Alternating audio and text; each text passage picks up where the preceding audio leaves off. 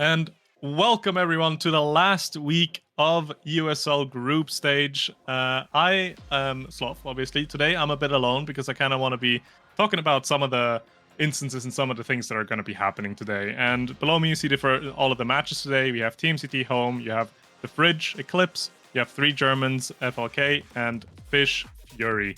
Now, really quick to take it away, I want to kind of start talking about the last match of the day. That's Fish and Fury, because those are 2 teams that have already qualified for playoffs. They are both locked in.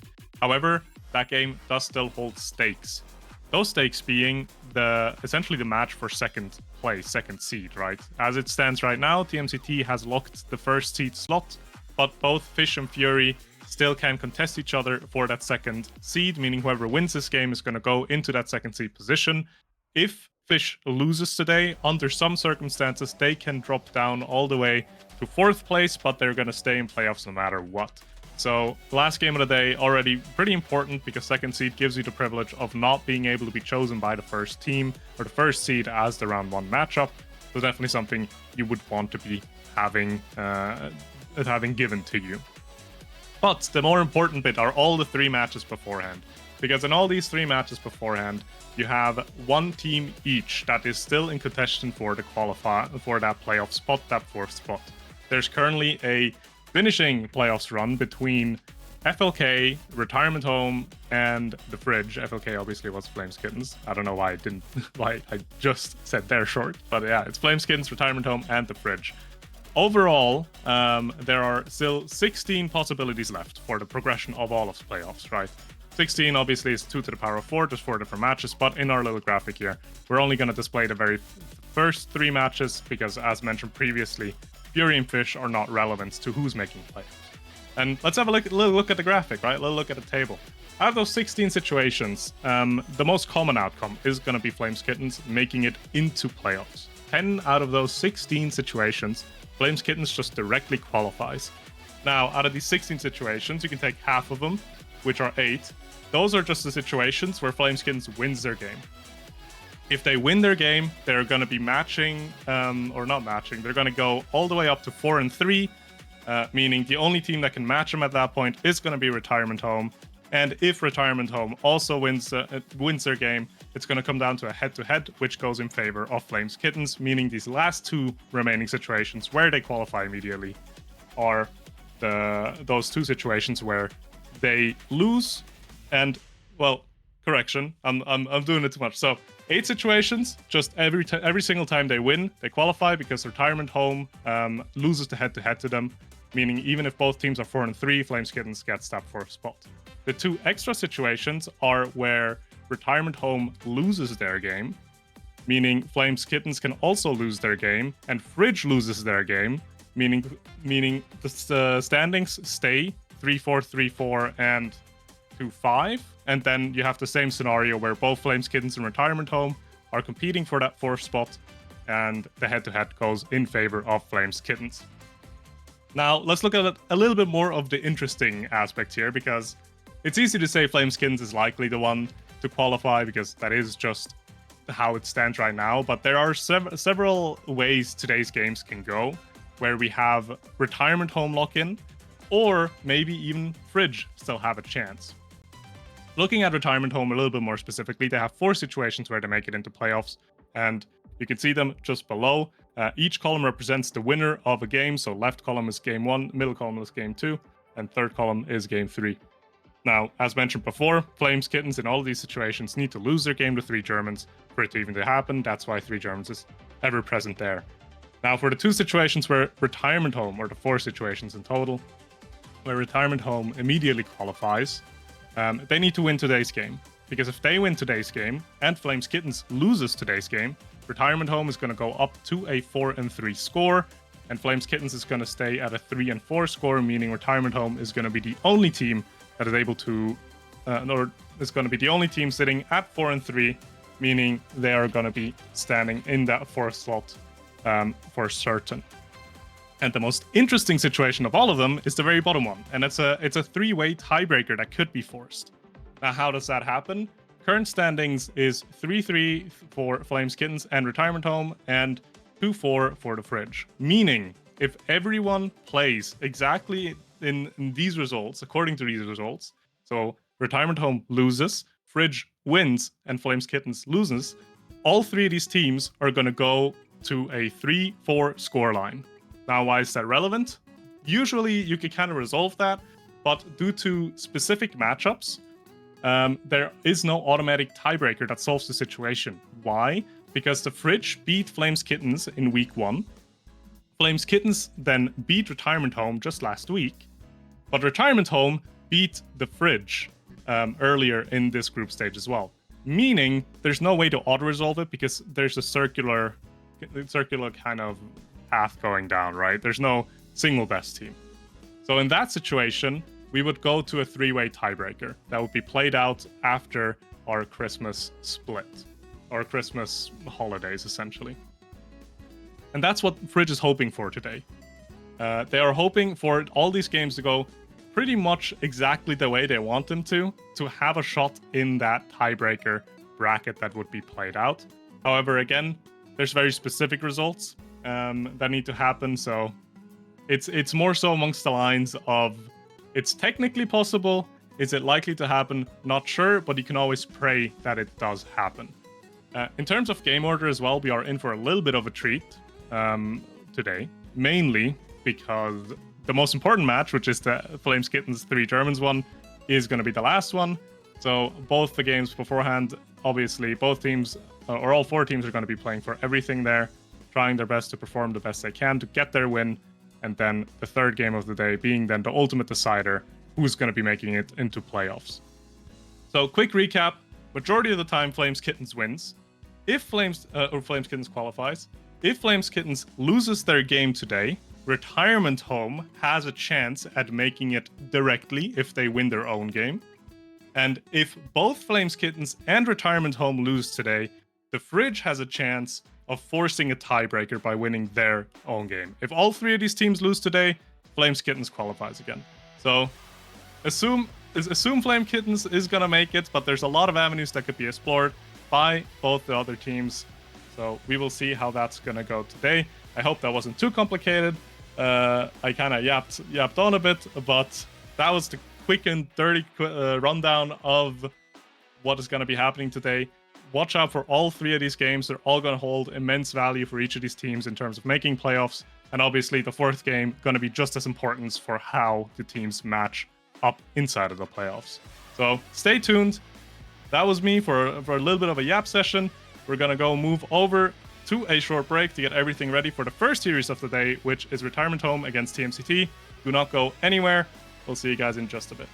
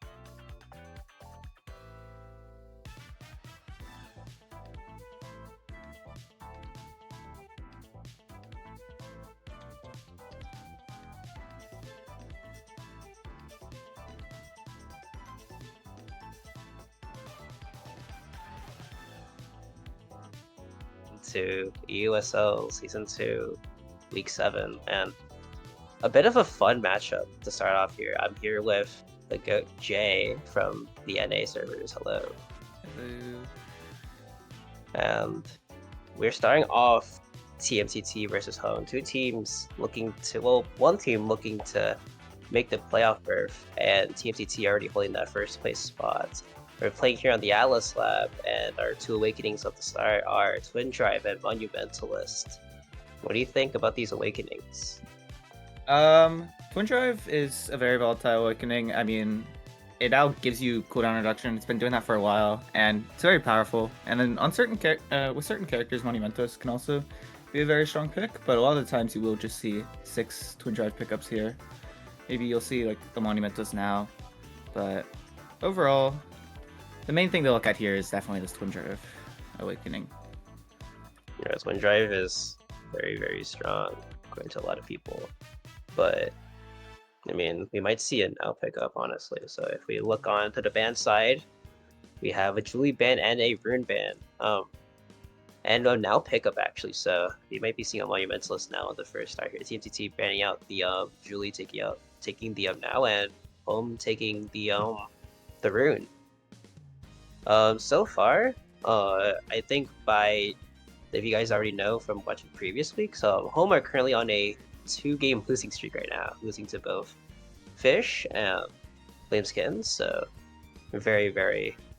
It's like a win con that they have to win this game, or they are out of playoffs basically, because the next match going into this would be Flameskins versus 3 Germans, and if Flameskins secures that win, then they're immediately boosted into playoffs. So yeah. On the other side, we have the Atlas pickup and the Era pickup. So again, 2 characters that do scale well with, I guess, Monu or Twin Drive, whichever one you prefer, right? Yeah. The Atlas Twin Drive is very strong. Era will probably end up going Monu. You know, these are very strong. This is very strong second and third pick from Red here. And after that, you see the Estelle Kazan. So this is Twin Drive for both characters, and then again the Asher that comes out. Fun game. Yeah, these are both actually like pretty solid comps. I'm a big fan of both of these. With the Monumentalist probably ending up on the Now and the Era, we will see we'll still see a lot of cooldowns. I mean, the Now could even still go Twin Drive, but pretty sure Monu is still the correct pick here. Yeah, again, Monu now is just insane.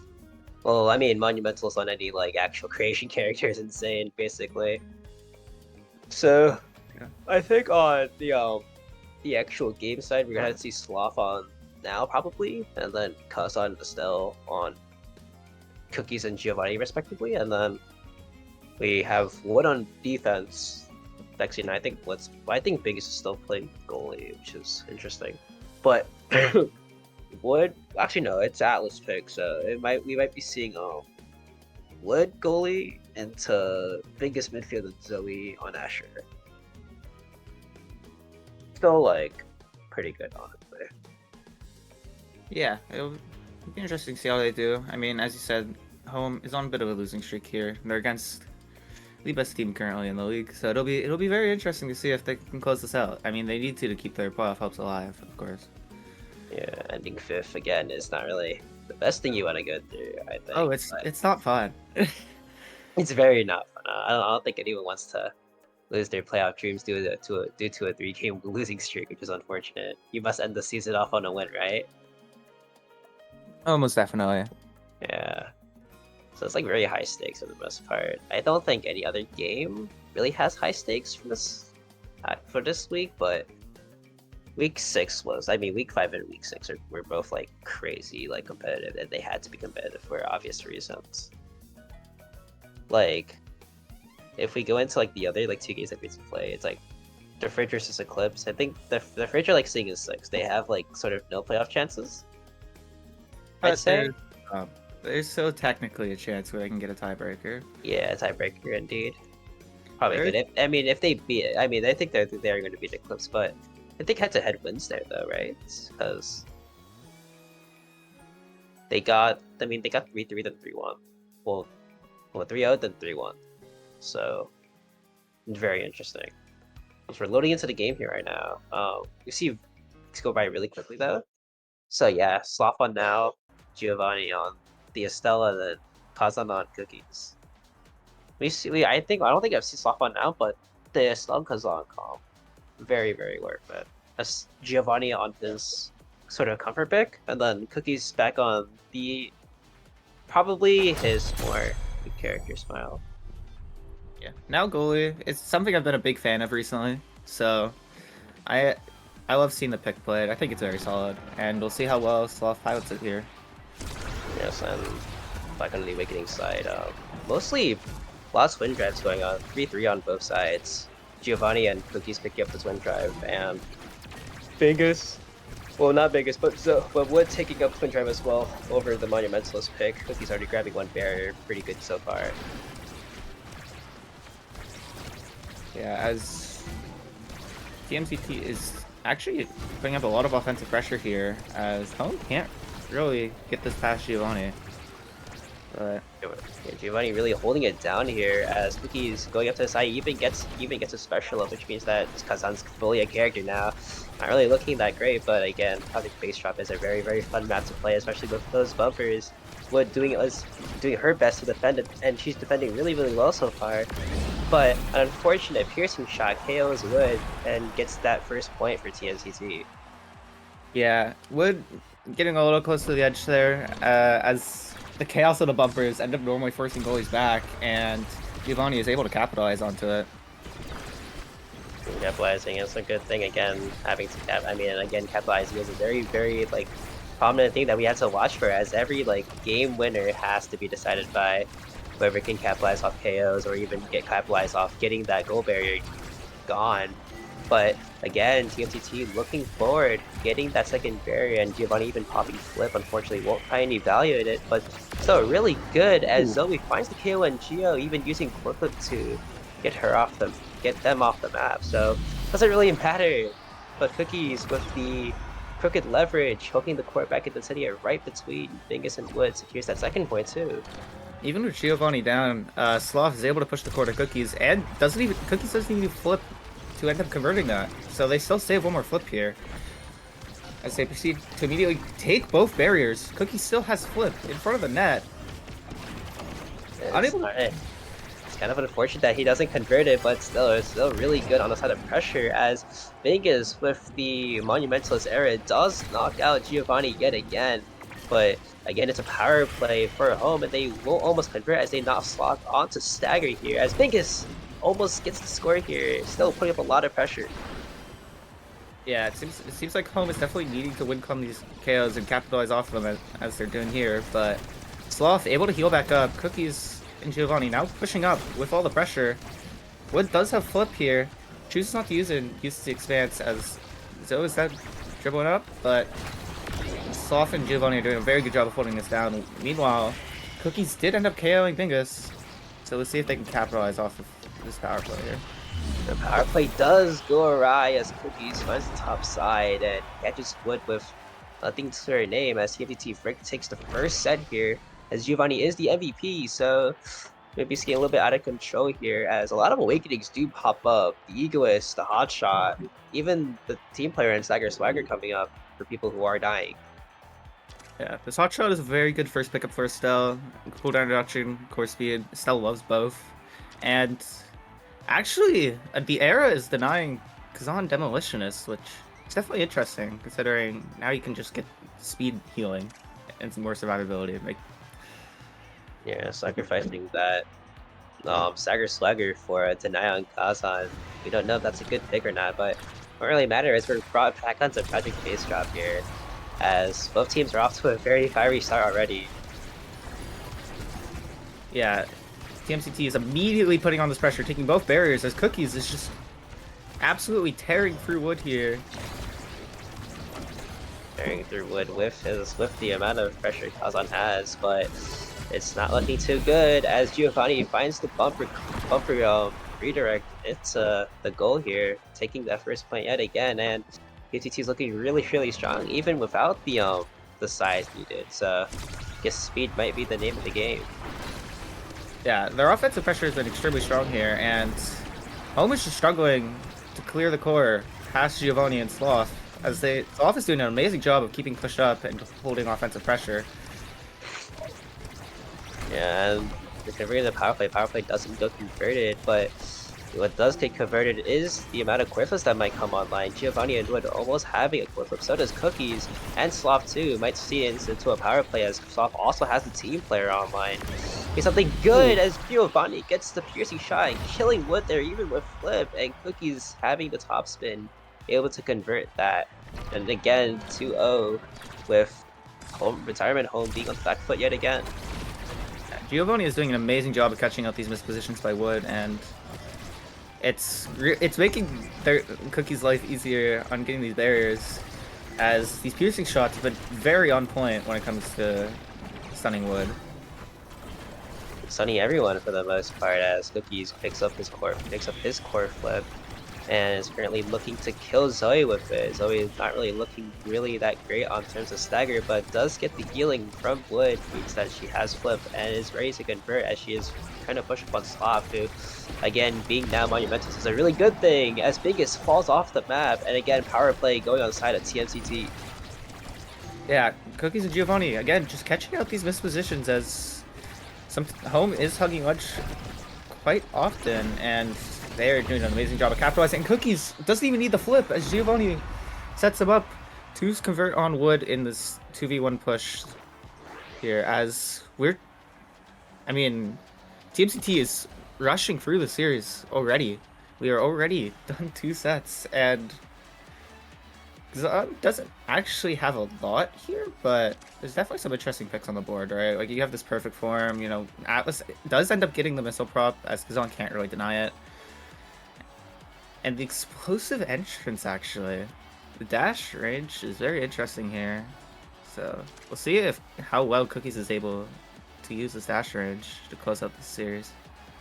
Yeah, perfect form not being taken, but Asher at 2 spikes. If they can win this, if they can take this first set, they can at least try to scale off of it. But let's see if they can actually hold on to this, as again, as you said earlier, TMCT are really rushing past it and getting a lot of pressure up as they take the first barrier too. Would not being able to be there in time, but Zoe, with the amount of size, just a weird bouncing angle, but does take a barrier too. So that's kind of a good thing, as a strike war as well by Cookies in the open for. It means that again, Wood is back with nothing to her name.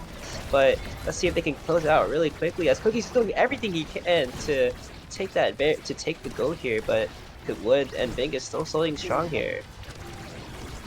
Yeah, so ends up very low here, but ends up taking the orb. And as both nets are open here, this comp from TMCT is just a lot better at converting these open situations, especially on base drop, and they are able to convert here, as Cookies ends up hitting it into the EUSL primary, and they take another point. Yeah, and that's just what I call perfect teamwork there. They've been setting each other up really well, and Home hasn't been finding a way to stop this, as again, taking one barrier off means that Wood again is kind of forced into a position where she has nothing to defend except for a core flip, which she might gain, but stopping the core flip herself and getting the KO means that Zoe is on a power play. And this might be the turning point that they need, but they need to convert right now. If they don't convert, it might be all over, as Wood is hooking up to the midfield line, looking to get this core back into position as Sloth returns to the gridiron. But Cookies with another KO means that get another power play. But Zoe, it doesn't even matter. Zoe does everything herself and finds the first point for Home, and this might be the actual turning point of the match. Yeah, you got to use this momentum you get over your first conversion here. You know, even without down a player, Zoe is able to end up converting here, and this might be the momentum shift that Home needs here. And they need to keep up this pressure really fast and soon as possible, as Cookies doesn't take another barrier here. And even with flip, he doesn't really use it, which actually might be a good thing, as he's kind of just dribbling around and getting everything done. But they're still holding strong here. Retirement Home saying that they're not done just yet. Yeah, they are struggling here to get this past Giovanni and Sloth, who've just been doing an amazing job at keeping this pressure and making it extremely hard for Home to even really get out of their half, as Cookies still has flip here. Maybe you can use it to finally get this barrier, as Wood and Bingus are doing a very good job of holding this down currently. As Zoe also giving the center here, potentially looking for a KO. And We have some more coming out, and Zoe using that flip, and unfortunate secondary means that Good is left to defend against two core flips. Like Cookies having the crooked leverage baits out Wood's primary to the top side, setting up match points for TMCT. yeah, extremely well played by Cookies there, as Giovanni now also has flipped for potentially what could be the final point of this game. Both flips burned immediately. As Giovanni and Cookies pushing towards this top side, ends up rotating it down bottom side, taking first barrier. And they need to find another point where they have to convert here. As Wood doesn't even use the flip and basically just kills Bingus there, but it doesn't matter as the core flip is unused and unfortunately goes awry as Cookies with another crooked leverage gets to the top side. Again, a clean 3-0 sweep by TMCT just means that they are very much playoff ready, but we need to see home kind of capitalize on more stuff, and this kind of just shows that maybe they're not really ready for playoffs just yet. Yeah, TMCT with a very dominant performance here. Giving this offensive pressure that they have with Sloth and Giovanni able to push up so far with the now and a cell, just supporting Cookies who went on a tear this game and absolutely destroyed the defense of home. Yeah, even getting this redirect gap in general, KO and redirect gap, as no one on home really broke 100 redirects at all. And again, 7 KOs opposed to 3 just shows that you guys need to convert, and converting is a really great thing. As we're heading on to the At Lab next. Any thoughts on the At Lab? At Lab is definitely a lot more of a damage focus map, right? I mean, the center does just take half your stagger, and it'll be interesting to see what awakening start we get here, and if teams lean into a lot more damage. As like TMCT mainly just went for core control here and was able to just get those edge kills, and we'll see if they choose to continue doing that on At Lab or if they transition to a bit more like a heavy damage comp. It'll definitely be interesting to see. And speaking of transitioning, currently Lila is subbing in for Wood, means that Bingus will be put in the go box as Lila left and Zoe, the iconic duo, will be back on to show that Home might not be done just yet. Again, that midfield position, very, very important, as we saw in the first game. Zoe didn't even have a lot of redirects, and kind of just the era Atlas comp of not being able to force it through just spelled disaster. But now we have an actual starter coming in for Home, means that something might happen, you know? Yeah, I mean, you're definitely overall just going to be more comfortable playing with your starters. You get that synergy that you probably won't have as much with like your subs and stuff. It'll definitely be interesting to see if this is a turning point for Home, right? I mean, season on the line, you have to win this series, and even then it might not be enough, right? Yeah, I think we're even heading to tiebreaker if they do lose, so might be a good thing, honestly, but we have to see whether or not this tiebreaker does come online here. But again, look at the matchups from earlier.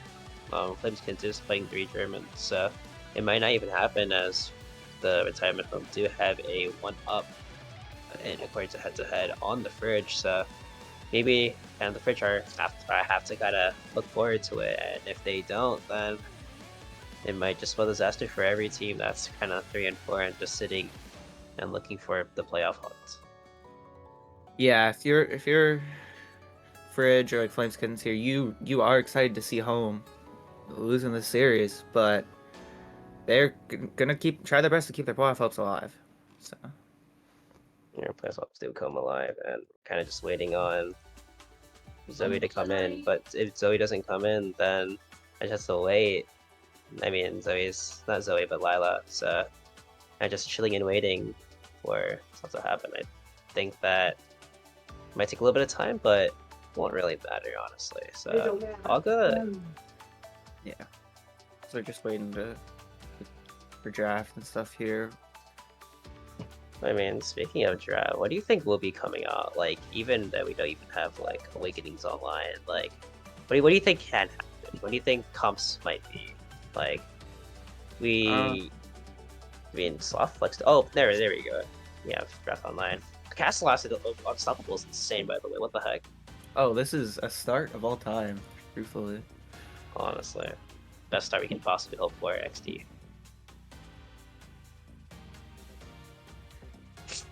Yeah. Damn, though, what Castle last on stop? Are they gonna play Rune? Another Rune?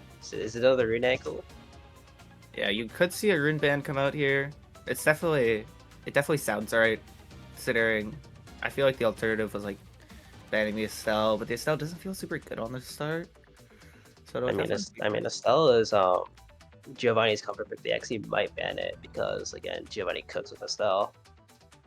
yes, the Estelle caused them a lot of problems this game, or last game, and it'll be interesting to see if they ban it on what is a subpar start. We'll see if Giovanni put the fear into home here. I mean, yeah. I think any brawler works for Cookie, so he's kind of unbannable here.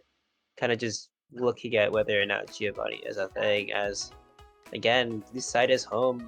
Well, not blue side, but blue side is TMCT, and home is on the red side again, taking that extra 2 picks to their advantage. But we'll see what they ban though.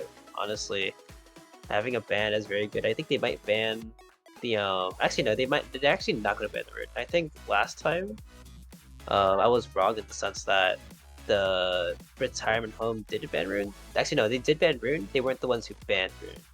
TMCC banned Julie, so great pick, Smile. No worries. Yeah, I think it's interesting here to end up taking red side on Atlab. It's not something that I see very often. So I'm kind of surprised because blue side on Atlab definitely feels more favored. But we'll see how home makes use of this pick 2 free. I don't even know what picks are. Kind of just stalling and waiting. So, I mean, they're back on the blue side, so we'll see another pick come out. But I don't know what they're gonna ban for the most part because both teams are very like, oh no, I don't know the word, like spread out of versatile. As they banned Juno, actually, they banned Juno. Unfortunate. Interesting. No Juno gameplay. No Juno gameplay. Speaking from the Juno one trick herself, all good. Yeah, I mean Juno is very, very strong and unstoppable start, so this does make sense. And so we see a Kai ban as well. There's very interesting bans here on this. I think that Kai is just off. Honestly, they might have done their homework. Soft likes to play Kai on this map. I think on goalie. Who knows? Maybe I'm wrong, but all good. I don't think any other team would play Kai on midfield on this map. I don't think it's strong for the most part. Kai midfield is always pretty solid. There's definitely stronger picks. As speaking of one of them, Rune coming out here, very notoriously weak pick. You know, Cookies on Rune. I mean, we've seen a lot of Rune gameplay this season, so maybe Rune's just a great character. Yeah, Rune has been very prevalent in the meta for the last little while now, as this character has such a wide range of area of effects that you kind of could never, like, you can never escape the Rune. Truly, yeah. As an error pick does come out yet again, I think the error is going to be for Lila. Kind of interesting as they pick up the Julie as well, which is Julie buffing gameplay. So definitely be interesting as Julie against Hillstop.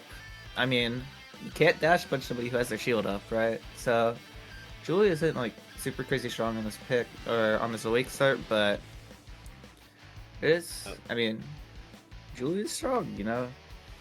Yeah, we're gonna see whether or not Zoe's able to take it out, as again the comfort pick of Giovanni Estelle is back on the cards here. I think this is gonna be Cookies on the Rune. He had a good showing, I think, last season, but not last season, but yeah. Last he played it like a few weeks ago and he completely destroyed. I didn't even know what team he played against it, but actually no, I think it was Fish. I don't remember. I remember at one point that they had a really good game where they ran Cookies Estelle. Well, actually no, they ran Cookies Estelle. They ran Rune Estelle. I got the words mixed up, but they ran Rune Estelle and they completely destroyed. So all good, I think. And then the Mako coming in for Slav, buffing them yet again, and then Ivy on Bingus. Bingus likes to play those eject goalies. So Very interesting, honestly. Yeah, this home comp is definitely interesting. They feel like they're kind of teetering on the side of playing damage with the eject Amy, but they're also playing Air Julie forward comp, so I'm curious to see if they'll lean into like more of a damage setup, or if they'll just try to like focus on these dash punch kills. Yeah, I think would everyone take Unstoppable here on the side of I mean both teams might take Unstop, honestly. I think everyone except for maybe Cookies will take Unstop, as Castle Turn is Yeah, very Gastel's strong. really good. The bait scary thing is definitely this Unstop Mako, right? This you can no longer stop Mako secondary easily, and that is definitely going to make things complicated for home here, as TMCT will have speed up very often. And it's very disturbing, as one might say. So yeah, kind of was right, Smile, all good. Yeah, first match of week 1 they did play the Rin Estelle on Fish, and then they played Kyrun against Fennikins, which is again Rin, very very fun. I love Rin. What a great character. Yeah, you're always going to have a fun time defending against Rune.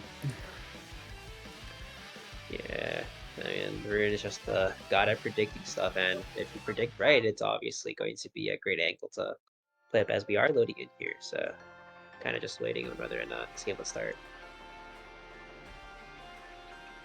I mean, hopefully we see, home not get 3-0 yet again, and kind of just not get them out of the playoff spot, which will be unfortunate. Yeah, as home here, you really got to bounce back, right? I mean, this is your literal last chance, and you have to make the most out of it. So we'll see if they are able to do that. Yeah, again, Mako, Estelle, Rune versus Julie, Amy, Era. These team comps looking. I mean, who do you think has the edge here? Like, just who wins that character select? 100% TMCT. Rune doesn't really care about Unstoppable. As we do actually see the Era and the Rune taking cast, which makes sense. But yeah, this Rune doesn't really care about the Unstoppable, and Unstop Mako is just so hard for home to deal with. Yeah, and Bishop's a really good start here, as Unbarrier is taken for Cookies as he's setting up another pillar, ready to get it right back down. And again, forcing the that corner means that he does pick up his banish really early on, and getting that banish on the Ivy means that she almost gets taken off the eject on his Lila's really low herself, but both barriers down for both teams means that looking like a solid game so far. Yeah, we're definitely kind of in this neutral state as people finally start building up their ults to convert these last two barriers, but Giovanni and the Cookies doing a good job of pushing this top side, but a crucial Strike War win here, as home is now able to potentially push on this offense. Yeah, but a piercing shot from Giovanni goes that second barrier will fall on a flip, deflected by Bingus, and still being deflected means that they're back on the pressure and they have to take this out of the net as Sloth has flipped the zone, takes to the top side, and Cookie's back on his lonesome. And having that 2v3 power, well not even 2v3 power play as Giovanni finds the piercing shot, but again, they need to get ready to find the correct angles, and it just feels like they're not taking the correct angles. Yeah, it's very hard to find a clear around this Rune Estelle. Bingus has a very hard job this game as Ivy, as Giovanni and Cookies are just so good at holding this offensive pressure, as Giovanni stuffs out Bingus' flip, gets both barriers. Cookies hits the banish. And Giovanni's back there to just send it right back in again. Like, this team is kind of just unstoppable right now. They have to find, and home has to find this equalizer, like, about now. Like, they can't keep letting Cookies and Giovanni, like, stop over like this, and they have to keep pushing up, and I think the only way to do that is try to find a KO, but, again, KO doesn't come online, and so he has her flip up. But, again, I feel like they need to find at least something. They need to find at least one KO, or at least dump damage to someone, because both of these characters have a low sec. Yeah, it is very hard for Zoe to find these KOs, as Cookies is doing a very good job of moving around these dash punches. As I cast a curse it, and immediately Cookies goes down, and both barriers are taken, flip out, and immediately a conversion off this KO. This is what you need if you're home. Yeah, great awareness by Zoe to find the KO and then really push up and not really care about that secondary falling and then get the 2 berries of her own. So this actually might this actually might be what they need to get it, but a banish from Cookies means that Lila is back on stagger dating, but again 2 barriers gone for TMCT means that Sloth of unstoppable Mako has to kind of weave his way around this entire defense as one barrier falls, unfortunately, as Zoe's unable to clear out the bottom side, but again Zoe unstoppable and Lila actually taking away Sloth on slot means that they might find a conversion, but Cookies and Giovanni, the main power duo of today, as Giovanni takes the barrier and then sends it right back to Cookies, who is able to take it in for the 3-1 set. Incredible offense or defense to offensive transition by Cookies there, as they're able to convert this and the EUSL MVPing yet again. Still being MVP means that she has a lot of things to take, and stacks on stacks is one of them. And having that speed means that easier conversions for TMCT and faster ways to convert. And Julie building sparks too, very, very interesting. But again, extra special Rune. This extra special, meaning more banishes will come out, and cast the last root banish is really hard to deal with, as Cookies has been using it very well. So having more of those online will definitely be extremely powerful for TMCT here. TMCT kind of just finding their groove and finding that groove really, really quickly, as even though the banishes will come online, both berries will fall here, and as even Timeless Ivy can't stop Giovanni from scoring that point as he just pushes in and kind of just rips Bingus a new one. So maybe it's not just the Awakening, maybe it's just a team diff. I mean, TMCT is doing such a good job of holding this pressure, and if this Ivy goalie isn't able to eject up and hold offense, Ivy struggles at actually holding it down. As an amazing banish by Cookies here, and they almost immediately convert, but the unstop saving Bingus' life. Kind of just a good thing is that unstoppable is just really, really prevalent here. But again, having to convert these few points has to be done really, really quickly, as Cookies is watching out with Giovanni yet again in 2v1. Lila doing her best but missing a few strikes, but Bingus eventually does clear it out. But Black Hole being gone means that Giovanni's looking low herself. Zoe might try to find a kill here, which might happen. Almost does get it, and the banish does come out, which is really good. But Zoe whip flip and Bingus whip flip too means that this defense might be holding a little bit stronger, but that offense might not, as Lila is taking down the stagger level. Yeah, Lila is doing a very good job of staying alive here, you know, kind of dropping back for Bingus to push up a bit more, as Home does have 2 flips online, right? So there is they are in a more stronger spot than it may originally seem, but that banish might kill. It actually doesn't. This Bingus ends up flipping. It's a little far forward, and Cookie's almost capitalizing off of it. Yeah, Cookie's almost capitalizing against a really good thing as they're trying to refine their groove again, and Zoe not even burning flip, but does get the barrier too, flipping in front of the net and getting that punch to, but Cookies with the save means that Sloth holds on for a little bit longer and back to no barrier gaming for both teams as they almost find the shot and almost get it too, but Bingus with nothing to defend against that means that Cookies, and not even Cookies, Giovanni with the, I think, Crystal Thorns sits to the bottom side. Bingus had an amazing first save on that pillar, but it just wasn't enough, as Giovanni immediately puts even more pressure on the open side of Bingus' goal box here. And they immediately almost take both barriers, but Bingus essentially counterattacking here is unable to find anything as the Mako Cage stuffs out the offensive attempt. Yeah, and kind of just Bingus almost saving their own skin. They're not really getting trapped by the Mako. Means that one barrier apiece will be taken for both sides, as Cookies and Giovanni looking to wrap up the pressure yet again as Bingus decides to flip here, and unfortunate angle for Sloth means that he has nothing, but he still has the unstoppable core flip ready to go. Yeah, and immediately burns the flip on defense, able to find a bit of a clear here as Bingus slows down the offense temporarily, but TMCT is just doing such a good job of holding this offensive pressure in the corner. Yeah, they need to, and I feel like Home has to find this moment now, and Zoe trying to do everything she can to convert. Unfortunately, won't be able to convert it to 2v1 as Mako herself just maybe a little bit too overwhelming. But again, they still have one bear to their name, so Zoe might have a chance to score here if Bingus is able to keep it alive for the time being. Yeah, but they do unfortunately drop this barrier here, as it seems like a bit of a miscommunication on defense, but oh, that is such an unfortunate bounce off the black hole as Cookies gets to find some really nice banish, and they take the set. Yeah, that banish is very, very disturbing, and Slav finding that MVP and the goal there means that 2-0, and looking even more dangerous as even though a spark comes online, it's not really a survivability spark, and Slav is able to take whatever he wants here. Might even go for the super surge as he wants to buff his teammates even more. Yeah, the Super Surge also essentially denying the IME, as they actually get Fighter Flight on Estelle too. I mean, this draft is just incredible for TMCT, and this might be the thing that propels them to closing out the series. Yeah, so this is just a disturbing draft. This is looking really, really weird. Zoe with 2 sparks though, again, I think that 2 sparks as an advantage means that they might have a chance to secure this.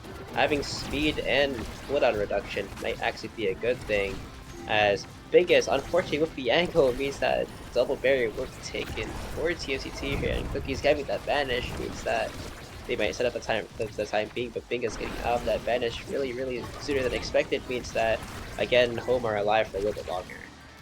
Yeah, Lila did a very good job of stalling until Bingus was able to recover from the banish, as this is such a dangerous situation. Cookies does have the primary up, which means that he does cover literally the entire map. And the banish, not able to get enough off the conversion here, but Cookies struggling to push up here. Yeah, and Cookies being able to find all of these great banishes is just a really good thing, as one banish could spell disaster for the entire team. As Biggest and Zoe looking to push up means that Biggest is forced to burn his flip, well, forced to burn her flip, but again, having to get that banish going isn't really going to be worth it, as Biggest unable to evade that means that Cookies will find the goal, as Zoe does take him off the map.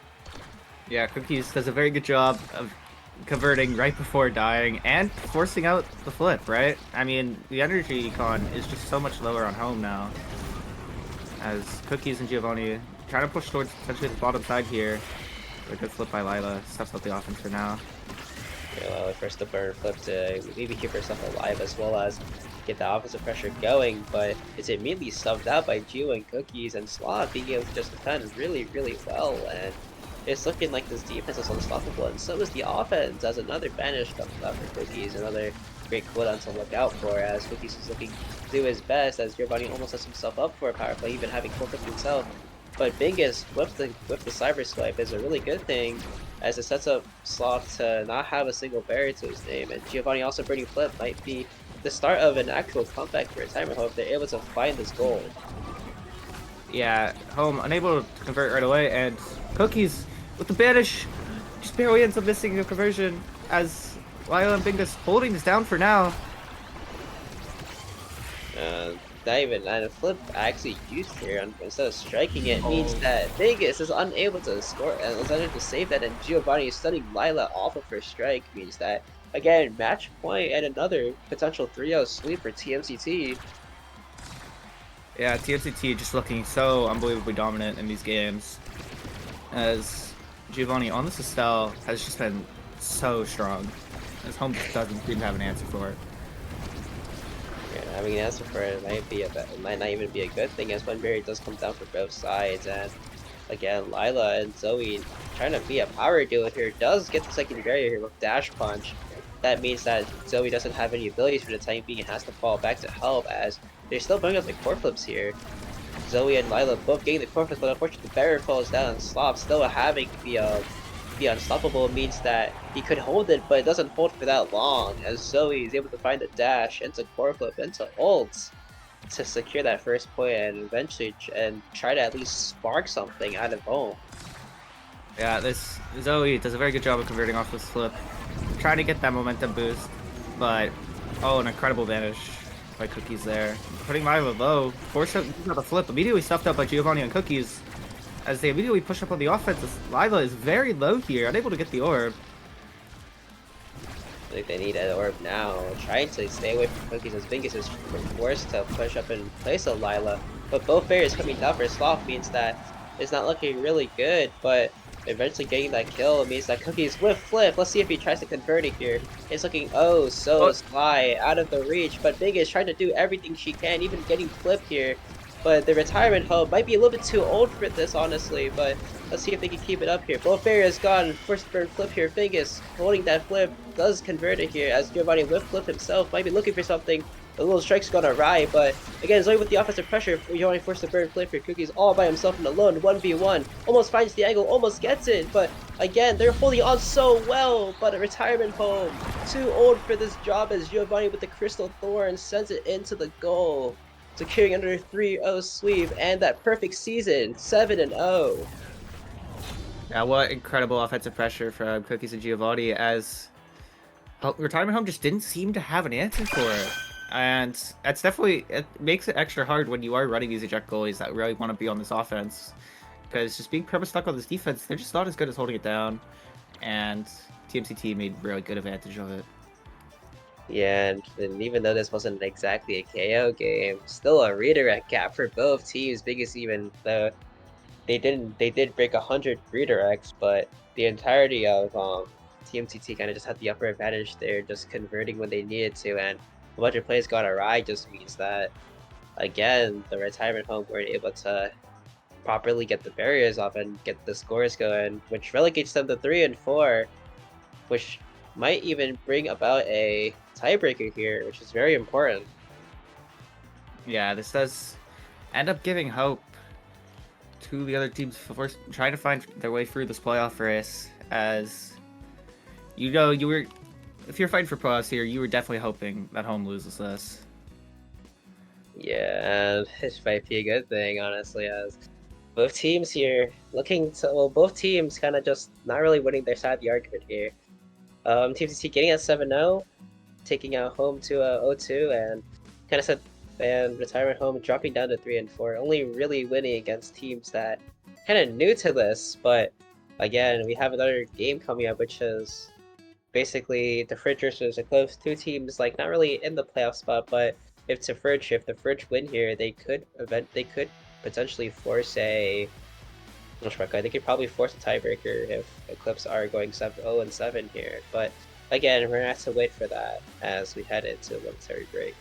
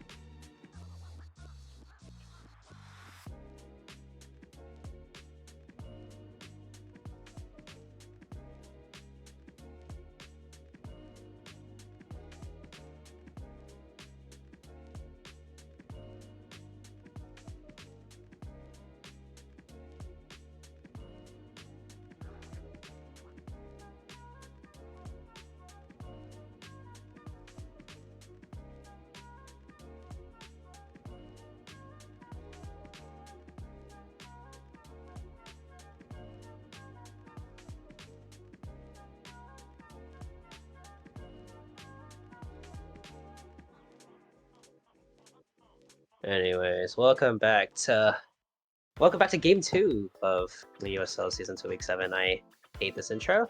A second game here of the day. We have two teams. We have one team looking to hit the tiebreaker mark, with the Fridge looking to win this game against Eclipse, who are currently 0-6, potentially 0-7 if they don't manage to clutch up here. Back to game with Jay here, and first map, Failure in Chess Chamber yet again, with two crazy awakenings to start off. Yeah, this map's interesting. I am a big fan of this map. This map is silly. As we have the Missile Prop and Stagger Swagger, two pretty volatile awakenings. They change how they pretty heavily change how the game is played, especially with picks like this Atlas, right? The Missile Prop Atlas is very disturbing.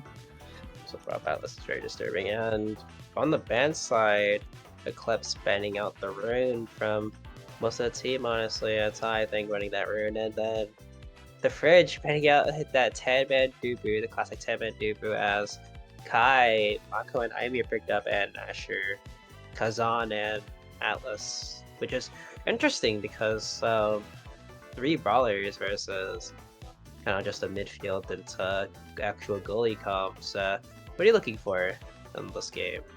These comps are just weird. I'm gonna be honest. This will be a very interesting game. Obviously, yeah, the free brawler comp, Atlas no brawler, but yeah. Can I see Atlas midfield on this? This is probably an Atlas midfield, yeah. Oh yeah. Atlas midfield is so fun. Trust, I've never played it once in my life. I've played it a single time, and it's great and amazing. Human Dice Lore. Anyways, Kai, Mako, Aimi, probably in no particular order. Stagger, Swagger, Missile Prop, Missile Prop? Like, no, I lie. It would be Stagger, Stagger, Missile Prop, I think. Right? Yeah, this is interesting. I think I mean, the Fridge are running an interesting comp, so both teams are. Like, this is... I don't know what I'm looking at. I'm very curious to see how this game goes. I mean, every game is an EU game. EU kind of weird for us, right? Right? Surely. I hate EU. What? He said that. I would never. But Wow. again, Tim and Arrow and Mahjong Monday looking to put an end to their 0-6 losing streak. So kind of Aimi, Kai, and Mako here, looking very, very classic KO comp. Well, not classic KO comp, but classic like an actual classic comp for once. Yeah, I mean, Maybe? the Kai Pro is interesting for sure, but this is a semi-normal comp. I mean the field is so disruptive. It'll be interesting to see, as this is also Kazan goalie. So yeah, we do have an Atlas midfield pickup here. I love Atlas midfield. This is a real thing, I swear. As we got to an opening start here, Awakening's on the board, everyone taking Stagger Swagger as speed is the name of the game here, except for a Todd. Actually, no, I lie. Zio said taking Missile Prop, and then Nero also taking Missile Prop here, as things are off to an interesting start here. The Maelstrom Orb almost being taken out, actually taken out by Immaculated here, means that these cooldowns are all back to being regenerated. Yeah, and immediately using that big strike box to end up taking this topside barrier and pushing towards the bottom, but good save by Nero as Ta brings it down. And they immediately rotate bottom side, but so far very well held by Eclipse here. So the team's really holding it down to the best of their ability as Immaculate. It goes back to the orb here. Whistle getting that first barrier with that. I'm even getting the KO on Immaculate. We also had flip there, unfortunately. That's power play has to come into waste here, as Whistle again with the second barrier too, keeping Atal on his high heels as 10-man looking to get his barrage out. Doesn't find it though. But again, Immaculate with the Maelstrom Orb yet again with that big strike box could mean something on the side of it's at the Fridge if they can actually find a power play to get this over with. Yeah, as the Fridge now in a pretty comfortable situation. I mean, this Kazan goalie is pretty strong in the open net, especially in overtime. You know, just sending the core at max speed all the way to the other side of the map, but Whistle able to convert off of the Army Blank, and it doesn't matter as Eclipse takes the first point. Yeah, Clips there trying that. 0-6 doesn't mean anything, I swear. But let's see if they can turn this around here. Energy on the side of kind of on the side of the fridge here, as they're all basically all have flip here. Zao is getting his flip up, and Macleopa's having his, but Nero still holding on to his flip means that he could potentially get this clear out and get a good play going, but that one barrier going down means that Nero is forced to burn his flip here, and getting a good save means that Yasuo has flip too. Yeah, a ton of energy coming online as Tanman takes the second barrier past the Kazan primary. And oh my! Whistle flies in, staggers Zaos, and kills Ata at the same time, and ends up converting the second point for Eclipse. Alright, Clips. Well, what I mean, just what a great play by Whistle there. Finding Ata kind of lacking on the side and getting that KO there means that Ata doesn't have flip coming into this point here. Tanman does, which means that Eclipse are kind of just rolling here and playing the best they can. And honestly, Tanman getting that first barrier could spell disaster already, as Project Base Drop is not a map where you want to have that open barrier, but immaculate with the second barrier means that the Fridge are looking to come back from this, but let's see if they can get it out of the Ivy Sentry turret. Yeah, as Eclipse doing a very good job there. Tanman with the flip ends up getting stuffed out here. And Whistle just barely missing the conversion. Good save by Ata, and Maculator is Mako caged. So the offense is shut out for now. Yeah, that baby cage being gone means that Maculator, if he gets a chance, he can push up really, really quickly. But that Atlas 4 not really doing a lot, as Maculator sets himself up with the goal, unfortunately. Doesn't really find any value, but again, this map has to you kind of have to end this point quickly, or else that ball will be going really, really quickly and could potentially scale out of control, because Ata with that Kazan means that he doesn't hit it really, really fast and really, really far. Again, Nero looking to get this goal over with, trying to get it past one, but Immaculate with a great kill on the Tanman means that Whistle will have to flip here, looking to find something almost a great angle, but that back pass doesn't go anywhere as Immaculate finds the top side past Nero's strike range. That was a interesting backward score flip hit. That does just end up, fortunately for Immaculate, bouncing out right to them. As immediately getting through the Mako cage is Immaculator as they push towards getting this top barrier. Yeah, and Project Xeno, another really fun map, honestly. I hate this variant, but it's all good, as Zion said, finds the second barrier here, and Whistle almost also getting that conversion, but won't get it, unfortunately, as Ha is right there, ready to save, and with flip too means that he could potentially have a good scoring play, as Kazan really good with piloting that core flip and getting it into open space, but Xeno strikes again as Immaculate hides within the smoke and finds that top side past Nero, who didn't think he was there. Yeah, as the Fridge doing a very good job of bringing this set back, as we are now tied 2-2, with the Fridge looking very strong offensively now, as Tanman immediately goes down. Yeah, Tanman stuck in that Obscura thing for a little bit too long means that he does die there, and Nero still will flip means that he will flip it here, and Ata unfortunately doesn't pop his ult in time, which means that he doesn't get that save, but might not matter really, as the core, core is still on the side of Eclipse, means that they can't really get it out, and Tanman back to really, really low, means that something might be going on the side of the Fridge, and they might actually be bringing this into a reverse sweep if possible. Yeah, Stagger Swagger helping Tanman heal up here, as the Fridge are just looking so strong offensively, as all of a sudden Eclipse struggling to get their offense going. And they were doing so well into the first half as well, but they need to keep their composure if they want to actually get the set over with, as Silas and the back there almost have their flip up too. Not really looking really good for Major Monday, as he is brought to kind of a closure here as a weak angle, unfortunately does send it right back into Nero, and both barriers going down on both sides of with Whistle almost having flipped himself means that he might get this goal. Unfortunately is deflected by both Xiles at the top, both in the net here. But Immaculate walking up against a Mako with no evade means that potentially it's going into the top side, as Immaculate throws the needle and finds that reverse sweep set for the Fridge. An incredible hold here by the Fridge to stuff out Whistle's flip and bringing it all the way over to their Asher, who immediately KOs Tanman and converts with their flip, as an amazing reverse sweep on the set here from the Fridge. Yeah, it's a good reverse sweep set, as that Catalyst is going to be handing over to the Asher, who again has been shown so much dominance over basically any character if you are able to find the 1v1 attempt. And again, Kazan getting more abilities is always a good thing, but watch out for that Mako Unstoppable. Yeah, the unstoppable Monko here is pretty scary. Thankfully, Asher is actually normally okay with dealing with it with primary, but this will mean that it is harder to commit cooldowns to stop this Mako secondary. The Mako secondary are always being a really good thing to have, but again, Eclipse having that like first half dominance here as they almost get the barrier here, but Immaculate pushing through, just being Asher being Asher.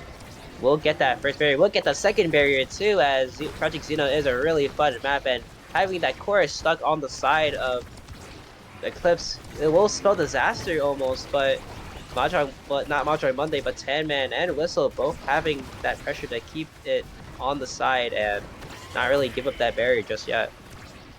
Yeah, as Immaculator goes for a flip K on Tanman, is unable to find it. Tanman is still low, but healing up a Stagger Swagger here will be able to live for now, as the Fridge now pushing towards this bottom side here. As Immaculator in a 1v1 with Nero and does find the top corner angle here. Yeah, what a great strike, honestly. Immaculator finding that past Nero's strike box. I thought he would be big enough, but unfortunately doesn't come through. But we have to be looking at something much greater than points here, which might be that core flip here. Unfortunately, it does get deflected by Zao as the top expands here. Very, very good on the side of Eclipse here, as they are picking up really offensive pressure as they take the first barrier, and Immaculator with the Maelstrom are really, really good as he gets all of his cooldowns back and gets a lot of size, but let's see if he's able to convert with it. Yeah, is able to take the first barrier at the bare minimum as a good Atlas primary here, but this defensive hold from Eclipse is very strong as Immaculator can't seem to get anything going here. Zaza with the flip pass to Immaculator, burns Nero's flip, and an amazing offensive sequence there from the Fridge to take this second barrier here. Gallows working his magic as Immaculator with the Giga Blast by Tanman does get his flip ready. Doesn't get the flip unfortunately, but again, it doesn't really matter as Mahjong Monday and Tanman are putting up that pressure really, really quickly, and Nero burning the baby cage for the to trap Immaculator, and again overtime means spelling disaster almost if they're unable to get it, as Attack killing Tanman means that a power play for the side of the Fridge. Let's see if they're able to convert it right here. Yeah, Zios pushing towards his bottom side. Immaculator wins the strike orb, but Nero's there to hold it down. Atoa actually stuck on the triangle there and loses the barrier for it. As Immaculator pushing up with the size and is able to convert on Nero. Yeah, having that Maelstrom over is just really, really good for Asher. Being able to, I mean, for any character really, if you're able to get it and then win that strike for it, because that strike cooldown is amazing. But 2-0 on the side of the Fridge. We've seen this happen before with Eclipse, but let's see if the Fridge can actually capitalize on with this 2-0 lead really, really early on, as Nero almost would flip himself. We'll see if he burns it. He does burn it, unfortunately, but Immaculator also burns his flip and doesn't find any value in it either. Yeah, flip traded here, and we still have all the barriers up, but Whistle pushes up this top side with the Ivy turret and is able to only find the one barrier as a good triple defense hold by the Fridge. But Immaculator is taken down by Whistle here. See if they can use this power play effectively. Try to use his power play effectively is the key to winning this game, as it does for every game. As Tanman with the barrage finds Ata and catches Ata lacking with the core flip. He does core flip to get it out, but still with an open net. Could spell disaster really, really quickly as the middle orb is popped here. And Tanman trying to just force it in by default against the Kazan. Might not work, but it does work in the end as he finds the bottom side, as Ata and Zaos are recovering the same exact side at the wrong time. Yeah, an incredible sequence there by Tanman. This Kai forward is actually really good at stuffing Kazan goalie. This is actually one of Kazan goalie's worst matchups, so Tanman maybe, you know, having that counter pick here, as it is working very effectively as they take both barriers and almost score immediately. Yeah, that 12-second play might not be the best thing to look for in a Fridge if you want to keep this game going, but 12 seconds will turn into a really fast game here, really, really quickly, as Mahjong Monday burns the flip too, getting that stun off of Todd. Tanman with the redirect into the top side bumper. May says 2-2 again, and we might see another reverse upset.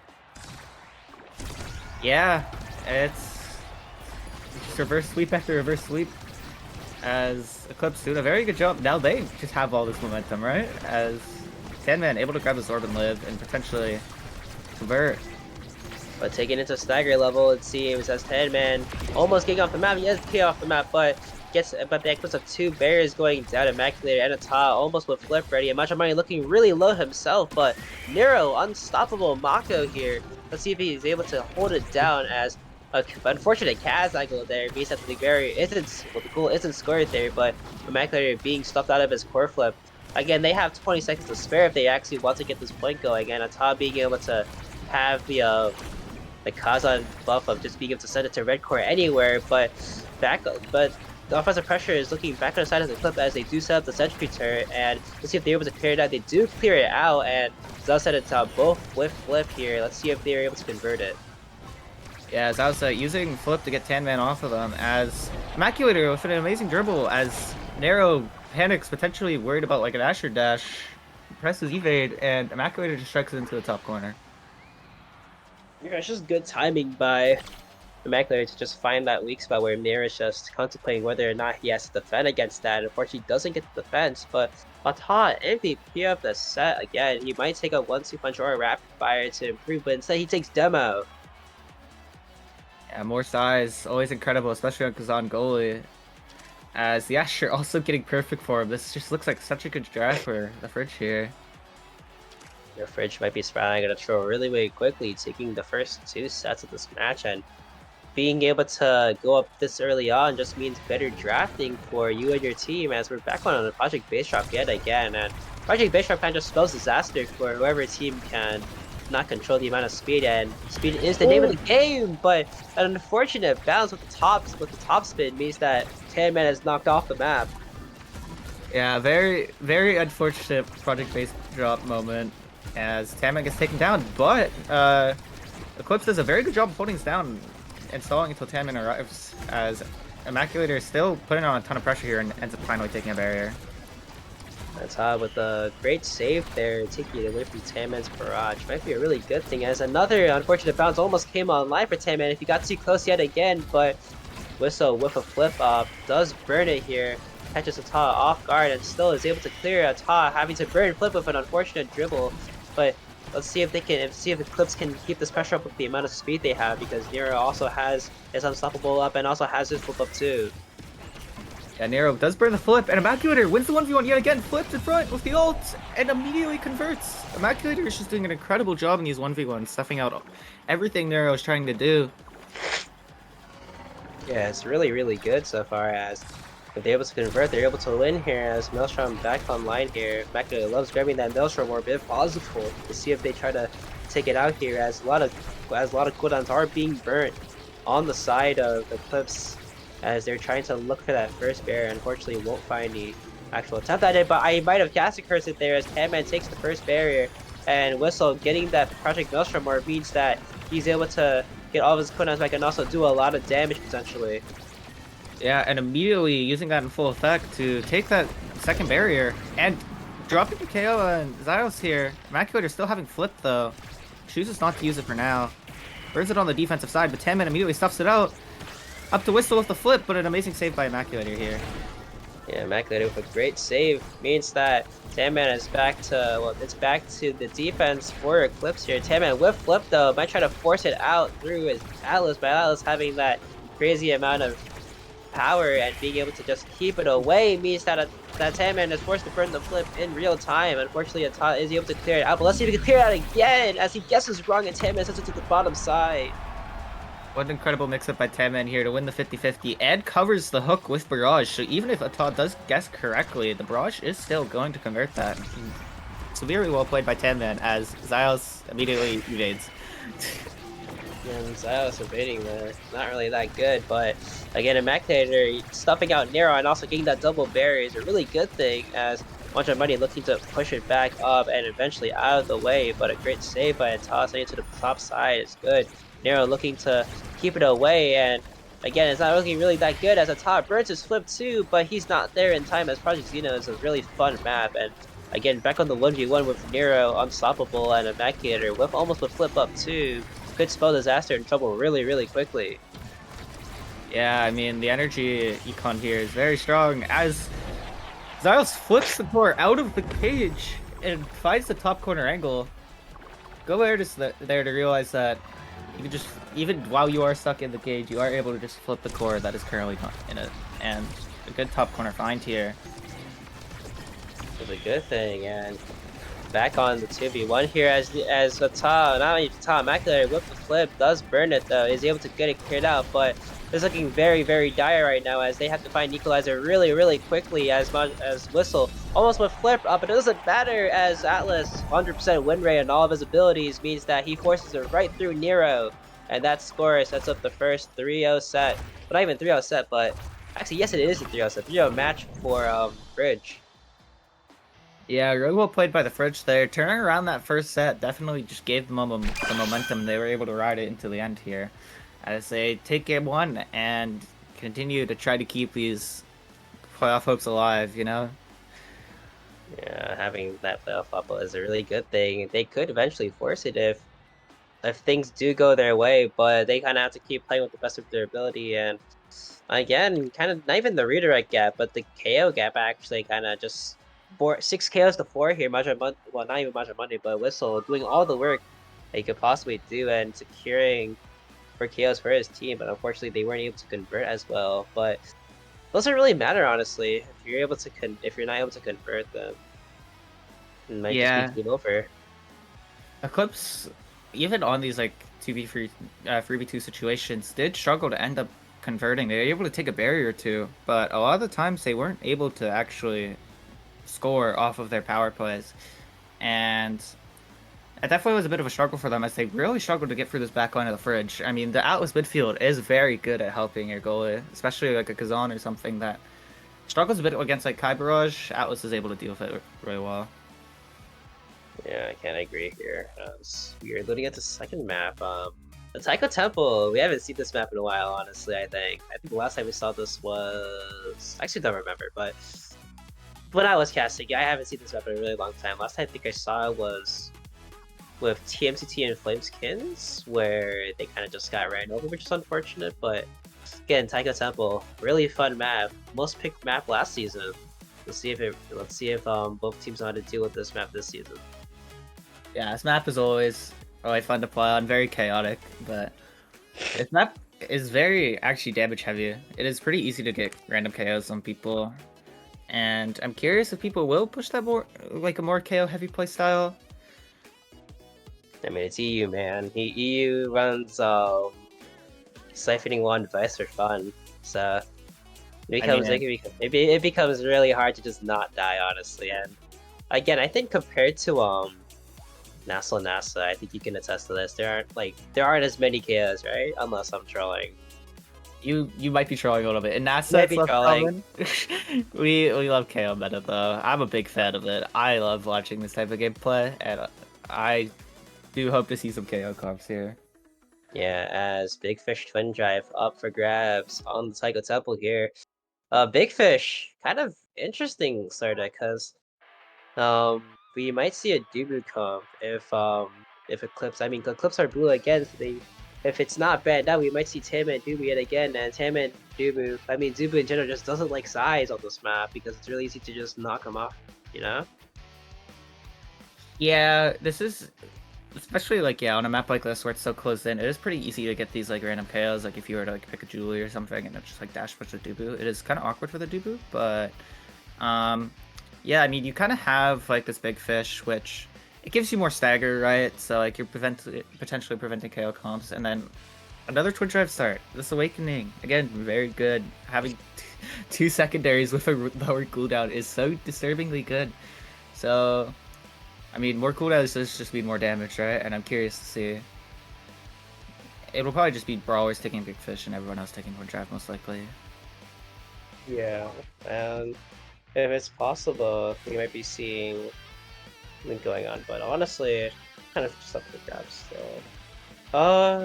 So, I mean, you said damage heavy is a really big thing that comes up, so I'm wondering what will happen if we see Asher come out. Okay, they're banning the Asher matches. Respected, and again, Dubu being banned again. That's him and Dubu this season, but this week at least. Yeah, these are very understandable bans. I mean, the Asher is really strong on this map, and Immaculator just like went crazy on it last game, and of course banning out the Tamandubu, especially on a map where it's pretty strong. It makes a lot of sense here, and immediately an IME pickup. This character is so good. It's so versatile. You're able to do pretty much anything with IME, and it's almost always a good first pick for blue side.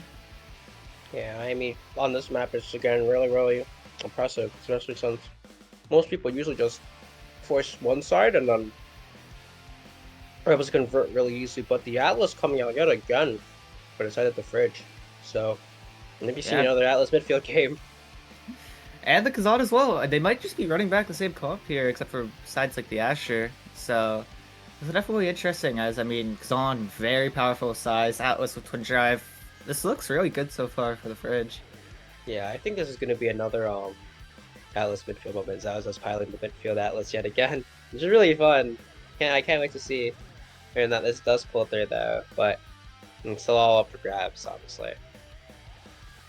Yeah, as the EUSL is now taken, and it looks like this is this IME goalie? Is this EUSL goalie? I'm not sure. I think this is. I think it might be. I think it might be IME goalie, honestly.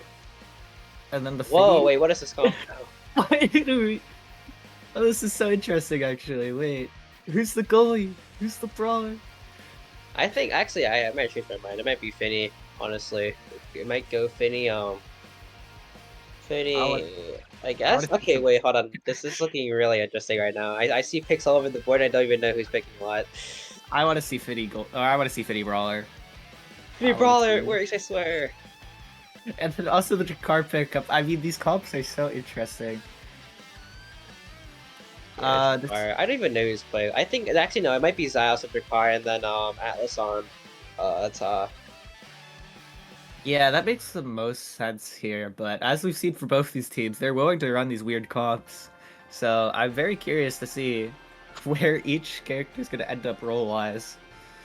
As, yeah, I mean, these are very interesting. Yeah, I mean, this is interesting, honestly. I think we might just see, I mean, on the Awakening side, we might just see, Kazan... Okay, wait, Kazan Big Fish, Twin Drive Atlas, and then probably Twin Drive Jakar? I'm not too sure about that. You could also see a Big Fish on Jakar here, considering the amount of damage that Eclipse has. Eclipse has so much damage here with EUSL Infinity. So even taking the Big Fish for the stagger isn't a bad idea. Yeah, and I'm just waiting for this to happen, but still, this is interesting. I think everyone's just going to Twin except for Atlas. Not Atlas, Kazan, which will be interesting. Yeah. Yeah, it's kind of just whether or not we see Big Fish come out on Kazan, because I mean Kazan does love his abilities, so it might be just whether or not you want abilities or you want just size to win more strike wars for fun. I feel like you 100% are taking size here. The size Kazan is so impressive, especially if this is goalie. Having your strike literally take up more than half the net is kind of disturbing. It's one of the big points of like Kazan goalie, besides like your core speed and stuff. As somebody who's played with the pick a lot, every time it's almost always size taken here.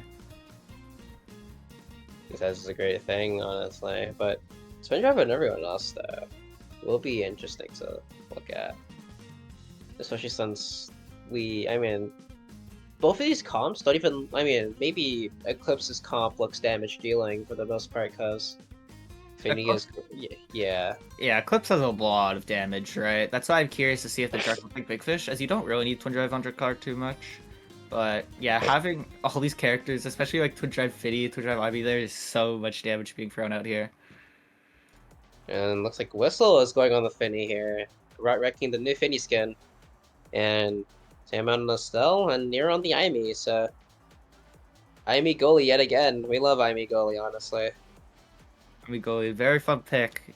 Kind of struggles a bit more on the defensive side, but you have so much damage and offensive pressure that hopefully they make good use out of it. This Atlas kind of countering a lot of this damage though, as the Drek does take Big Fish. Same with Kazan, so kind of as I figured, as everyone else does take Twin Drive here. Is Alice piling the Atlas forward again, and the Immaculator on the Jakar. It's kind of just a roll swap here, as Immaculator usually on the Brawler pick.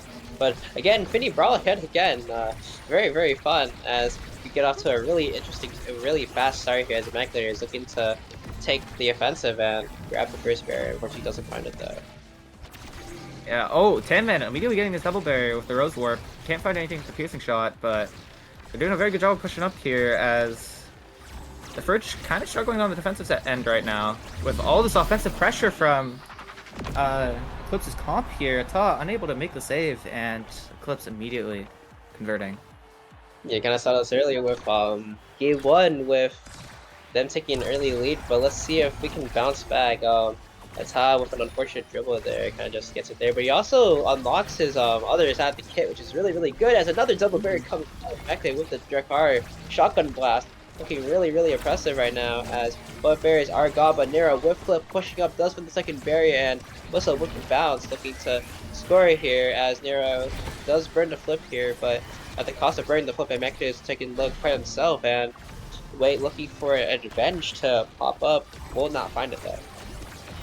Yeah, this Eclipse comp is so oppressive on the offense with the Twin Drive IME, but it's the main question mark will be how they do on the defensive end, but they might not even need it as Tanman kills the Ta, and this offensive pressure is just so powerful from Eclipse. And an amazing dribble by Whistle off of the Taiko Drum, doesn't even need to use Flip, and they take point 2 yet again. Yeah, point 2 again for Eclipse. They kind of just have to find this momentum right now, and this is like the perfect time to do so as Finny Brawler is really, really fun. Even having Whistle with the flip too means that a lot of bad things can go wrong as Nero does find the cyber swipe into it. Does connect, but doesn't really find any value as Tem is taken off the map here. Back to 2v3 with the Fridge on board, looking to keep their lane discipline going as they've been doing it all game. But let's see if they can keep it going as Zalza with flip doesn't burn it, but Whistle does burn his own. And Tampa immediately taken down again by the primary flip from Zylos here, as again Eclipse is down a man here, but they're doing such a good job of holding this on the offensive side. As Finial hitting it backwards, but nobody able to strike it off, and they now drop the barrier. Yeah, and I feel like the lane discipline on this map has gotten a lot better. Well, not a lot better, but like it's very like prevalent here because most of the time you literally see the entire team on one side and they've been doing a really good job keeping it on that exact same side. So it's something good to look at as Ata and Nero both burn their flips here as we head into overtime. Both teams are looking to take this one barrier and it's looking really, really hard as both teams are kind of just stumbling on their own, but also both teams are having great plays of their own and being able to clear it means that Nero will lose the second barrier here, but Whistle with flip looking to get the goal here. We'll burn the flip for Tanman, and again, back on neutral terms almost, as the Immaculator almost has flipped his zone. Yeah, Ta with this Kazan pick is, oh my god, is able to just like hold this on the enemy side of the field here as an unfortunate Finny primary just puts the core into the net as it was already rolling in. And oh, funny moment. All good. Yeah, as the potential reverse sweep is online here. And it might be already happening as Immaculator almost dying there, getting abilities burnt all over the place, but a celestial intervention will save that. Immaculator still with flip though, is taking a lot of damage though, but does burn the flip on Tanman yet again, dying for the third time this set. Again, another power play for the Fridge to see if they can convert here, but it's looking really, really sharp as they've been going again. Another Finny mishap happens and kind of just sends it right back into Nero's strike range, who was unable to save it. And again, reverse sweep up on the cards here as energy is kind of on the side of Eclipse though, with Tanman dying and kind of just getting his energy back is a good thing maybe. Yeah, again, another unfortunate Finny moment. The betrayal from Whistle there, as they immediately drop both barriers, and this reverse sweep is looking more and more doable. They're unable to do anything with the flip, and Immaculator converts off with a misstrike, and we have a reverse sweep for the second game in a row. Yeah, this series is looking really, really chaotic already, and as Immaculator picks up the MVP at the set here with Big Fish too, it means that he can probably scale a lot more if he probably maybe takes demo or peak performance here, maybe even catalyst if he really wants to. Yeah, a lot of good awakenings on the board as that Imi does get this dash range and the explosive entrance. This offense is going to be even stronger as long as they can keep this pressure. As Kazan gets more size too. His strike now is taking up 2/3 of the net. Yeah, size. I love size. Really, really great. As Tamman last pick does take up the peak performance, looking to maybe live a little bit more, honestly. But without an Atlas, might not be possible. As again, damage comp kind of said earlier, where it might be on Eclipse, but it's looking like the Fridge are putting up damage of their own, and they're doing it really, really quickly. Yeah, the Fridge finding a lot of these good edge KOs and able to convert a lot of damage because of that is unfortunate bounce. Yeah, really bad bounce. Unfortunately, kind of just disturbing. This map is full of surprises, honestly. Like the lure between having that corner drum bounce it right back to you instead of having that right angle clear is very, very fun, honestly. And back on the side of the Fridge here, looking to get that first barrier. Wolf got the first barrier. We'll find the second barrier too, but missed strike by Nero here. But that dash range probably coming to handy really, really quickly as he's able to send it right back into the Fridge's hands. And the Timeless Trading doing a lot of work as it just won't go away and will get a Ata who will lose his first barrier, but it won't really matter as he still has one barrier to go though, while Nero has none. Yeah, Todd doing a very good job of holding down these barriers, which is pretty hard to do on Kazan here, as Wistful and Immaculator are both low, but Immaculator able to get this orb, as Zios is technically threatening a KO here, and Whistle passes up to Immaculator, and Zios that sequence. Whistle, they are able to score. Yeah, Immaculate staying to the bottom side, and Nero not really expecting Machar to save it, kind of late dashes on his own, and Machar Monday will fall.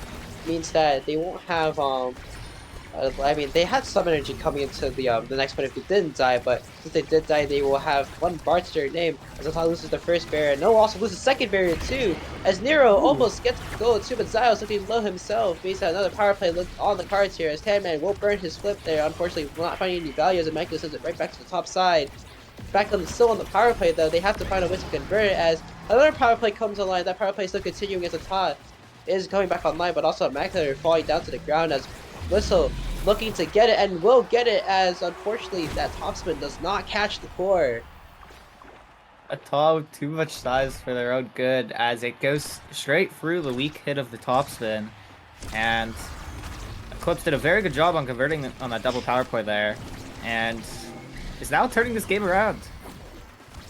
Yeah, game has to be turned around really quickly, but a very take by Immaculate too, almost winning a strike war. Will win that second strike war too, as the Fridge are looking to take this point, but Ata will not really poppy a special there, won't find it, but the bottom side is still very, very dangerous as Immaculate and Zios with the Drakkar Atlas combo being, even though they're kind of soft rolls, it doesn't really matter as Taman almost finds the Ata with the great save though. It means that it's good for the time being as they're still building a flip though, but that size might not be coming in handy as it gets through and unfortunately won't be able to be cleared out as Machar Bundy and Taman both set up the winning goal and bring it up 2-2 again.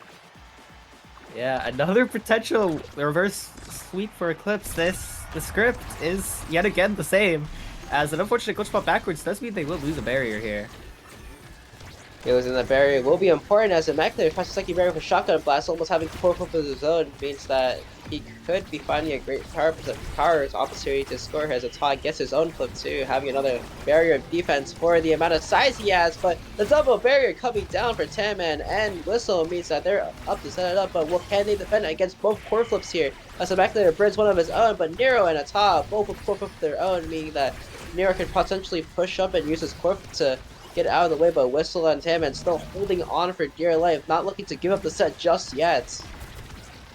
Yeah, as they're in a pretty awkward spot defensively, is forced to burn the flip, as Ata still has theirs, but Tanman also getting theirs up, and 2 flips down on defense here, as they're really struggling to hold it down against Immaculator, who ends up converting, as Nero has no cooldowns, and Immaculator for the 3rd point this set just strikes into the corner. Yeah, having that corner discipline is really, really good. As again, he picks up his next MVP, but not really looking to go on the side of positioning here for the draft. As Drakkar does take the second strike and looking to kind of capitalize on the fact that they have been getting KOs and or stopping the actual rush from going, but almost getting that build turn is Kazan as he is forced to take prime time, but the Ivy opting for a double dash awakening too. Yeah, the Super Surge pick on the Ivy is definitely interesting. Their Blink has a lot of power into it with Super Surge and Explosive, as the double deny on Kazan, taking away both sides and team player, yet they will still be happy with prime time here. Yeah, that drive was really like just winning for Kazan on that moment, just because he's able to have more cooldowns. Because I mean, he didn't take swing drive, which is unfortunate, but all good. Honestly, having enough size is just as good as having more cooldowns. As Zao said, and Whistle were taking a lot of damage, but Immaculate doing everything on his own means that he's able to get both barriers too, and it's looking very, very grim yet again, as Nero has to kind of control his cyber swaves. If he doesn't, one might go wrong and could lead to him dying, or potentially just losing the goal in general. So he has to play really, really careful along these lines, but a great save by him to protect the car out of the range means that they are holding on for the time being. Yeah, these Omni Blinks, it's very easy to overblink on this character, as Zyos immediately kills Tadman, gets the A-Rush proc and primaries twice, as Nero with a good cyber swipe here to delay the offense, as Whistle and Nero doing a very good job on this 2v3 here, able to stall it out completely, as Tadman is back online here. Yeah, being able to stall is a really good thing, as Ata whip flip. It's even overtime too, means that core will be going at Mach 5 as Whistle is forced to burn the flip here, and still just great defense for Ata, being able to just give it out of the range of the Immaculate, walk up to the 1v1, does get his flip denied, but again, lane discipline very, very important here. If they're able to keep this lane discipline, it will work, but Nero with an unfortunate bounce to the bottom side means that it will come back to Immaculator, and he sets up another goal with the shotgun blast to confirm. Yeah, the chaotic bounces here as Nero on the Ivy pick is struggling to read them, and Immaculator is doing such a good job at capitalizing on these. Immaculator with incredible patience, to be honest. The main reason they're winning most of these interactions is Atala is forced to burn the flip on the defensive side here, but Nero is able to keep the offensive pressure. As the Fiddy ult here takes an own barrier. Yeah, Video taking that one barrier is not a really good thing, but again, as Zala said, I think he just got all of his energy from that one Celestial dash alone. Not even dash alone, his secondary alone, but again, having that flip and winning 100% of those interactions means that he will find the second barrier here, as the Immaculator is building a flip his zone. But he has to go through Nero, who does have flip, does get the dash off, doesn't convert, but Tadman is able to secure both barriers with a Crystal Thorns and a Rose Warp, but the Immaculator with flip trying to look for something to secure this point as he flips to the top side, almost gets the demon angle, does get the demon angle, but unfortunately he's not able to convert, as Nero does get the dash off too, and will find the conversion as Tadman with a piercing shot stuns Ata and sets up 1-1. Yeah, a good read there by Tadman to get the piercing shot off as Ata is hooking the core, able to get the 2-for-1 there and convert off of it. And conversion again is a really good thing, as that video back online, kind of just slowing Ata there, might not be able to keep it away, but flip stuff by all three members means that it's back to square one for Eclipse, as they're looking to try to convert yet again, as Tadman opts for the Rose Warp. Rose Warp's backwards, but doesn't find any value in it, and is also even knocked off the map by Ata's top spin here.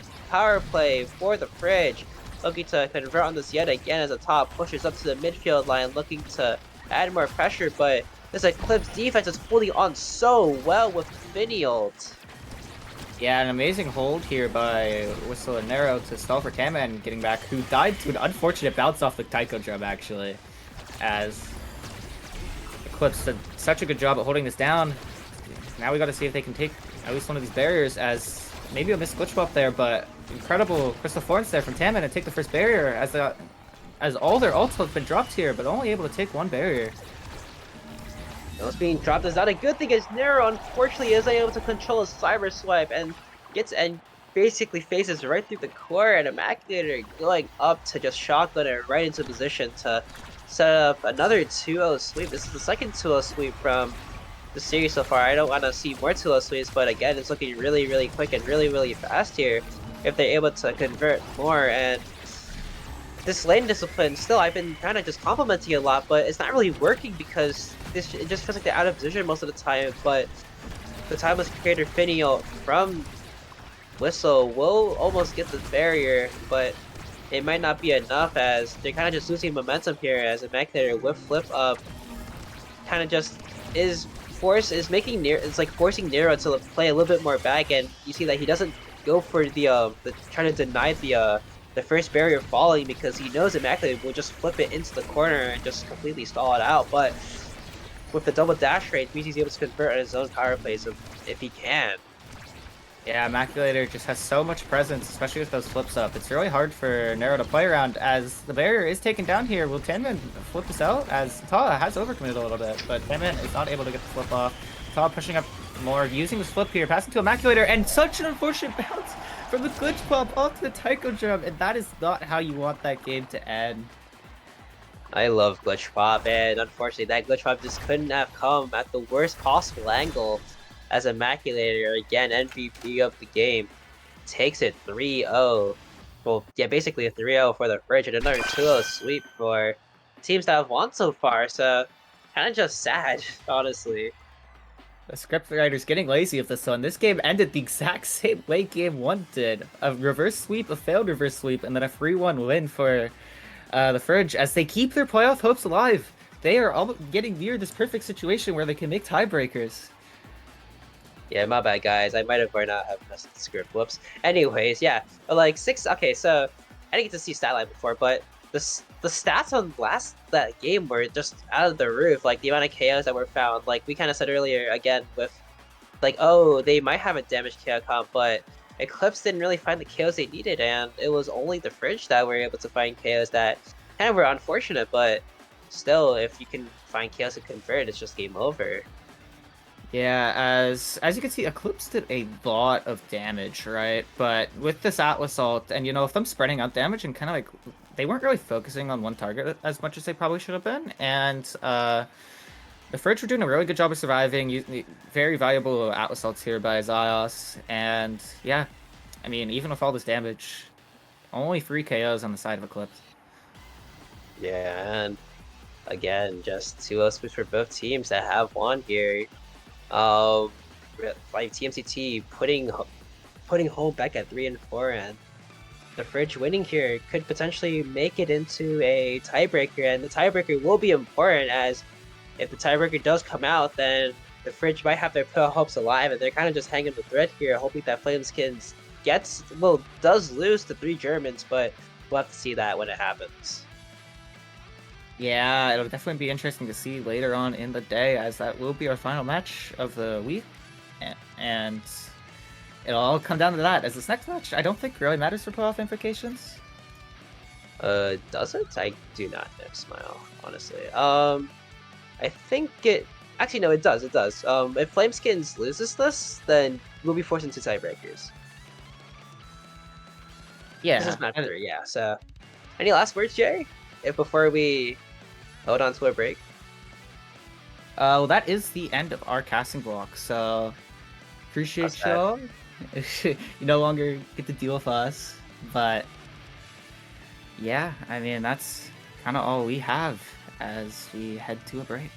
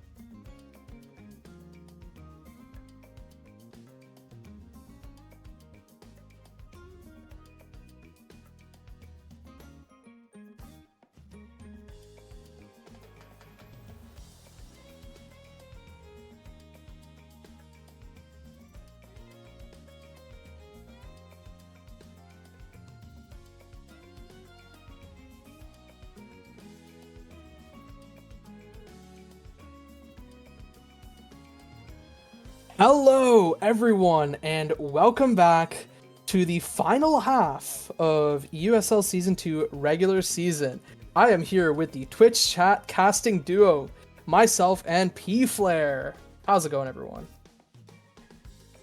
It's going real good, and it's going real chaotic if what I'm understanding about these placements are correct.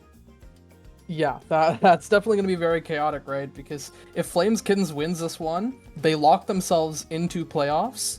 Whereas if Flameskins loses this one, that is going to be a three-way tiebreaker then between themselves, Retirement Home, and the Fridge. So we'll have to see if three Germans can take this, but the interesting thing that I'm seeing here, and something I myself am very excited about, is Inky's Splash Zone Game 1. Yeah, no, I don't think I've ever actually... No, I've seen like one game of Inky's being played in season, I think, but that's really kind of it. Aside from that, I've never really seen this play, so I don't really know a whole lot about how it works in terms of relation to the characters that will be picked for these teams, how they are going to like deal with the very weird situation that is this stage is environmentals. Right, yeah, I mean, it's hard to say what each of these teams specifically will want to pick, but generally speaking, you can kind of think of this as similar to Aten in a way, except it can get really fast, right? And I mean, Aten is already a fast map in and of itself. Inky's ends up being accelerated even more because of that water cannon, right? Because the water cannon being open doesn't even have... it doesn't even rely on both barriers being opened, just a single one.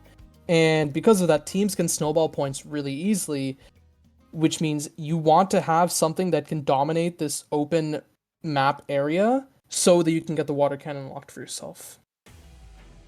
Okay, so while the characters themselves may not be, there may not be kind of like a best pick for this map, like there might be on some other maps, or like a best series picks. You still got some ideas of what you want to go for, just in terms of viability. Something that has a decent amount of, you would say, like core control. Yeah, I would say definitely core control. I mean, Estelle, Rasmus, Kazan, I think Kai is really solid. And then for goalies, I would say generally hold it down goalies are better because of kind of this big barrier that you need to make sure doesn't go down. So that Atlas is going to be good. I would say Dubu is slightly worse. And Asher Mako are... I mean, I think Atlas is the best of them. Now, with this team player egoist start, normally I'm inclined to say that, yeah, it's just a 6-pick egoist, go next. But because of how open this map is, there are some potential use cases for maybe passing up egoists for team players. Yeah, no, yeah, I can see that. So we're looking at, we got 3 Germans, Flames Kittens, and as I understand it, Flames Kittens is going to be, pardon me, Flames Kittens is going to be running a team of, in terms of players, I mean, Yes. SMG, Nuru, and I believe Ayugi. Yes, Ayugi, that's yeah. correct. So we've got them, and on the other side, for the 3 Germans, we are running, I believe, Lucas. I think Lucas and Leifar are both going to be here. Yeah, it's Lucas, Leifar, and Nitron. Yeah, we're getting the full starter team. Okay. Yep. Because I heard for a second there that I thought like Leifar wasn't going to be available, but if they out here, they out here. Hey, it looks to be the case. And, well, diving into these picks really quickly, the Estelle ban is not particularly surprising just because of the fact that Estelle is so good in this map. And I think the idea is they want to pinch out Lucas's pool, which Lucas's midfield pool is, I would say, widely comprised of that Estelle, Kai, and kind of Now, right? And Estelle, Kai being already taken off the field. This Now is definitely a downgrade on this map compared to those two. So I'm interested to see what he pulls out here. Yeah, I can definitely see that. And that's probably a similar thought process with that Kazan. Just have a lot of capacity to just reach the core and probably just do their absolute best Mhm. to protect it, get into those barriers and lock that cannon down real quick to get their get their offense a little bit augmented. Right, and well, we see the Kazan and the Now locked in. I'd like to think we're actually going to see Erasmus locked in here for Flames Kittens, and we're going to see Ayuki move over to the Kai and the Erasmus going to SMG. See the Drakkar picked up. That's most likely Nuru Drakkar, which I don't think is particularly terrible on this map, just because of the fact that it can win a lot of interactions with the strike shotgun stuff. Interested to see what gets paired with it. I think we're still waiting on that, unless it's not loaded for me. Yeah, I'm seeing a Zentaro actually. Oh, okay. That's coming out for them. So that's going to be an interesting. I think that's going to be an interesting pick from what we've seen, because yeah, Zentaro does definitely have some ability to control the core, but that damage is also going to be kind of like a bit of a roaming threat, and I think that might be what they are going for with Zentaro. Like, yes, you have to watch the cannons. Yes, you have to be careful with all that, but also don't overlook the typical sources of danger in this case. And that Atlas is coming out for the other team for Flame, so that probably is going to help in that department. Yeah, pretty par for the course. A lot of the stuff that I mentioned, right? The Atlas, the Estelle, the Kai being relatively highly prioritized. The Drakkar, I guess, being prioritized over the Atlas just because it is a comfort pick for Nuru. So in that regard, makes complete sense. And between SMG and Ayuki, I'm not sure who's going on the Kai, who's going on the Zentaro. I'd like to imagine it is going to be Ayuki, Kai, and SMG Zentaro. And then Nitron's Kazan. That's another pick I've seen him play from time to time. Yeah. I'm not sure how I feel about it compared to something like the X, like the Rasmus from him that I've seen that are very clean. But we'll have to see how he pilots it, right? Because I feel like that Kazan is going to be really important. Yeah. Since the Now has a lot less presence in the open field. No, yeah, 100%. Kazan's going to be Kazan's going to be the one trying to direct traffic, I think, and Now is going to be in the backfield trying to support that. I feel that's just what I'm seeing looking at this. Mm-hmm. So, especially with team player as one of the opening gambits. So that's the thing. Do you think any of these teams are just going to opt to run a triple team player instead of the triple egoist and look for these funny kind of pass angles? Honestly, no. Because here's the thing. I feel like Now is probably going to run, team player, but I could see Kazan with egoist. I could actually also see Atlas maybe with egoist if they feel like there may be a little bit too much damage as a threat. You know what I mean? Right, that's fair. And on the other side? On the other side, I mean, no, they're on team player. You think Drakkar, Kai, Zen are all running team player or all running the egoist? I think they're all running team player. I could theoretically see a reason for Drakkar being egoist. But if you had to give me an answer, no, they're all running team player. Okay, fair enough. I think my idea for this is just Flames Kittens as a team is a team I have seen a ton of kind of, I'm not going to call it weird, but a lot of unorthodox passes, right, coming around. And just because of how they play as a team, I'd like to imagine they might be more inclined to go for this triple team player and look for a lot of these passes, kind of look for ways to break this Atlas's ankles, because of how good he is at holding this barrier. And for that reason, I think they're going to run triple team player, though I don't think I'll fault anyone if they go triple egoist. I think that's completely fair. All right. I mean, no, yeah, that sounds like it makes a lot of sense. So we've got both teams in here. We're just we're waiting and we're ready to go. I am very, very interested in seeing how this honestly plays out. So I'm ready to rock and roll. Yeah, so am I. It looks like we're still waiting on the teams to figure something out. Looks like we are having some lobby mishaps, as I'd like to put it. But these teams are professionals. They'll figure things out. In the meantime, how's your morning been so far, P-Flare? Oh, it's been pretty alright for the most part. I will say something like after this is all said and done, I've got to go handle, some personal financial business. But aside from that, things have been pretty good. I've got my usual, tea set up. And so my throat will be all right. Hey, good to hear. I came off of a 17-hour flight, just decided to chill for a little bit, watched my team get their win, and, well, now I'm here casting for a little longer. Yeah, just some fast and some kind of brutal matches earlier today. And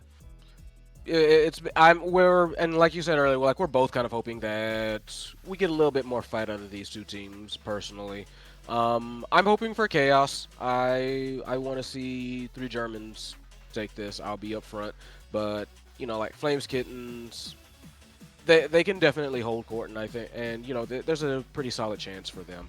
So we're gonna see. We're loading in.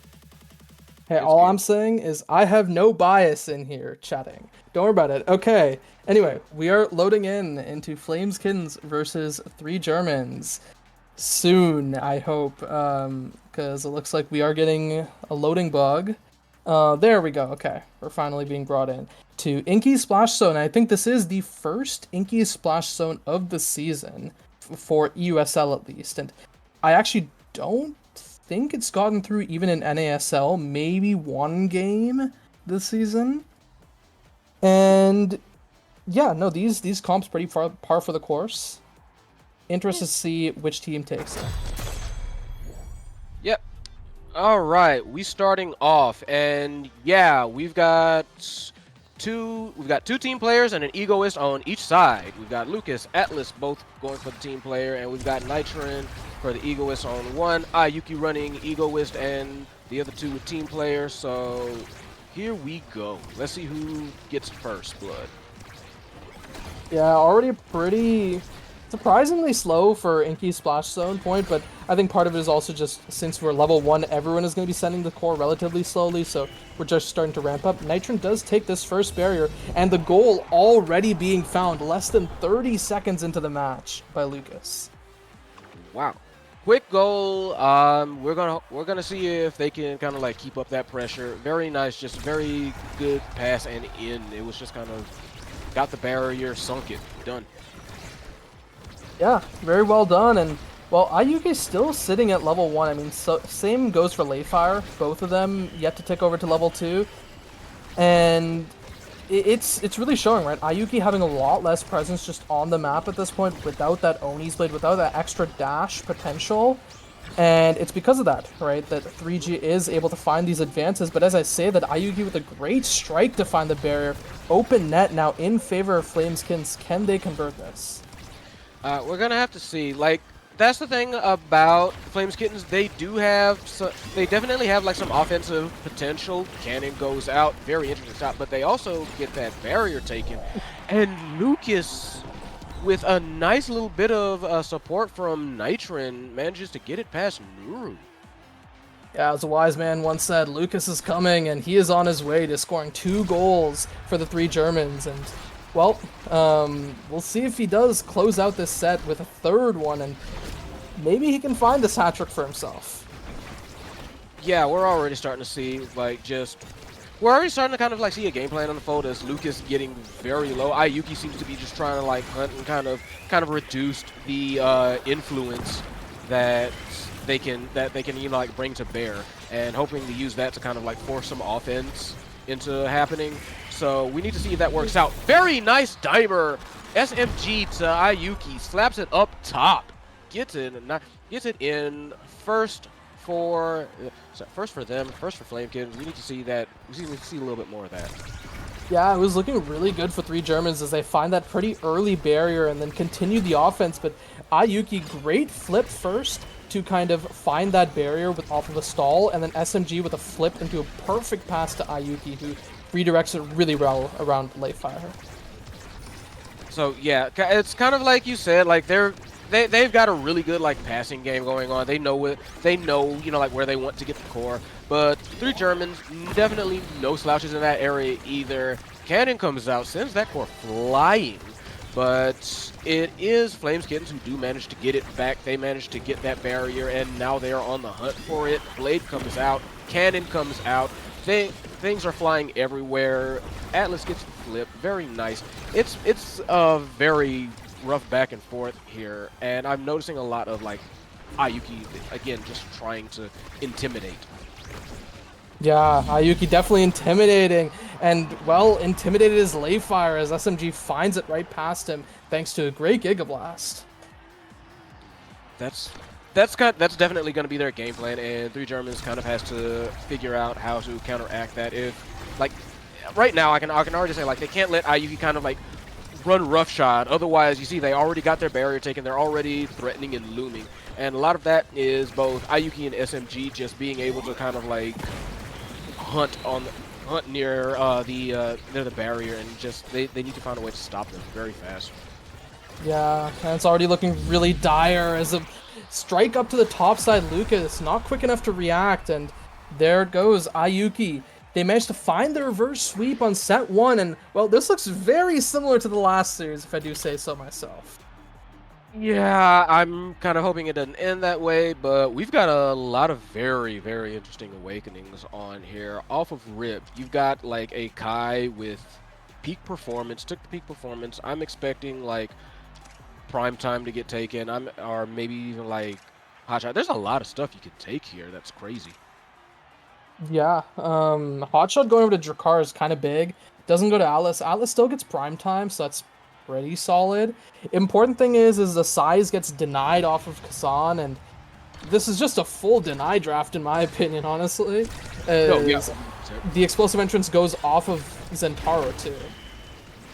Yeah, absolutely. Like, I know Zentaro was kind of like looking for that, had to settle for built different, which, you know, like size, especially in a map like this, can definitely help. I mean, look at the size of that Oni's blade, so you're gonna definitely get some use out of it, but they definitely wanted that explosive entrance, and you know, it's definitely not like now can't use it. So they're already kind of like hunting, they're already pushing, and yeah, it's good. It was a good one. Yeah, okay, this is an interesting thing that I didn't actually realize until I just saw it here now. It looks like having the 1-2 punch kind of gives you that extra amount you need to red core for Kazan's close strikes off of a team player pass, right? So I feel like that is something that might end up being kind of crucial, considering, you know, you have the double team player on the back, like defensive side of 3 Germans. Might see that come to play, especially as we get into overtime too here, right? Red core central everywhere. Yeah, with that team player just already on deck for everybody, it's just getting slung everywhere. Like barriers getting taken, Flame Kittens trying to make something happen out of it, but with those cannons going off, with like again Ayuki's still kind of like hunting for a good shot, kind of like lurking in the midfield, but very nice defensive hold, I would say, like by 3 Germans. Flip comes out, tries to get it to Lucas. Lucas doesn't quite receive the pass, but does still manage to hold it. Thanks to the cannon, it manages to stay up for a brief period of time. Flames getting kitted back.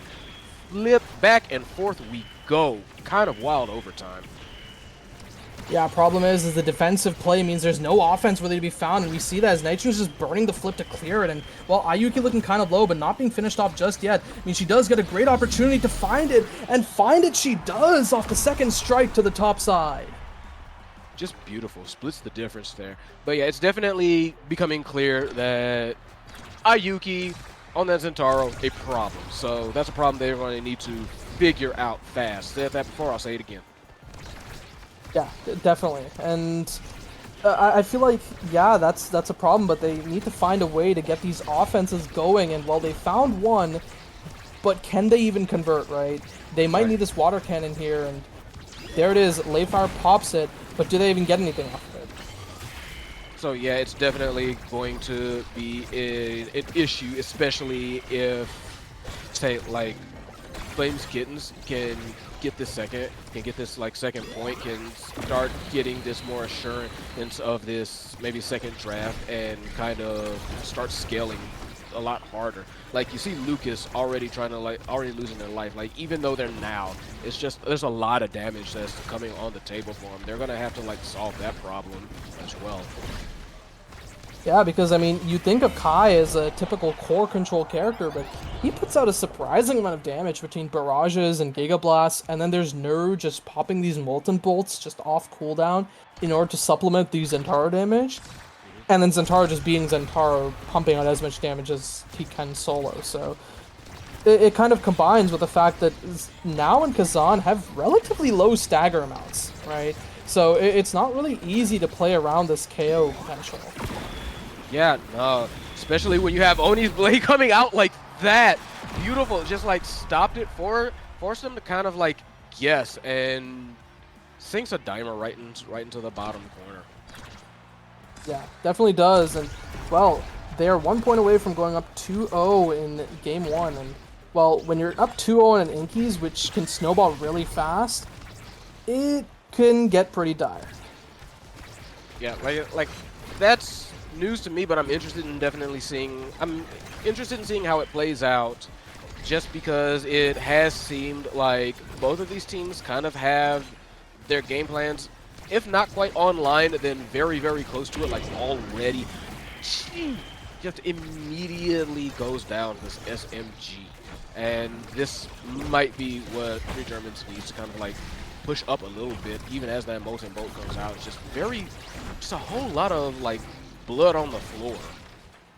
Yeah, a whole lot of blood, and we see that Nitron's also getting relatively low, but still no goal yet to be found. The flip finally burned out of Nuru, and it goes to the opposite side. Ayuki's waiting with a flip of her own, and now Lucas Nitron looking for these pass plays, cut off by Ayuki, but it does go back to their side, and this might be the play they need, but no, they don't find it just yet, and we tick over to overtime, which means that it could end up just closing out here for Flames Kittens.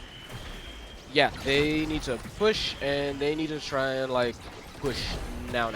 Three Germans are also trying to hold. Three Germans are trying to like push ahead, maybe try and like even this up, and they do. They do, and well, Lucas finds another one. I think that's 3 for the game so far, and well, he needs to find another one if Three Germans has any hope of staying alive. Yeah, energy looking pretty even for the most part. We've got flips on either side. Never mind, one gets burnt, immediately stuffed. So now we still have a flip, however, on Three Germans side, trying to use that on offense. They want that for like a barrier or a skill shot, but gets it burnt on an attempt at save, and Ayuki manages to place it right outside range for the win. Very nice shot, and they're up 2, and this might be the beginning of the end. Zentaro up first, have a choice between Catalyst, Perfect Form, a lot of stuff. They take the Catalyst. Okay, Ego is Catalyst. On the bright side, at least for Three Germans, they can thank themselves. They don't have to deal with Super Search or Perfect Form in the Zentaro, and they get a Monu now, right? Like, this is about the best case scenario you could have at this point, and your Atlas gets Perfect Form. Yeah, actually, I would 100% agree with that. Like, I'm not gonna say, like, oh, Three Germans, made out like bandits, but they did definitely, in my opinion, avoid kind of like a horrible worst case scenario. So we need to see if they can maybe make something happen with that. And we'll definitely have to see as that water cannon kind of gets wasted. Now there's a water cannon on the opposite side. Lucas has to hold it over here as long as he can. And a great save out by Layfire and Nitro on this top side. But the speed out by SMG, that's Super Surge putting in work after he picks it up as he finds his first goal. Yeah, just barely managed to get ahead of the extended barrier that Atlas was trying to push. But sometimes barely is also just enough.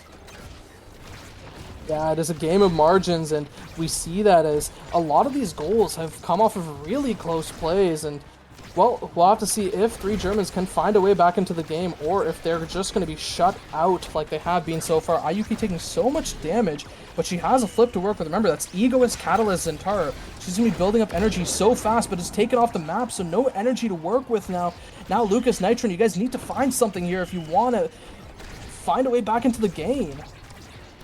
Yeah, like this was the break they needed, but they're going to need to do something with it, and they do. Cost them a flip, but hey, flip for a barrier. You know, like sometimes you got to spend money to make money, and if they can get this into a goal, I will say like even with it, it'll be worth it. But that barrier going down, not worth it. God. That flipping not worth it. I don't know. Okay, I don't know if it was worth it now. They're on match point. Almost might be 3 and out for Flames. I mean, Flames Kittens just rolling on this one. I mean, can we talk about that demon angle? Like, that was just absolutely perfect. There's no way that Flameskin should have been able to get that, but they stuck it in that tiny crack between the wall and the water cannon and found the barrier because of it. And, well, that is absolutely heartbreaking for Three Germans. And, well, Nitron, he has this flip now. He does find a barrier and actually wastes Neru's flip, so that is a positive trade for Three Germans, I would say. But can they finish it off is the question. They're going to try and have to. Nitron tried for an angle of their own. Could not quite get it. Barrier gets taken by Ayuki. Ayuki slicing and dicing, trying to make something happen. Gets it sent back and forth straight across the field. Cannon comes out, pushes it forward. Ayuki trying to, just trying to force it in. Flips, makes him guess. Too fast goes the core. Splits the difference between like Lucas and Layfire for the win. Just honestly incredible playing by the Kittens. Yeah, incredibly done by Flames Kittens, and, well, if you're the fridge, if you're retirement home, this is not what you want to be seeing, as Flames Kittens takes game 1, and in very convincing fashion, that's for sure. Yeah, Three Germans are going to have to kind of wake up, I feel, like trying to like slap themselves, figure out what happened that last match, and figure out how to bounce back just like real fast, because that was mostly I feel like that was mostly Flames Kittens being able to like dance around them, threaten when needed to, and just kind of push the core in. I'm not gonna say like they were scoring at will. Like definitely there was some solid like defensive efforts coming out, but it was not quite enough there. So they're going to need to recoup. Yeah, recoup they will need to, especially since I believe they're actually going to be going to Flames Kittens map pick of Taiko Temple, which admittedly, as I say it again and again, it is a comfortable map for pretty much anyone in EUSL. So we'll have to see, can they do better on that map, or are they just going to go out like this, 1-6? Well, I would hope not. I mean, I enjoy seeing some tempo play. I really do. So, at the very least, take it to a game 5. Yeah, take it to a game 3. Right. Finish off Taiko Temple with a bang and bring a Stanislav. That's what I want to see, right? I want to see this down to the wire. I want to see the next series down to the wire, right? Yeah. And yeah, going to Taiko Temple, I want to see what each of these teams are going to pick up. I think the Drakkar is probably going to be a pretty big constant for Nuru. I don't think people are really going to want to just ban that away. The Atlas could go over to Layfire again. And, ooh, Adrenaline Rush peak performance. That ad rush is going to be kind of interesting. Oh, yeah, 100%. So, because it's going to be interesting, I'm very, very, very interested in seeing who gets banned. Yeah. I think the Zentaro might get banned or just first picked away from Nitron, because that Zentaro is just so good on this ad rush because of how much damage it can put off and allow for these kill threats to come through. I think the other thing is we might see a case of Three Germans just prio picking something for Lucas, because I think his Estelle and his Kai are decently better than his Now, although his Now is still relatively solid. Yeah, the X does get banned, actually. So they might just look to ban X and then slam either Asher or Zentaro here. Yeah, I can definitely see that pretty much going down as you expected. I expect to see Estelle getting picked up very fast. That's my big. Oh, or not, or she could be banned. Mm. Yeah, this is interesting. I guess really forcing them to decide, okay, do we want to pick something for that damage, or do we want to maybe pick the Sky up for Lucas, right? Or, you know, just let him play now again, right? Those are all options. Yeah, and instead, no, we see the Aimi coming out for 3G. Not exactly. Fire. Yeah, I was about to say not exactly an unknown pick, but we are going to see like what they respond with. Do Flames Kittens? They've got a couple of options themselves. I still do expect to see the Zentaro out and about. That's my thing. Yup, there he goes. And backing him, Rune. Rune just being an absolute nightmare nowadays. Okay, yeah, interesting. So this will most likely be SMG Rune with Ayuki Zentaro. I think that makes the most sense. Because I know both players are relatively comfortable on picking this Zentaro. But yeah, SMG does, in fact, I believe, play this Rune a little bit. And I think Rune is generally really solid on this map, just for the fact that your pillars allow you to cover a lot of area, and it just forces you, or it just forces the core to be sitting in a specific position, which also means that the enemy players have to move in such a way that the Zentaro can just start slamming damage on them. Oh yeah, 100%. Like that's probably going to be something similar to their game plan. And speaking of game plans, we're seeing a Julie and a Vice come out in response for like 3G, and that's going to be like an interesting little damage setup to comp themselves, in my opinion. Yeah, and answered by Mako for Nuru, most likely. Now, I think going back to this Vice pickup again real quick, I'm interested to see if this is just going to be, you know, the expected Aimi on Layfire with Lucas picking up the Vice, or if Lucas is going to grab the Aimi instead with Layfire and Vice. I'm more inclined to believe that it is Aimi going to Layfire just because of the fact that we have seen Layfire play this Aimi so much, including on this map, right? Yeah. But then Vice Julie in general is not like the most standard comp, right? When it comes to kind of what they want to do, right? Because Julie likes to have a lot of these kills, yeah, but it's a lot of knockback kills, and Vice doesn't really help that. But Vice doesn't also help with the core control to allow Julie to fish for these kills as much, so it's a little awkward. From what I'm just like off the dome, off the top of my head, what I think they might be going for is not necessarily like help each other into kills, but more like we're going to make the bounce house bounce. That's because, like you said, like Julie likes a lot of these knockback kills. I think Vice can do, if I recall correctly, Vice can do a little bit of that too. So I think they're gonna try and probably. I think the idea is to force them out of position. Oh yeah, that's fair, right? But again, I think the other thing is you can kind of accomplish a similar thing using a lot of these core control picks, right? By forcing clears into awkward positions, you kind of have to force the enemies into deciding, can I walk here? Do I have to commit an ability for this? Or do I just die to Julie? Right? It's that sort of awkward decision making that you force them into. Right, so it's really gonna be, it's either going to be a game of, you know, absolute no fear, just walk in, try your game plan, and pray it works out, or it's gonna be a lot of like mind game stutter stepping. You know what I mean? It's gonna be one way, or it's definitely gonna be one way or the other. It's not gonna be a whole lot of, you know, playing. It's not gonna be a whole lot of playing around. If that makes any sense, what's coming out of my mind. Yeah, that's completely fair.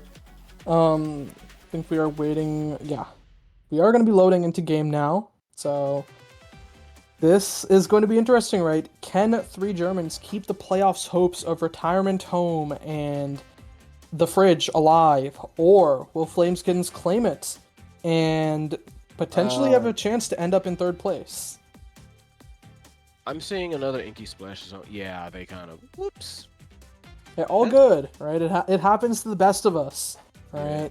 Even professionals forget to switch this off, and there we go. Now we're going over to Taiko Temple.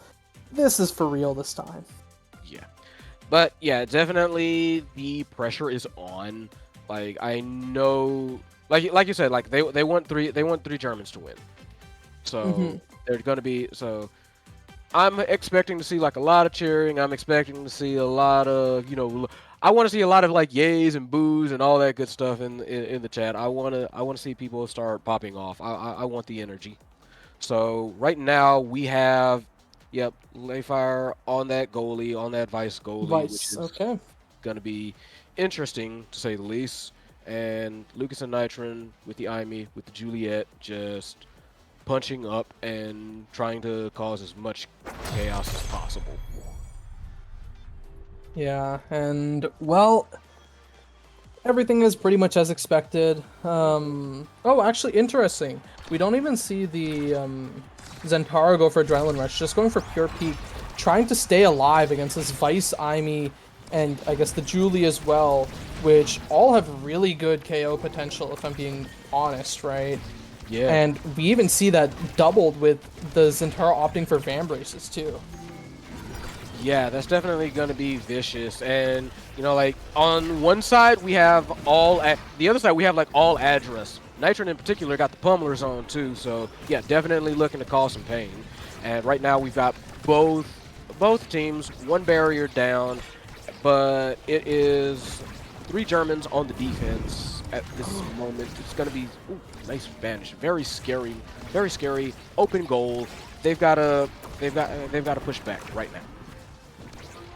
They've definitely got to push back, and there's that Oni's Blade coming out, answered by the Supernova, which means that those key ultimates are down, and the Pharaoh Sentry was used a little earlier. There's a flip, countered by the drum base, a great dash punch, but just not soon enough, and that flip gets wasted. And now in this open, that's really tough with these pillars alive, and there's that ensnare drums, also used, but a missed glitch pop angle means it goes into their own goal. We've been seeing a couple of those unfortunate glitch pops today, and doesn't look like. Hopefully that can stop, because we know Lucas has the aim. We know you can pop those real nice, but just need to make that happen and not overextend like that. Quick double barriers, quick flip, quick goal. Just kind of a breakdown right there in defense. Yeah, SMG, the MVP for that one, as he finds the banish onto Layfire, which means the eject button times out, and well, when that happens, your goalie is definitely doing one of those walks of shame as they lose both barriers and then the goal.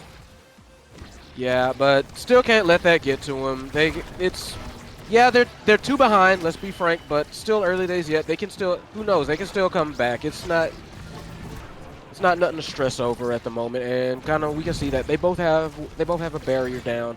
And while Lucas is very low, nearly dead, it is, wow, very nice. SMG goes down, and now they are pushing to make this happen. They're all 3 of them trying to go up for a little bit. Yeah.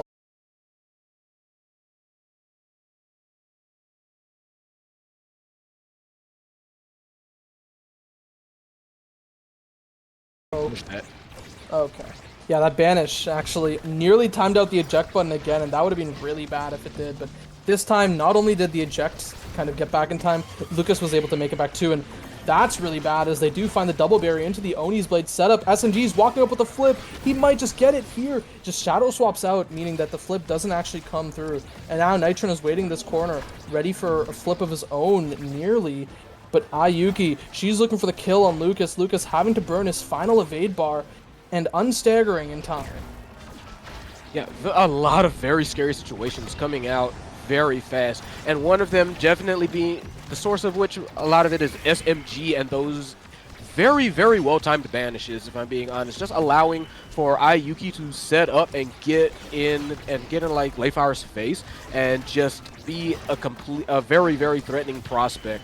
So they're having to try and like play around that. They got a ninja in their face. There's not a whole lot you can do about that, especially when he unleashes like that. Oni's Blade just unable to stop that, and they get the set for it. Admittedly, that was a really good clear attempt, actually, out by Layfire. But not enough, right? As the Slice and Dice comes through and secures it, and this rune may very well be rewarded with this Timeless Creator. That's gonna be some long, strong pillars. And Catalyst for Zentaro backing it up.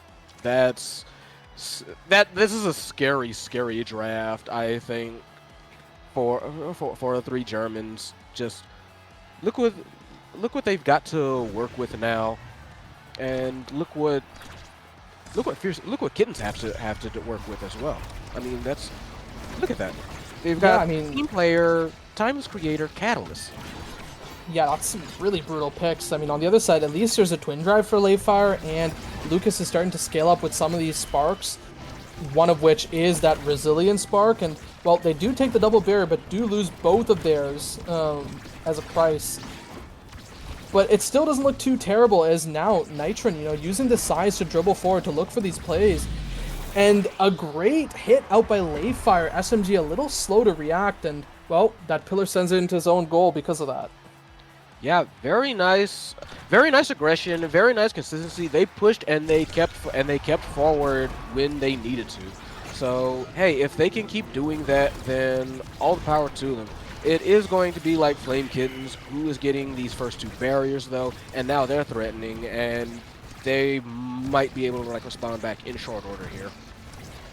Yeah, very well might, and, well, Nitron looking to push forward. The Ensnare Drum's doing a decent job at stalling that attempt. The flip burned out by Lucas. Only one barrier to be found on the opposite side, actually. Now, Layfire, he is waiting. He is trying to not have to use this flip defensively, but he might need to if this offense continues out by SMG and Ayuki. But sitting on this opposite side, the flip being burned offensively. No barrier to be found. Ayuki's flip actually burned in response. Nitro looking kind of low, but is setting himself up for some sort of dash punch. The Firewall Sentry already burned. Nothing to really be found still. Yeah, there's a lot of abilities flying out, but a lot of very great defensive play. Nitron doing very good to survive. Nearly tries to basically assassinate SMG. Doesn't quite get it, but there's a lot of core speed going out now, especially now in overtime. And there's going to be a lot of plays just are going to try and be made with how crazy this Bounce House is going to get. And I mean, Layfire with a great dribble off the opposing pillar into the Supernova, using that self-pass to find it. And now Layfire, he wants to move forward with that secondary, but doesn't actually get a chance to, as it just moves back to his side. And the pillar, once again, messing up Flames Kittens, as the second goal is found for three Germans. Oh no, Lucas sends it down, gets it into SMG's own pillar. Had thrown that up to try and basically deflect it forward from the look of it. I think the angle was just in favor. It was just in favor of three Germans, and managed to make it work. And sometimes that's what you do. You take advantage of what the other team is trying to do, and force it into being a mistake, so to speak. Yeah, definitely what we like to call forced errors, right? And, well, we do see more of those, as now there's a lot of damage coming to be dropped onto three Germans. Layfire kind of ejecting out of there, looking for some sort of offensive pressure as well. But the offensive pressure is coming on the opposite side by SMG and Ayuki. SMG waiting up with this flip. Two flips actually on the side of Flames Kittens ready to be used, and, well, none to be used just yet. Yeah, they are threatening. Very nice banish comes out. SMG pillar comes out as well. Tries to basically force a 3-on-1 Ayuki, and Ayuki kind of winning. Nitron very low, has to retreat from the point of attack. SMG coming back in to support with a pillar, and they go down. Does Nitron? I believe that was at the hands of Ayuki. The course flying so fast. But Lucas with a response. Flip to kill. Flip to score. They take the set. They tie it up. Yeah, Lucas is coming, and he cyber swipes in and finds that flip kill into the score. And well rewarded, there are 2 sparks on the board. I think he will opt for the spark of so the spark of focus or Deadeye instead. Okay, you know what? It's going back and forth. Yeah, spark of focus, looking for more of that spark scaling. I think agility is still on the board, so that's pretty solid. The big fish being picked up by Mako, I think, is kind of interesting. I'm assuming that neither Rune nor Zentaro want it, and they don't want to give it to the Julie, so it's probably partially a deny pick. And the rapid fire going over to Rune with Timeless is a little spooky, and then that stagger, really solid deny. Yeah, I actually would say, on the whole, not the worst pick for either party. Like, Stacks is always good, in my opinion. So, Nitron taking that and helping him get across the map, maybe get into a faster position for these, like, kill attempts that they've been trying, or maybe just a faster attempts for, like, these scoring opportunities. I don't think that would be a bad pickup at all. So, overall, pretty even, I would say. But I think only worry is sometimes Nitron does have a bit of trouble staying alive just because of the damage that's coming out on the opposite side. But if he does manage to, you know, safely stay alive, I think Stacks is a great pick for him. Yeah, and especially when they can get in situations like that, just kind of like a quick pass up, down to Lucas, who just sinks it in the bottom clean. So right now we have energy is looking pretty even. Almost all the Flames Kittens have the exact same amount of energy. Lucas has one ready to go. Beautiful triple banish SMG. However, they don't seem to get a whole lot out of it. Both sides burning a flip. Ayuki burns theirs, and I think that was Lucas that also burned theirs in response. Yeah, Lucas burning his. I think just a little worried about dying there, so just burns it preemptively in order to not die. Crucially, Nitron still lived after all of that, so he still has these stacks continuing to kind of build up and scale towards later points of the sets. So yeah, definitely something that's going to be watching out for. Nitron just like speed, and more speed, hopefully. And again with these bandages, SMG has been like pretty on point with these bandages to allow the transition to offense. But that's not stopping 3 Germans. They are trying to force this through. They do manage to force it through. Get that second barrier, get it open. Flames Kittens just like strikes back though. Double barrier, and now open goes on both sides. Yeah, I mean, Nitron needs to be really careful not to die, but he gets the kill instead, and he's able to go and grab this orb. He lives, but Lucas scores, and this is really good for 3 Germans. They have found themselves a little bit of a rhythm in all this chaos, and they are pulling ahead. 3 Germans might make it happen. Yeah, 3 Germans might be looking to move up to 5G as they're finding more and more goals. The double barrier already being found in 10 seconds by them, and Nitron looking to end this set off. Doesn't yet find it off of a great save by Nuru, but it's still looking really good for him as he's now fully stacked. Yeah, they do manage to take one, does Flames Kittens. Beautiful, like, cyber swipe Lucas does to continue the offense. Cuts off the corner with the turrets, but that offense finds no play. They do manage to get it back, does Flames Kittens, trying to transition to offense, but not for very long. Nitron comes from below, manages to take it, push it through, end of the set. 3 Germans, up 2.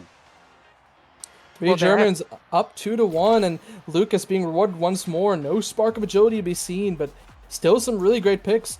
Crucially, keep in mind there's a lot of good stuff here for Zentaro, and unfortunately this IME can't really afford to deny it, as you can't really be giving rapid hotshot timeless to Rune, as that's just a game ender right then and there. So I think the idea might just be to take out Super Surge and Perfect Form here from Zentaro.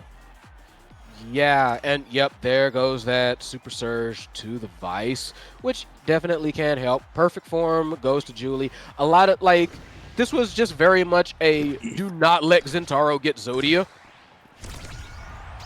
Yeah, I would say so. And, well, despite that, I think, yeah, Ops are just the Demolitionist, you know, wanting more size to win more of these strike wars. And, well, we're already seeing that to be the case, as they've won 2 interactions already. And this could be the turning point for Flames Kittens that they need, surprisingly enough. Yeah, especially with that, Nitra just going down in response to that. Kind of an empty ult, and Ayuki just dimes it in. Just flip, boom, simple and clean, 1, 2, 3. Yeah, I think maybe a slightly understated pickup here in this draft might just be that Knife's Edge for SMG, especially combined with the Magnetized Souls, right? SMG already has some really good midfield control, just positionally speaking, but having this Knife's Edge means that they can contribute on these offenses so much more. As you see, right, they're just holding this lane almost solo, allowing for Ayuki to kind of take position right in front of the barrier.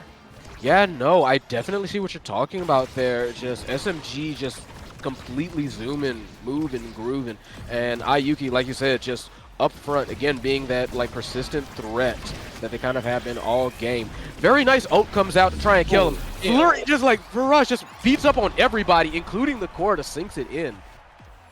Yeah, I mean, just a disturbing amount of damage I just saw dropped there, and just yeah. so much damage, everything getting dropped, the Supernova, the Firewall Sentry, the Flame Flurry, just all getting dropped, and I mean, I hope for 3 Germans' sake that was worth it, as we're already seeing 1 barrier falling, and maybe soon to be 2. That Banish, yeah, Leifar does teleport back in time, so it's not the end of the world, but I think he no longer has any secondary to work with, as he burned both. Yeah, but Ayuki also just burned their flip, so that's a little bit of help, or at least it would be if that Slice just did not completely secure that goal. Very nice pillar into Slice, and like I said, this teamwork on Flameskitten's side is honestly very good, very pinpoint. Yeah, definitely, and well, great defense coming out. That pillar putting in so much work, and still no barrier to be taken. The flip being burned up by Lucas, just looking for the pass up. The Sad Boys Taiko angle is it just goes straight through the middle and bounces right out with no barriers to be taken. There is one that falls there, and maybe soon to be the second as the pass comes down to Leifar. Leifar teleporting back, not wanting to risk overstaying his welcome. And there's that flurry, there's that Firewall Sentry, everything being burned, the flip also being burned, nothing to be found just yet, as the defense on the side of Flames Kittens is so good. That was an incredible, just like a bodily hold. That was almost thermoply levels of hold. I really hope y'all appreciate the fact that I'm trying to like put some Greek references into things, but Ayuki also trying to like force a way through here as core goes up and down. Very nice, just very nice offensive hold, I think, by Flames Kittens as well. They're trying to prove that they have it on both sides of the lane. Yeah, definitely proving it, and a great angle up to that top side. Nitron getting bounced all the way across the map, and well, they are staggered now, but they're fully stacked if they can live here. But unfortunately, the core goes right through thanks to Ayuki, and we are going to set 5 of this game too. Yeah, this one's been a bit of a slugfest, just very good back and forth. And there's that spark of agility, but I don't think it's gonna be available for. Well, it might. Hey, it's not, but look, extra special is also available. But no, also the Fight or Flight. I think Fight or Flight's still a really solid option, but the extra special I think may fall to Rune. Could be Prime Time instead too. Rapid Prime, pretty solid. Yeah, also that extra special. I think it's not wrong to take either Fight or Flight or extra special there for IME. I think both are really great. It's definitely a tough call, right? Because a lot of the success of 3 Germans has been hinging on these kind of raw pushes, and having more of them thanks to the extra special might be a good idea. But just the midfield power of Fight or Flight, especially since SMG already has Mag Souls and Knife's Edge, it would be a little disturbing if he got that too. Yeah, and that, I think with how Fight or Flight is, the explosive entrance, and with Nitron picking up the prize fighter, you can kind of see what they're hoping for. It's basically, it seems like they've decided on kind of like almost an all-out offense. Like, we just need to like waste these guys really fast. But good flips like that can also can help. Very nice, just dimer from Lucas to Nitron to make sure it sinks in the bottom corner. Yeah, definitely really well played. Now, we'll have to see if more of those plays can come out, and we already see Yuki having her flip built up. Nitron maybe looking to take it off the map, and that's so much damage going on to the Zentaro. All the abilities whiffed, though, by Lucas, so nothing to confirm. Yeah, unfortunate situation. Wild Bounce takes it to the top left. They flip, try and secure the second one. Counter flip as well. gets nothing. Around the world, this core goes with Ayuki and SMG trying to get into their usual attacking position. They do manage to get something for it, but Nitron takes down SMG, kind of punishing him for that attempted hubris. And now all three of them trying to move up. Flurry comes out, Flip comes out, and Layfire's not in position to take it. Ayuki from downtown across the world gets it in. Layfire, no! That was almost so good for 3 Germans, but Ayuki finding the legendary play to flip it to where Layfire isn't, and, well, that is absolutely a heartbreaker for 3 Germans. They had almost, I would say, everything going for them for that like offensive push, and Ayuki just, okay, it's going across the world. Return to sender. Bing. But right now they are trying a little bit more typical. There's Ayuki again trying to make sure, hey, I'm here. Make some guess. They both, neither of them get it. Splits the difference, and suddenly it's Flames Kittens. Match point. Yeah, 3 Germans, they don't want to go out like this, right? Nitron's, he is stacked, right? He has stacks on stacks. He's 2 stack prize fighter, right? He is ready. He is alive, but can they find anything from it? That's the real question, right? And they find a kill. That's Adrenaline Rush procced on 2 out of 3 members. And they might even get another Ad Rush kill here on SMG, or they might just find the goal. But they first need to actually confirm that, right? It's just moving around the map with nothing to be found. Yeah, they had almost a perfect opportunity. SMG is still low, but they're not able to do anything with it. Flip has to clear it down because of those massive long pillars in the way. Doesn't get anything. Lucas trying to keep it up. Pillars going out. Supernova sends it back. Ayuki manages to take advantage. Gets a pillar. Gets the flip. They barely manage to save it through Layfire and Lucas, but save it they do. And now they have to try and like push back before anything else goes wrong. Flip comes out from Nitron. Gets it stuffed. Layfire trying to send it back, send it forward.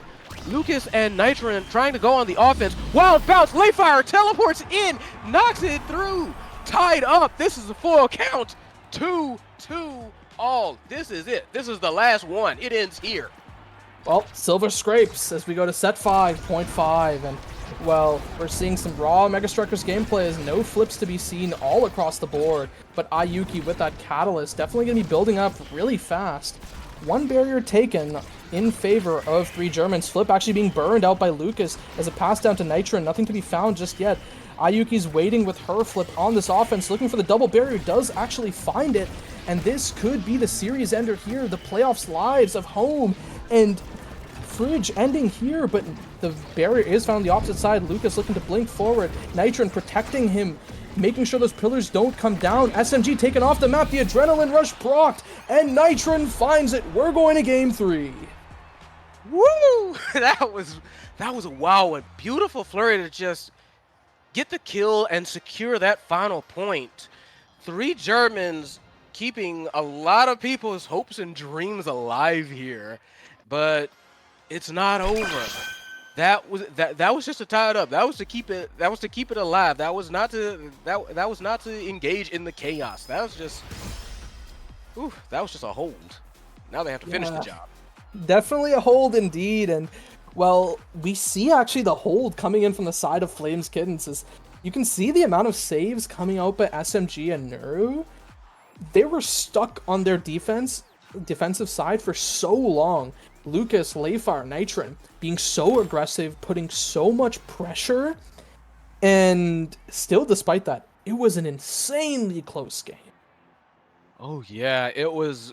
Honestly, it was just very, very back and forth. It was a bit of a slugfest, even though it was like 3 Germans, Nitron getting like a lot of those kills right when they needed to, but it still felt like it was just back and forth and back and forth, and yeah, like it went to a final point. So that kind of tells the tale right there. Yeah, definitely tells the tale there, right? And game 3, we're going to Atlas Lab, one of the most commonly picked maps outside of EU at least. And that map, I'm not sure how to feel.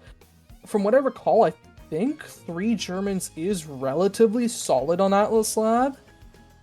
but I think the same can be said for Flameskittens. Yeah, this is a fairly neutral map as far as my knowledge goes.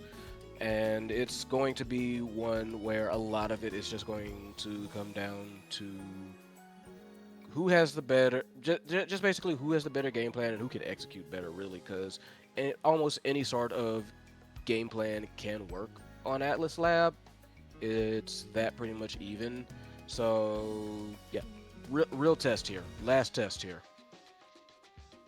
Yeah, last test for 3 Germans to see if, hey, maybe they can end off the season with a bang, going 2-5 at least, right?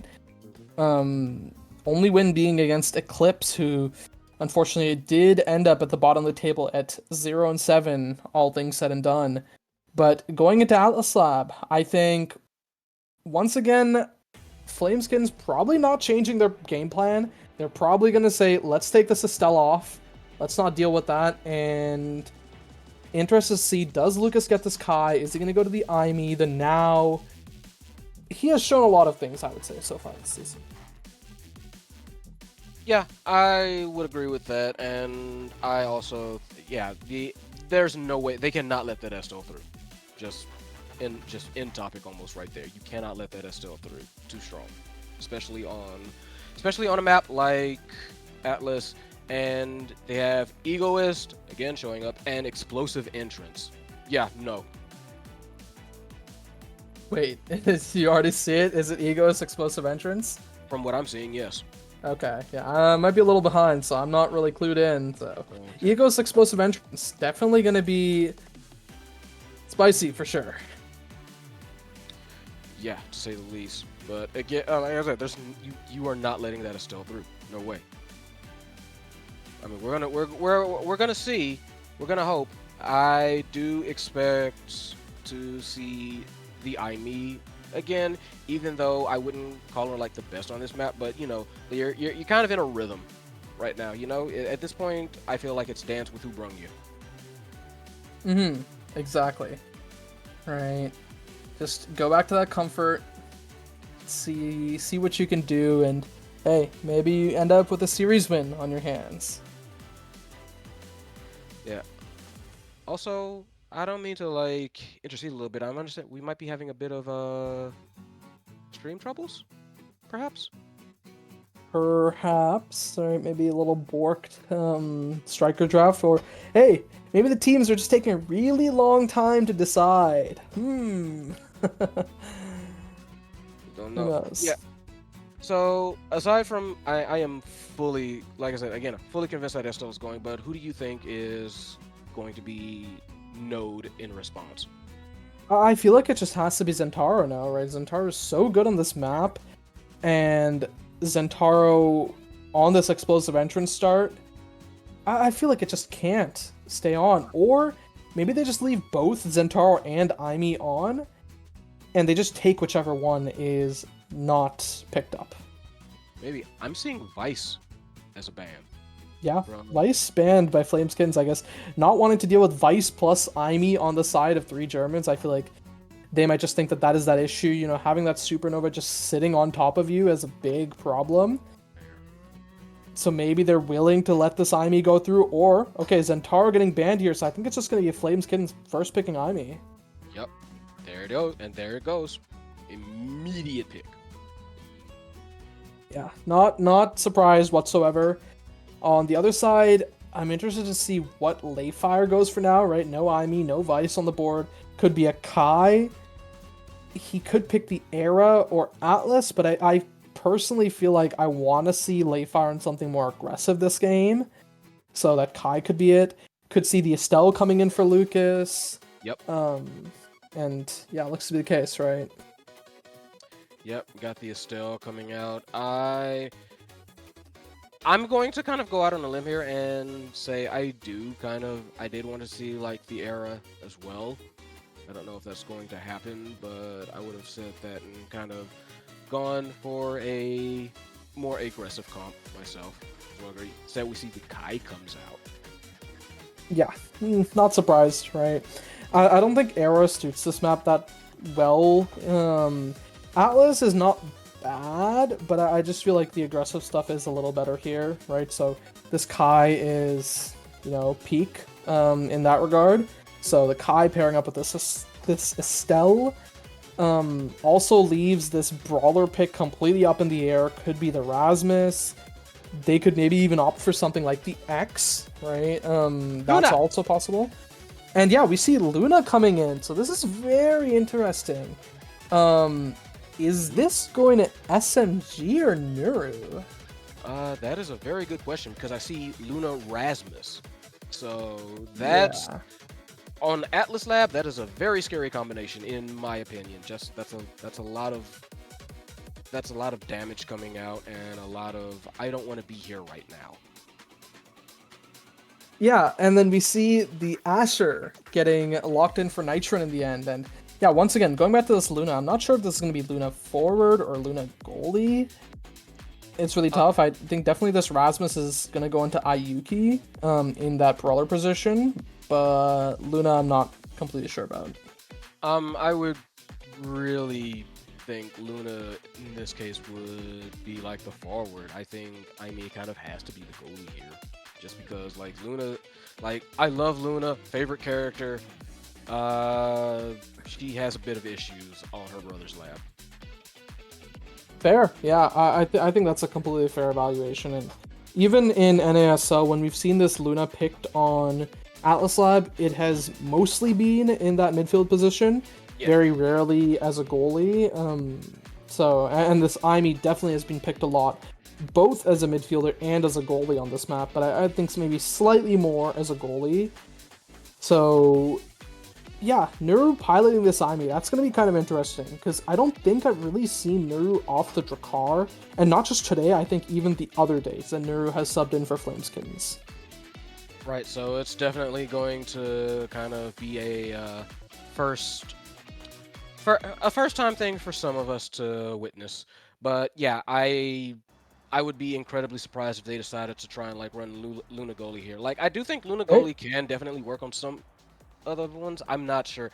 I don't know how I feel about this. I feel like just she's a bit too stubby, even though she has like boost and rockets and stuff like that. They might that might be what they're going for instead of not so much Luna quote unquote goalie, more as Luna artillery support. Yeah, I mean, it's just when you pick Luna here, it is really just as that third forward, and I actually vaguely remember Nuru actually playing some Luna. So yeah, that Luna might be a comfort pick. Aimee we've already seen on Ayuki looked really clean, and Lucas once again on this Estelle that was taken away from him 2 games in a row. So we'll see. Can this be the difference maker that 3 Germans need to come out on top? Yeah, and right now we see both of the goalies both have egoists, and excuse me, that was a very fast goal, just kind of like shot in did Ayuki, and I believe like that was Nuru backing up. Yeah, and I think I would probably favor this team with the Aimee Rasmus in this set 1, just because of how much power they kind of have just around on this map. And oh my god, that's brutal, as Layfire's already taken off the map, and now Lucas is left to fend for himself on an open net against an Ayuki with Flip. Yeah, just kind of very brutal situation. Flip, they all come in again for like just the, selfie, knock the goal in, and quick 2-up. Quick 2-0 up, indeed. And, well, we say that, and wow, Nitron's already taken off the map, still level 1, and he very well might end the set level 1 as they already take the double barrier and are looking to end off this goal right here. And yeah, he didn't even respawn. Nitron's still sitting at level 1 after a dominant set from Flames Kittens. Yo, I blinked! It's over! What happened?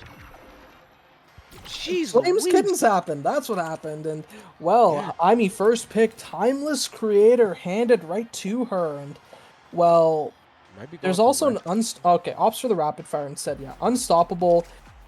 I think Rasmus just picking it up so Kai doesn't get it, and Estelle going for this build different, right? Thinking that Rasmus would want it. Yeah, Kai goes for the 1-2 punch. Doesn't leave a whole lot, but Spark of Strength for Luna, not too bad. Spark of Agility for... Yeah, Spark of Agility for Iris, very, very not very not bad, really. Just might as well get a Spark build started, you know. Yeah, Nitron still sitting at level 1. Nothing to be found just yet. I mean, just getting hooked away from that offense attempt, and double barrier already being found now. Nitron finally taking over to level 2, looking to keep this offense going, but taking so much damage for it. There's the double barrier finally found, and now Lucas looking to push up with Nitron, hoping to turn this game around for them. Yeah, some very nice like projectiles going out by pretty much all parties of 3 Germans. Just a lot of range going out that's very hard to deal with. And very nice, just sinks it in this SMG. Ayuki looking like a dangerous duo with a lot of core control. And again, with Nuru basically calling out that energy tax for everybody, as well as some very well-placed missiles causing a whole lot of havoc here. So 3 Germans was originally very in the driver's seat, but suddenly Nitron and Lucas come out very quick to barriers, and now they're the ones who are looking to make something happen with this. Weird boost from Nuru goes across the world, leaves the goal right open. Layfire says, "Oh, that for me? Thank you kindly." Yeah, great snipe out by Layfire. And speaking of Layfire, there's one thing that I have kind of seen that has plagued 3 Germans actually across this first set, is there's a little bit of a symptom of when you play Kai, you pop your secondary, you start to just run forward and strike really early, and I feel like that has happened for him multiple times this game so far. And it might need to stop if we want to kind of see them win a little bit more in this defense. Yeah, I can see that. And something like that could happen. You can see, like, just both of them were very low, Nitron and Ayuki, and they just kind of tried to kill each other, but it was Ayuki who went down first, and now both sides are open. And they've got to like do something, make this happen if 3 Germans wants to keep this lead. Nitron on the 1v1 forces Nuru to guess.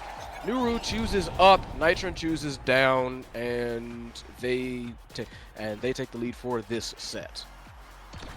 Yeah, they take the lead indeed, and well, 3 Germans, this is the form people want to see them back in, and now we'll see, can they take another 2 barriers? A good hook actually out by SMG, stalling out Nitron so he doesn't get that bottom barrier, but the offense still continues forward as Lucas so patient with his strikes, but it looks like Layfire might get punished here on the defense. Yeah, Layfire honestly looking solid now. Originally was looking kind of like bad. Lucas is looking low. Lucas looking dead.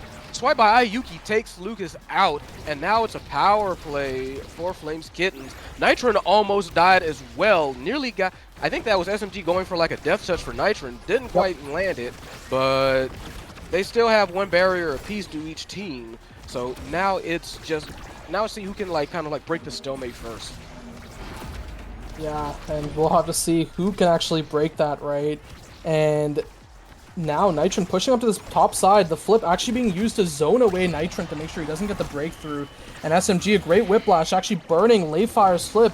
Nuru boosting across the map means that the barrier does end up getting taken. A great speed boost out by Layfire means he is able to catch that core and make sure it doesn't go into his barrier. SMG pass up, nothing to be found just yet. The flip actually being burned, and Lucas rose warping forward. He wants to keep this core going on the offensive side. A great clear out by Layfire. The pass up to Nitron intercepted by Ayuki's glitch pop. Nitron just sitting on top of Nuru, making sure this Luna can't really contribute to the offense on the opposite side. A great strike, 1 out by Nitron, and now we're 1-1 in sets. That was absolutely fantastic playing by 3 Germans, just going to be real with you. Just how Nitron, like you said, completely shut down Nuru from being able to contribute to that and allowed Layfire and Lucas to get into good positions in order to score, but in order to score like shoot around all of them. But yeah. Deadeye pickup for Luna, but very big Stagger Swagger pickup for the Asher. And I think this Asher is going to be really happy with that first pick Stagger Swagger. Cannot be denied away from him. I think this Imi might still get Super Surge. No, also the Adrenaline Rush. They're going full KO now, just pivoting into that. And Yeah. there's some solid core control coming out from, that team player, the Prime Time, and just Stagger Swagger trying to stay alive. But if they cannot stay alive, I think this is a doomed game for them. Yeah, definitely. Like, Flame Kittens saw kind of what they were doing in the first round and said, screw it, just lean all into that, just do our best, slaughter these guys before they can get any of that, like you said, that core control going. And you can see, like, Lucas already down. SMG is trying to snipe a few things away. But that is going to, like, cause some risk in terms of, like, their game plan. You're already seeing it in that, like, Nuru and even SMG, they're hunting for these kills so hard that a lot of their stuff isn't going to be like available for defense. But if they can get the offense, then they get these power plays like they just did, and it's going to be really hard to kind of like defend from that. Like right there, that was an example of it working. Yeah, and really good CC coming out from Ayuki on Layfire to make sure that, he can't save that and send it into the corner again against SMG. And yeah, we did see Nitron dying earlier there, and I feel like that's really what kind of caused this point to snowball in the opposite direction. Made it so that they can't really do much. But look at that, right? Damage dropped onto Nitron, but he just heals up with that Stagger Swagger. Right, so it's definitely going to be a lot harder for Flame Kittens to like get that game plan going. If they can get it, sad boys, then yeah, fantastic. But if not, then that just gives like 3G a whole lot of opportunity that Flame Kittens really don't want them to have. But again, like they managed to take out, I believe that was Lucas. Yes, they managed to take out Lucas. Ayuki already looking low for their side, but that's still, that was still a power play for Flames Kittens. Barely managed to save that with a very well-timed flip. And yeah, just a lot of like back and forth here involving Flame Kittens just choosing someone and saying, you're dead. Yeah, and it looks like that choice is being made onto Layfire this time. Layfire stepping forward to grab this orb, getting death touched across to the opposite side, isn't able to save the core from going in, and that's a whiplash out by SMG, followed by Yuki. There's not a whole lot to say about that one. Like, high risk, high reward has Flame Kittens gone, but so far it does seem to be like rewarding them more than what the risk is. Yeah, definitely a big reward, and that damage, Layfire just taken off the map, that's another kill, but a barrier trade on the opposite side. Maybe Nitron, maybe Lucas can actually find something in the flip, being burned out by Nitron, a clear attempt, but it still stays on their side. A great pass coming up SMG to Ayuki, they find this barrier, and it's now an open net in favor of Flames Kittens. But Nitron, he wants to say something about it. He wants to push forward, but so much damage getting dropped onto him and a kill. The Adrenaline Rush, the prize rating being popped off. And now it's Lucas that's taking so much damage, not taken off the map just yet. That Firewall Sentry being popped for the offense. And Lucas with a great evade, a great clear out by Layfire, living for the time being. 3 Germans, they might just be doing it. 3 Germans have been fighting for their life this whole match. Like this whole match really, and it's been insane how they've been managing to hold on. Currently in the midst of a power play, they do still manage to clear it. They do still manage to hold on. Lucas is back in it, and 3 Germans just doing everything they can. Very good evades coming out, trying to avoid this speeding human missile that is Luna via Nuru, and they're on the defense, but they're holding. They need to find a way to like convert to like a more consistent offense. It's just too much damage just coming out from Flames Kittens to like make that really viable. It's a rough situation. Yeah, way too much damage coming out, and now Lucas might be taken off the map. Well dodged, but unfortunately, since he's out of position, Layfire has to play the job of the midfield and the goalie, and isn't able to flip in time. This is just a very, very, very scary situation for 3 Germans. It's just, what can you do about this? Also, I think I might be... Yep, I got kicked out. Hey, no problem. Well, Spark of Resilience on the board, right? Fight or Flight getting picked up for the Imi, right? The focus going over to Luna. the big fish going over to Rasmus means that the Spark of Rizzo actually just does fall to Asher in the end. That's double Sparks, one of which is Rizzo and Stagger Swagger.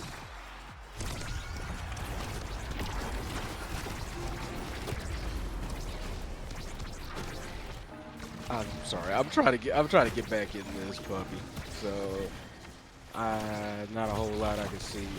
Hey, don't worry about it. Well, regardless, we do see double barrier getting taken out by both sides, actually, but Lucas actually being taken out as well. Now, Nitron, he's trying to keep it forward, right? Nitron is the one who will be living in this case, but live as he may, the goal still goes in favor of Flames Kittens. Alright, so it does seem like Flames Kittens is just the source. Flames Kittens is just being like absolutely brutal, and it's going to be up to 3G to try and find a way to survive the onslaught. So, okay, I'm back in. I'm seeing things now. So yeah, SMG definitely the one on the hunt at the moment. Ayuki backing them up. Raider Maker comes out. Layfire just takes like the full brunt of it, and yeah, kind of story of their life at this point. Yeah, and there it is. Lucas falls, right? That's the third prize fighter for SMG. And Ayuki's moving up with this adrenaline rush, pops that ult out by Aimi, and, well, Nitron, he's dribbling forward. He's winning these strike wars that he needs to keep the core alive, and now Lucas, he respawns. This play is still alive for 3 Germans, but still no second barrier to be found just yet. But the one who's found is actually Nitron, is that adrenaline rush pops once more. And now the set of 3 Germans, they need to hold on. That flip being burned, actually intercepted by Nuru, making sure that it doesn't get that barrier in the end. And now Layfire is looking really low, taken off by the Death Touch. And now, once again, it's a 2v3 in favor of Flames Kittens. They just continue this power play again and again thanks to this adrenaline rush.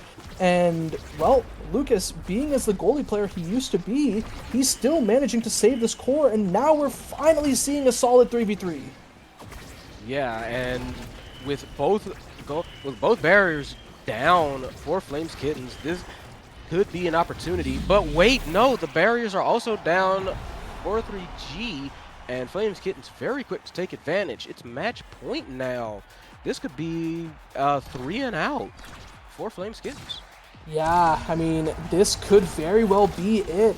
But they do find the first barrier, and I think 3 Germans, they have to make these points very quick. They cannot let Flames Kittens stack the damage up on them, and we're already seeing them realize their game plan, and they take both barriers. They lose one in return, actually. But double flips being burned, intercepted by Nitron. Nitron actually stepping back to save it, and it was very smart by him to decide that. But Lucas, he's taken off the map, and now we see an open net in favor of Flames Kittens, and they take it! Flames Kittens 2-0. Welcome to playoffs, and goodbye to retirement home in the fridge. Unfortunate, and with that one goal, they, like you said, they take basically like 3 teams out of the running. It was a brutal fight for 3G, but in the end, like, Flames Kittens just too much damage, and I say that 3 times because all 3 members of Flames Kittens could deal some nice damage, like 3-6-4 KOs, and just, yeah, that was kind of like the story of the whole game. Hey, as a wise man once said, KO them, right? And KOing is the best form of CC. If the enemies are dead, they cannot strike back, right? And that's a lot of what we saw, right? Mm-hmm. We saw in the first set, right, a lot of these abilities used kind of from the base power you get from something like the explosive entrance, taking over, you know, the Estelle, Lakai, who don't get nearly as much value out of that explosive entrance. And then they find 3 Germans, they find a way to kind of stall things, maybe figure things out. And then the next draft, prize fighter, adrenaline rush, Deadeye. And then the KOing begins, right? That cycle just keeps repeating, and there's nothing the 3 Germans can do at that point. And unfortunately, they do roll over, and in the end, Flames Kittens, they take the series 2-1. So honestly, good show of effort, in my opinion, to 3 Germans. Sometimes things don't fall your way, but we know they're good. We know we know what they can do next season, next time. Hey, it is what it is, and well, unfortunately, for retirement home, that's definitely a real sting, ending up 5th place 2 seasons in a row. But with Flames Kittens in, this does actually, I believe, lock our playoffs teams as TMCT, Flames Kittens, Fierce Fury, and Tripod Fish, right? And speaking of which, right, TMCT is locked in 1st place. Flames Kittens can get at most 3rd place. If Tripod Fish wins, we end up with Fish in 2nd, Fierce Fury in 3rd, and Flameskittens in 4th. If Fierce Fury wins, it's Fierce Fury in 2nd, Flameskittens in 3rd, and Tripod Fish in 4th. So definitely going to be a fun one to look out for, a fun one to watch. But we still got some fun going on pretty soon, if I recall. So it's not over just yet. Yeah, still one more game left to be played, Fierce Fury versus Tripod Fish. But as the players get ready and prepare themselves to start, we'll send you guys over to a quick break. Don't go anywhere.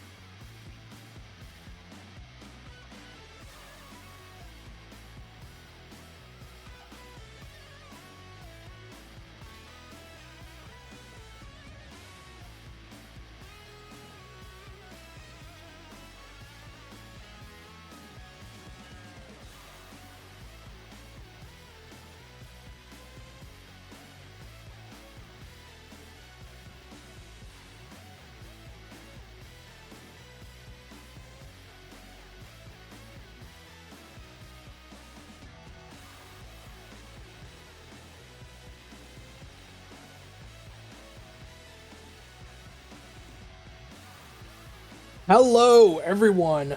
Welcome back. And we are getting into the final series of this regular season. And just as a quick overview, map draft has already been done. First, Inky Splash Zone banned out by, I believe, Tripod Fish. Then Clarion Test Chamber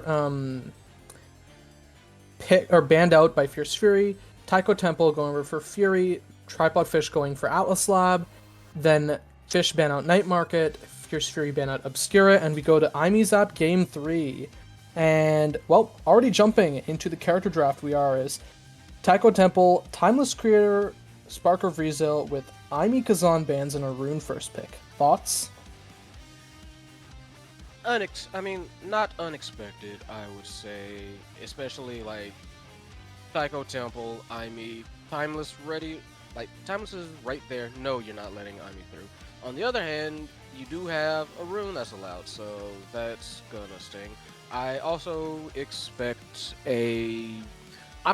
someone to like immediately beeline for like a spark build, so that's something that's gonna have to be watched out for. Like we've already got Kai on the field as well coming out. We've got Juno as well coming out for Fish, and that right there, in my opinion, is already a scary combination. Oh yeah, for sure. And I think the other thing that, well, okay, yeah. Just quickly going over it, right? We see Juno Kai answered, right? This is probably a Kai goalie, but it could still be like Juno Kai, like midfield forward. This Juno is going over to Donkers, and we see Atlas X rounding out the draft for Fierce Fury. And then, yeah, there's that Asher. So most likely Kai goalie. Now, as a quick note, both teams are running with one sub each, right? Fozy is not there for Tripod Fish, and instead they have Llama-Craft. And on the other side, there is no Fang for Fierce Free, and they have Cray playing instead. So, interested to see, is this actually just going to be Llama-Craft goalie? Or is maybe like Venom going to shift over to goalie and Llama-Craft is going to play midfield or something like that? I can see Llama-Craft goalie. I've seen it before, so I wouldn't be too surprised to see it again. But it does seem... No, Venom Yami is the one that might be going goalie, so yeah. That's going to be the situation there. I think from a pick standpoint, it also makes more sense here for it to be Llama-Craft forward, right? Because seeing what we've seen so far from Tripod Fish, every game that Tripod Fish has played, their forward has been either Zentaro or Rasmus. So, except, okay, you know what, that's a lie. There's like one Kazan and one Drakkar game, but every game outside of that has been Zentaro or Rasmus. So, another tell that it is not Venom Yami forward with this Juno for Donkers is the fact that Asher was locked. And Asher is also a pick that Llama-Craft does play a decent amount. Okay. Yeah, that explains it. So, if that ends up turning out true, then makes a lot of sense. So, definitely that for Fish, and for Fury, I mean, nothing too particularly, again, surprising. Rune on Taiko is just astounding, and really X is also just dangerous because X likes to beat the drums, the other players being the drumsticks. Yeah, for sure. I mean, I would argue that this is maybe slightly surprising, just from a standpoint of Zarhanev is on something that is not, Aimi or Estelle or a Brawler. Although they did pick Rune against Flames Kittens on Clarion Test Chamber 2 weeks ago, I believe. Yeah. So, yeah, it is most likely that Rune going over to Zarhanev, and, Cray just doing his best Fang cosplay, just picking Atlas and holding it down. Yeah, so that's something I'm looking forward to see. I'm looking forward to see how they pilot all of these, just in conjunction. Taiko Temple's always kind of been like crazy bounces, crazy games. In my opinion, it seems like it requires a bit of a mental adjustment compared to a lot of other maps. Yeah, definitely so. And well, one thing I do want to see is how this Juno Rune matchup plays in this midfield, right? just because of the fact that Rune has Timeless already, so that is going to be really strong. But this is also Donker's Juno, so that's another thing to keep in mind. And interesting pickup here, actually. Donker's opting for the Siphoning Wand. Okay, so that tells me that Donkers is going to be trying to place like a lot of mines, going to be getting like very, very stuck in initially. Wants to basically push forward and kind of force plays to happen. At least that's what that says immediately to me, considering who they've got backing. Yeah, I think, you know, I am a bit of a Juno player myself, and while this is not something that I would intuitively think of, thinking about it for a second, it maybe makes some sense, you know, opting for that timeless start as well.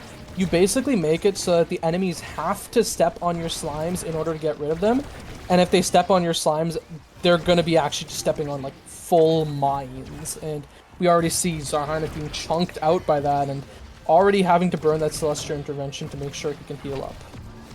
Yeah, no, I've always considered like Juno slimes to be more than just, you know, like directional shots like additional players. Like I've always called Juno slimes like landmines, and this kind of start just amplifies that to a major degree.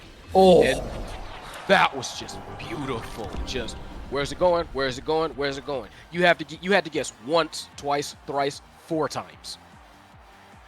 yeah, I mean, Donker is absolutely completely breaking their ankles with that one, right? That was amazing. Well played by him. And yeah, as it was pointed out, I believe Venom has in fact played all 3 positions this season as of this game. Wow. That's all I can say to that. He also played the position of dead just then. So, hey. Good point. He played all 4 positions. But yeah, no, that is a quick tie-up for both teams. So already we can kind of see it's going to be a slugfest, and I think it's definitely going to come down to who scales harder, like come the draft. We've already got like energy, we've already got flips being burnt. One flip comes a little bit too late out of Prey to try and save that second barrier. So now they have to watch themselves do the fury. Yeah, but Lamacroft is really low, right? And Venom already losing that first barrier. Second is still up, but it finally gets lost there. Donkers and Venom both almost have their flips up, and with these kind of landmines lasting as long as they do, it's going to mean a lot. But hey, don't really need them when you have a jump like that, and Cray goes for a little bit of a greedy clear. Unfortunately, greed is not always good. So we have 2, yeah, Fish up 1, and we're going to see if they can close this one out very fast. They're not going to want to let these points go too long, I think, because the damage on Tripod Fish's side is going to just stack so much. Again, like you've got like not just, you know, the landmines coming out, you've also got like Venom Yami as Kai. We've said this before, like Kai can actually dish out damage. So yeah, this is kind of what they want to do. Yeah, unfortunately continues to play that death position as another bell ringer puts him into his own net, and well, we're now going to 0.5 of this first round. Flips really just on the side of Donkers. Everyone else is kind of trying to build their way towards it, but no one is really that close per se. Yeah, there's just a lot of KOs kind of coming out, and that's preventing like a lot of generation. But 2 barriers suddenly down for Tripod Fish. Banish kind of sets things up. Flip! Beautiful, beautiful flip. Gets it out, gets a barrier for their troubles too.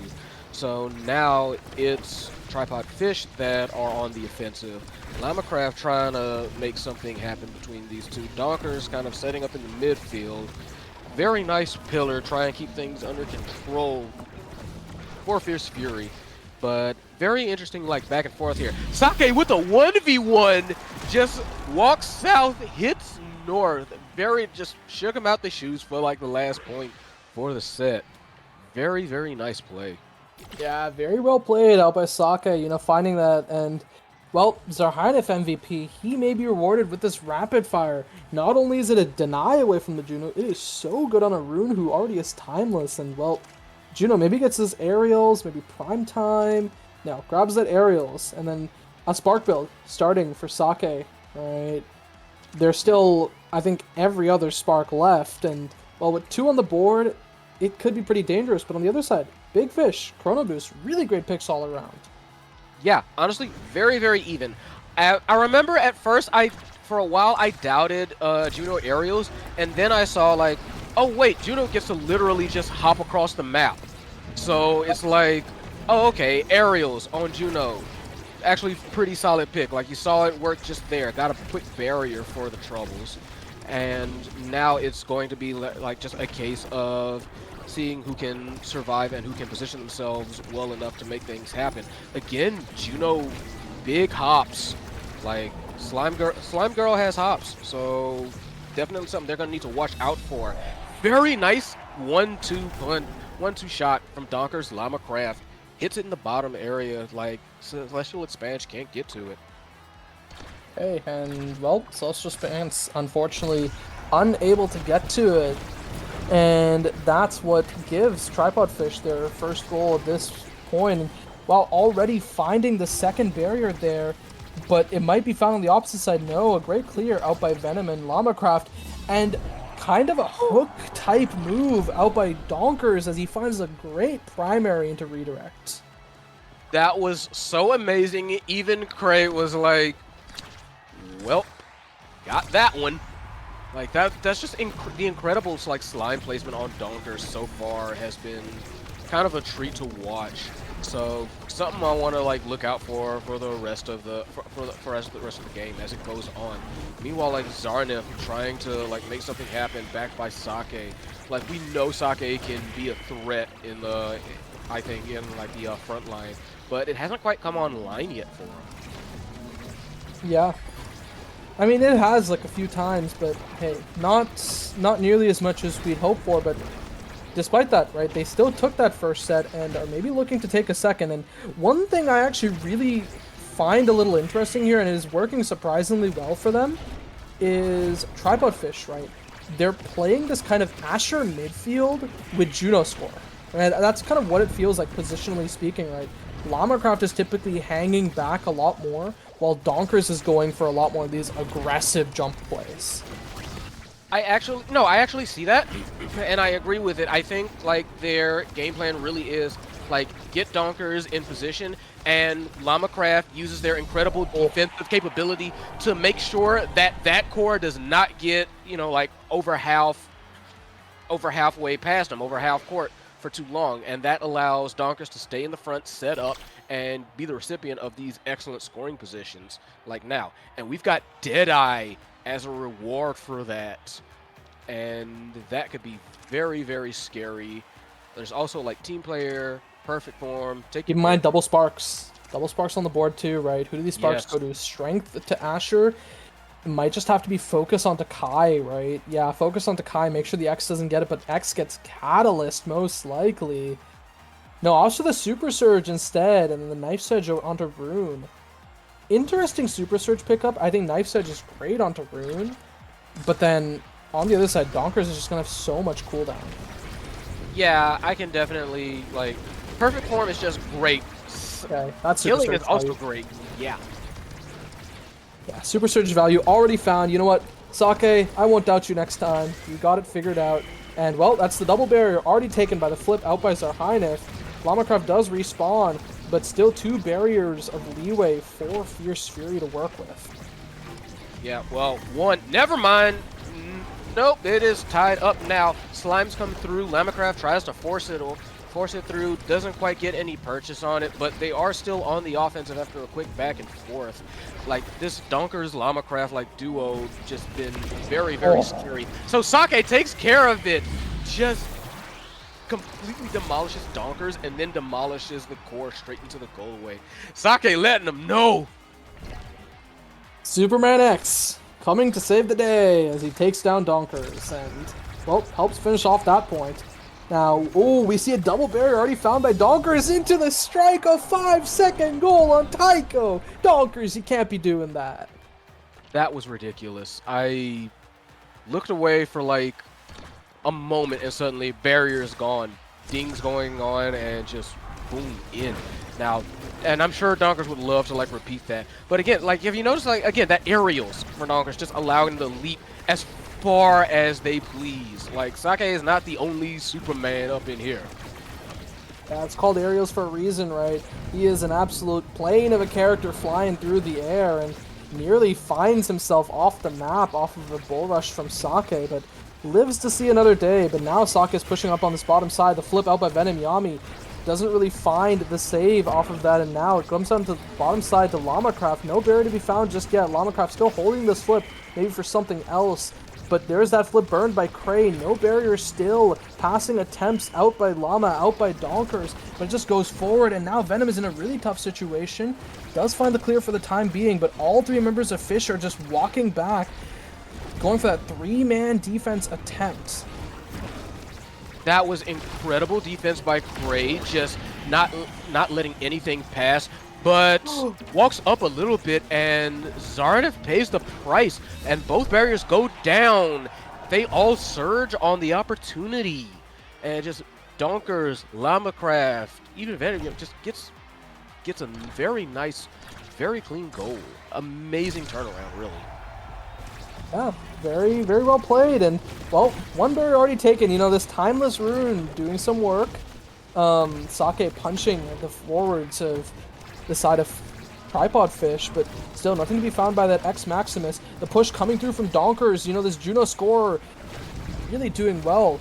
The Asher getting banished, but there's double flips on the side of Fierce. Fury saved one, and now Donkers, he's pushing forward. He's using the Slime Redux, the second burn by Zarheinif.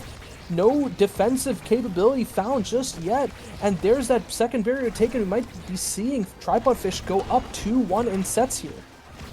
That's just incredible placement by these slimes, incredible placement by Llama-Craft too, just in good defensive positioning to make sure that Donkers can get into these like potential scoring ability situations, can allow these slimes to go and basically do their thing, like allowing Donkers to kind of like self-pass. It's just been incredible placement. Has to flip to save it, does Cray, but even that's not for very long. Just they can retransition onto offense so fast, and it's something that's very hard to like guard against, especially whenever Donkers just decides to jump in. Whoa. Yeah, that's certainly a situation, right? I saw a lot of things there that I feel like I really shouldn't have been seeing. First, a slightly awkward angled blob bounce, right, out by Donkers, which ended up sending it back to his side. Then it went to the bottom side. We saw a little bit of a weird interaction. Then I think Cray ended up clearing right into the Asher. And now Asher with MVP could pick up the fighter flight, could opt for more size. No, just opts for the fighter flight, you know, recognizing they have enough size. Don't want to give that over to the X. And now Juno picks up the 1-2 punch, even more speed. And, well, you know, looking at some of Tripod Fish's past games, the Juno getting gore speed really has won them the game. I mean, unsurprisingly so, but yeah. That looks, I don't want to say doomed, but it looks pretty Tripod Fish favorite at this point. Yeah, I definitely have to agree. This is definitely Tripod Fish's favor. So Fury's going to have to do a lot of work to just kind of shake back from it. Like, we absolutely know they have the skill. They get one barrier for it. They just have to kind of like find a way to up the pressure and get around these slimes and get around all this teamwork that Donkers and Llama-Craft have been putting out. But that is much easier said than done. Yeah, exactly. And, well, we see the double flip getting burned, the barrier actually now opening up the goal of Tripod Fish, and maybe Zarheinif might be looking to move up with his flip. Not just yet, as they're waiting for the offense of Tripod Fish to subside. One barrier taken, maybe a second as the slime minefield is dropped, and there it falls. Can Fierce Fury actually secure this, or are Tripod Fish just going to continue to roll over them? Donkers, his blob bounce comes up, and so does the friend fling as he finds another goal. That was insane timing. You saw Donkers basically challenged Cray to a showdown, and then just shot first, and that was just incredible. I feel like Tripod Fish is just firing on all cylinders this match, and it's going to be hard to stop this runaway train. Yeah, definitely so. But we see Sake stopping that train for the time being, actually forcing Zarhynef to burn the flip in the end. But I think Fierce Fury will take it. Yeah, at that point you kind of just accept that you have to spend that cash. But you can see Venom Yami and Donkers both on the other side. Both they have flips ready and ready to like burn those as necessary, presumably preferably on offense. But you know, they've been so good. That's another one gone. They've been so good at this. I wouldn't expect them to be like too shaken up about having to burn one on defense.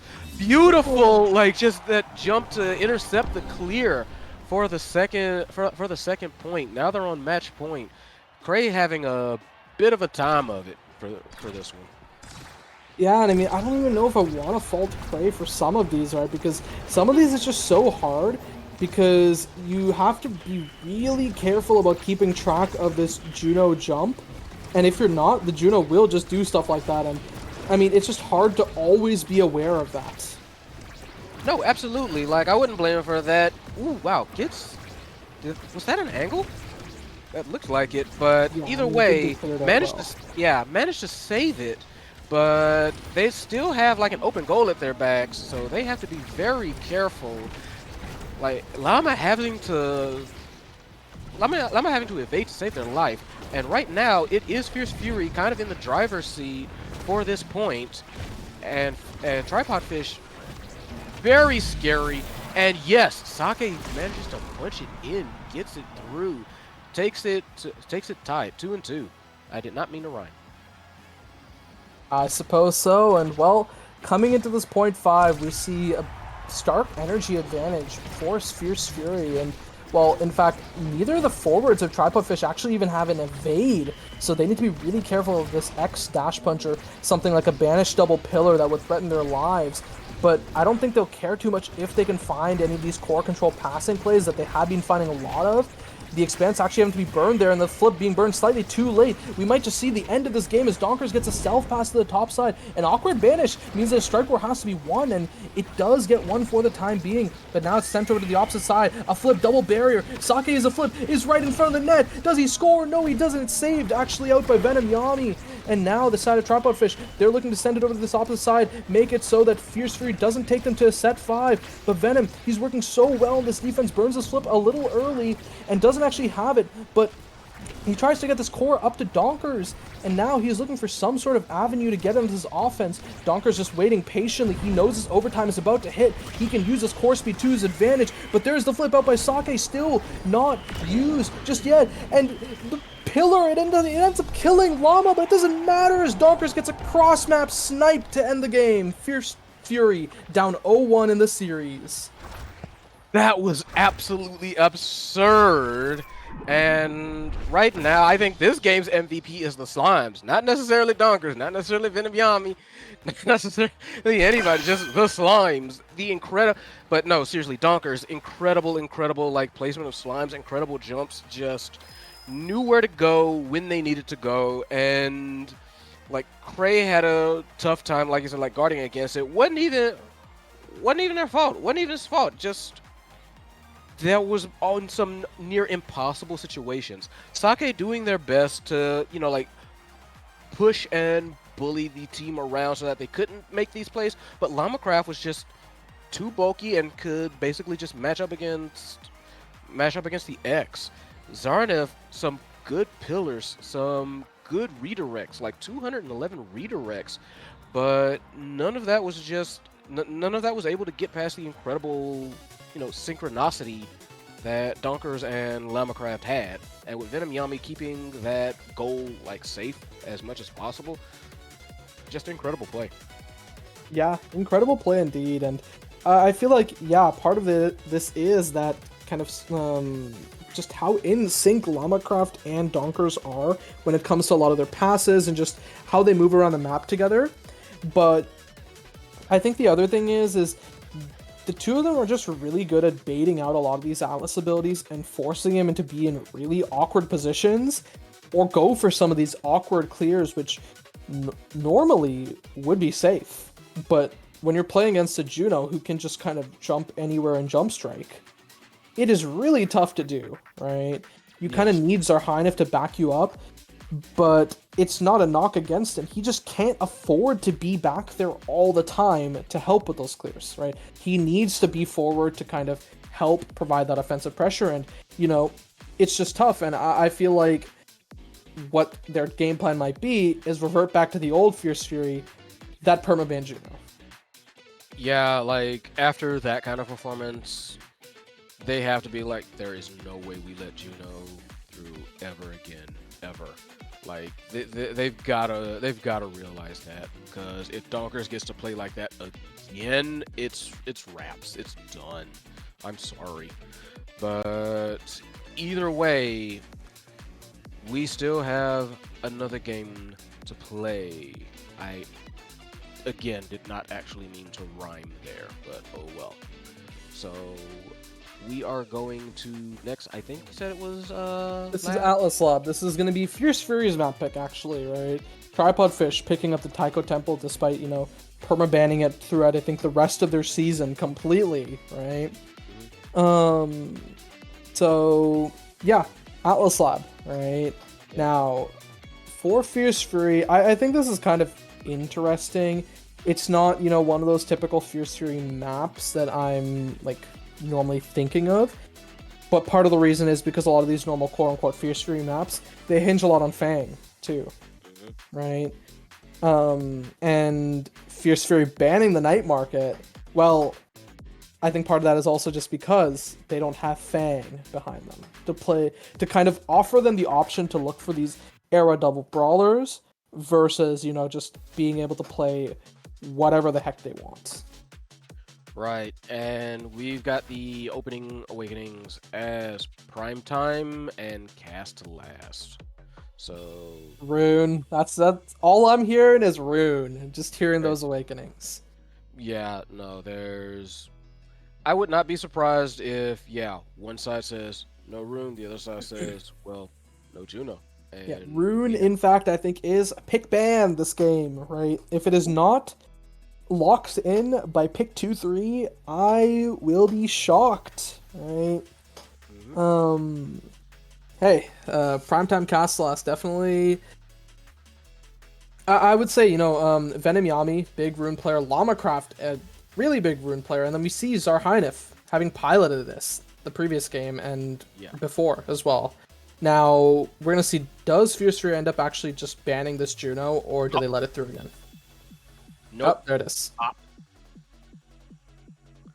So, yeah, I could see them retaliating with the... No, they say no Kazan, which also makes a lot of sense, actually. I mean, Sake is one of the best Kazans in EUSL, I would say, like, you know, alongside Cookies being another one of the big ones there. Interested to see, does Fierce Fury steal this Rune away from Lamacraft, or does Lamacraft just get it, and then maybe they put, you know, Donkers on like a Zentaro or Erasmus instead? We are about to see very fast, but it's kind of like you said, if that Rune is not picked like very soon, I would be incredibly surprised. But it does seem that no, it is Estelle who gets picked first by Fury. Yeah, I think that's fair, right? Because Zarhynif's best picks, again, as I said, right, are Estelle Aimee, right? And I feel like they kind of offer him way more of a chance to look for these 1v9 hyper carry, as, you know, I'd like to put it. And because that Estelle is locked in, Lamacraft gets his Rune, and then Akai falls to Venom Yami. And I think Fish is just saying, yeah, you guys aren't locking Rasmus and Zentaro here. We can leave both of them to the end, and we'll take whichever one's left. So, yep, and it seems like they're going for Zentaro is Fury, backed up by, again, the Atlas. So, yeah, not surprised. I mean, this looks like a very standard Fierce Fury team comp, right?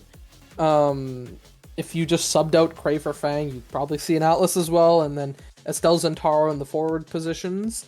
Do we see this Rasmus come in, or are we just going to see something surprising? Yes, we see Luna. Oh, Luna. Yeah. Wait, okay, so this might actually be... I guess this is Donkers playing Kai forward with Venom Yami on Luna goalie. That's definitely going to be fun. Yeah, it's gonna be fun. I hope it goes as well as like the last time I saw Luna. I'll say that. Yeah, I know you're a little bit of Luna bias when it comes to that, right? And hey, I won't fault you for it, right? Luna's definitely a fun character to see piloted, especially by a player as storied as Venom Yami, right? True. Venom known for this Luna throughout his whole career, it being one of his best picks, and I mean, despite that, recent times I think his rune has kind of looked better. But that's no knock to his Luna, it's just his rune is that good, and, well, I think all-time, Luna probably has to be his best pick. So, yeah.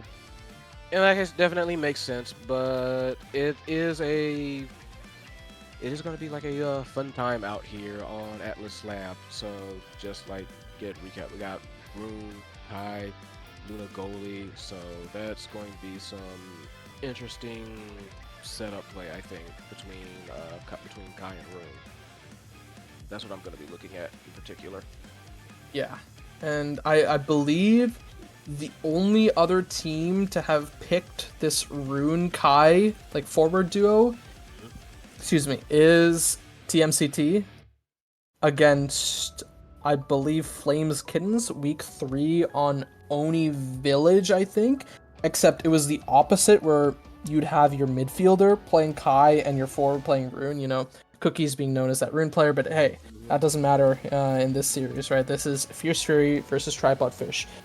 How do you think things will go now in this Rune Estelle matchup, now that this Juno's taken out of the picture? Honestly, I think it's going to be a bit more even. Like, with Primetime immediately on pop for Rune, I do think that Rune has the edge, and those pillars are going to be an absolute menace off rip. So I would give the early edge to them and just say, like, I would, in general, I would give like the early edge to like Fish and them. Just I feel like they have more the immediate power with these, because remember, you also got like Castellas. So you've got like you've got like extra rockets on Luna. You've got like extra, depending on, I feel like Castellas is going to be on the Kai, so for that extra speed, get around the map a lot quicker. We all know, you know, like Primetime Rune, scary man. So they're going to kind of like build on that and try to essentially overwhelm. I think, I just feel like that's slightly backwards, right? Castellas is good for Kai, but like, Primetime just offering that much more core control for him is so good. And Rune likes Primetime, but I think a lot of the time on these Castellas starts, Castellas banishes are just so valuable, and it also just allows you to kind of go for way more of these plays. And, well, it looks like we're kind of half and half, right? This Castellas going to Rune and Kai. I guess Kai realizing, you know, I'm the forward, I need to have the speed up for longer. And everyone else opting for Primetime. Yep. So yeah, we'll just split that difference, call it good as things kick off here. One barrier already taken on the side of like Fierce Fury, so they've got just still one to defend. But no, second also get taken. We're tied, so we're tied up even, and already the damage coming out from Venom Yami. Yeah, Sake looking very low. It's going to be. It's already looking like it's going to be a slobber knocker. Definitely, right? And Sake, he's walking over to grab the orbs, wants to tick over to that level 2, gets taken off before he gets a chance to, and now Tripod Fish. Let's see if they actually are able to make use of this. A great pass down to himself by Lamacraft. Doesn't yet find anything as Sake respawns, and now Zarheinif is looking to make an offensive play, but is taking so much damage, banished, and might just get taken off. There's that Celestial Intervention dropped onto the map to make sure that Zarheinif doesn't die for the time being, but a great flip out by Donkers. Doesn't really find that goal just yet. And Zarheinif, he's just playing his life, but not for long. No, Lamacraft said, okay, enough of that mess. And just beautiful, beautiful KO. Oh, wow! Donkers went for the KO, almost completely ignored, like, Venom Yami trying to... Venom Yami was like, okay, let's do the 1-2, let's do 1-2 dimer. Donkers was like, hold on, I'm busy killing. Hey, as Wise Man once said, KO them! And, well, KO them they do, as Arhinef is taken off the map once more, and maybe not Donkers, maybe Sake to follow, as that Banish kind of takes him down kind of low. But there's that double barrier, finding Fierce Fury once again. Fish pays for it with one barrier of their own, but I think they're pretty happy with that. Yeah, just like some quick barriers being taken all around, a lot of life being dropped very quick, like Lamacraft looking kind of dangerous. Let's not forget, like, Sake knows how to dish out the hurt too, so they're going to have to be careful about that. Very nice blade to kind of like stifle the Crater Maker, but now it's Donkers against like Zareth and Cray. Lamacraft tries to come in they're nearly dying for it, but they do manage to push through. Yeah, crucially, Celestial Intervention dropped there, so it's not there for a good chunk of time, but funny little interaction I really like to see there is Venom Yami using the missile to just knock Zarhinef into the pillar, just completely nuking his HP bar. Just, thought I'd mention that. Yeah, that has already, like, seemed to have happened once or twice, and it comes almost out of nowhere. So they're gonna have to keep that in mind.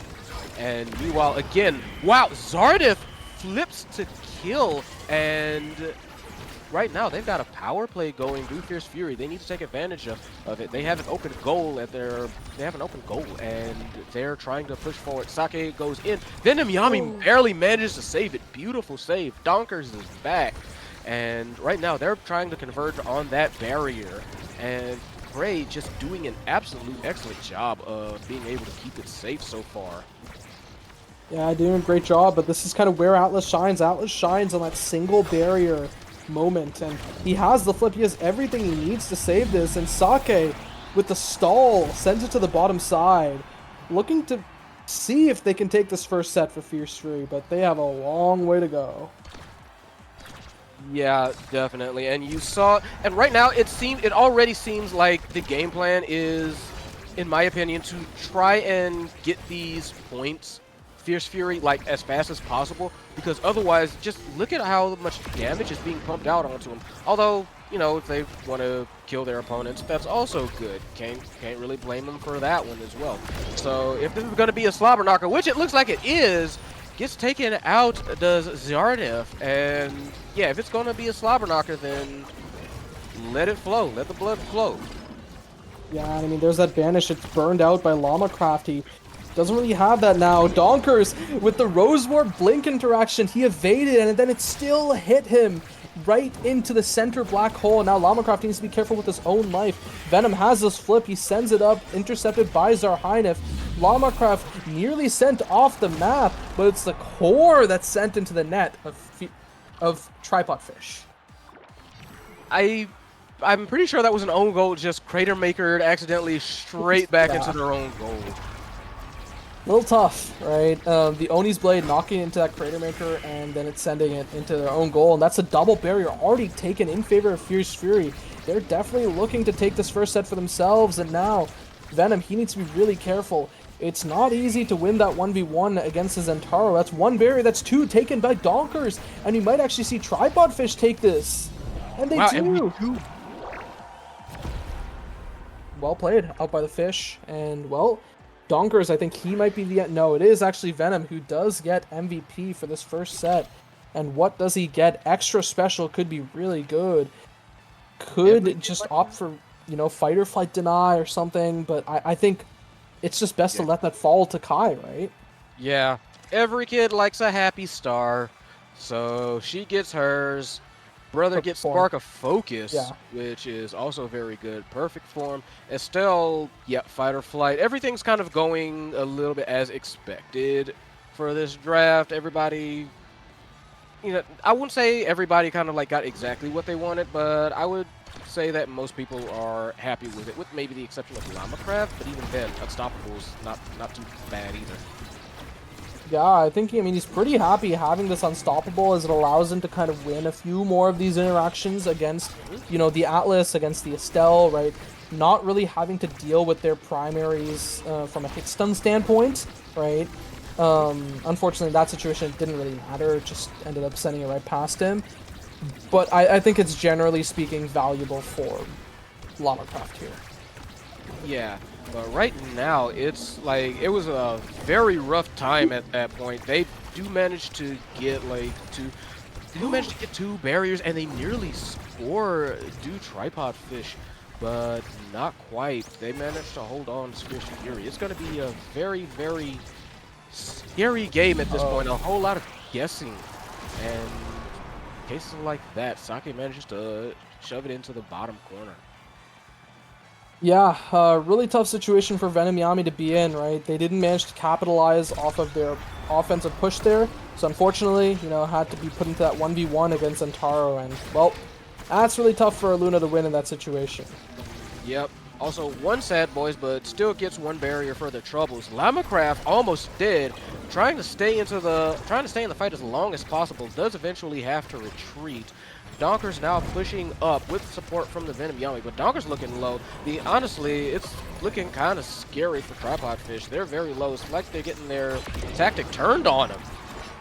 Yeah, I mean, Llama-Craft is so close to unstaggering, but not close enough, and he falls. Now Zarheinef with this fighter flight so fast and just dribbling, trying to get it to Sake. Venom trying to keep the core forward, making sure that it doesn't get to Sake, and, well, he buys enough time for Llama-Craft to come back, and burns his flip there. Sake is looking relatively low. The flip being burned up by Donkers, but no berry to be found. And now it's just the Rune, the Kai dribbling forward. A great banish coming out, and that's the barrier finally falling. Llama-Craft looking for some sort of self-pass. Instead, passes up to Donkers, who gets the barrage, sending it right past Craig. That was a beautiful example of just not giving up on the play and making sure that they were in position to take advantage of any opportunity they got. Donkers was very good on that, and very nice on the Crater Maker as well to immediately send the red core out to get a quick barrier.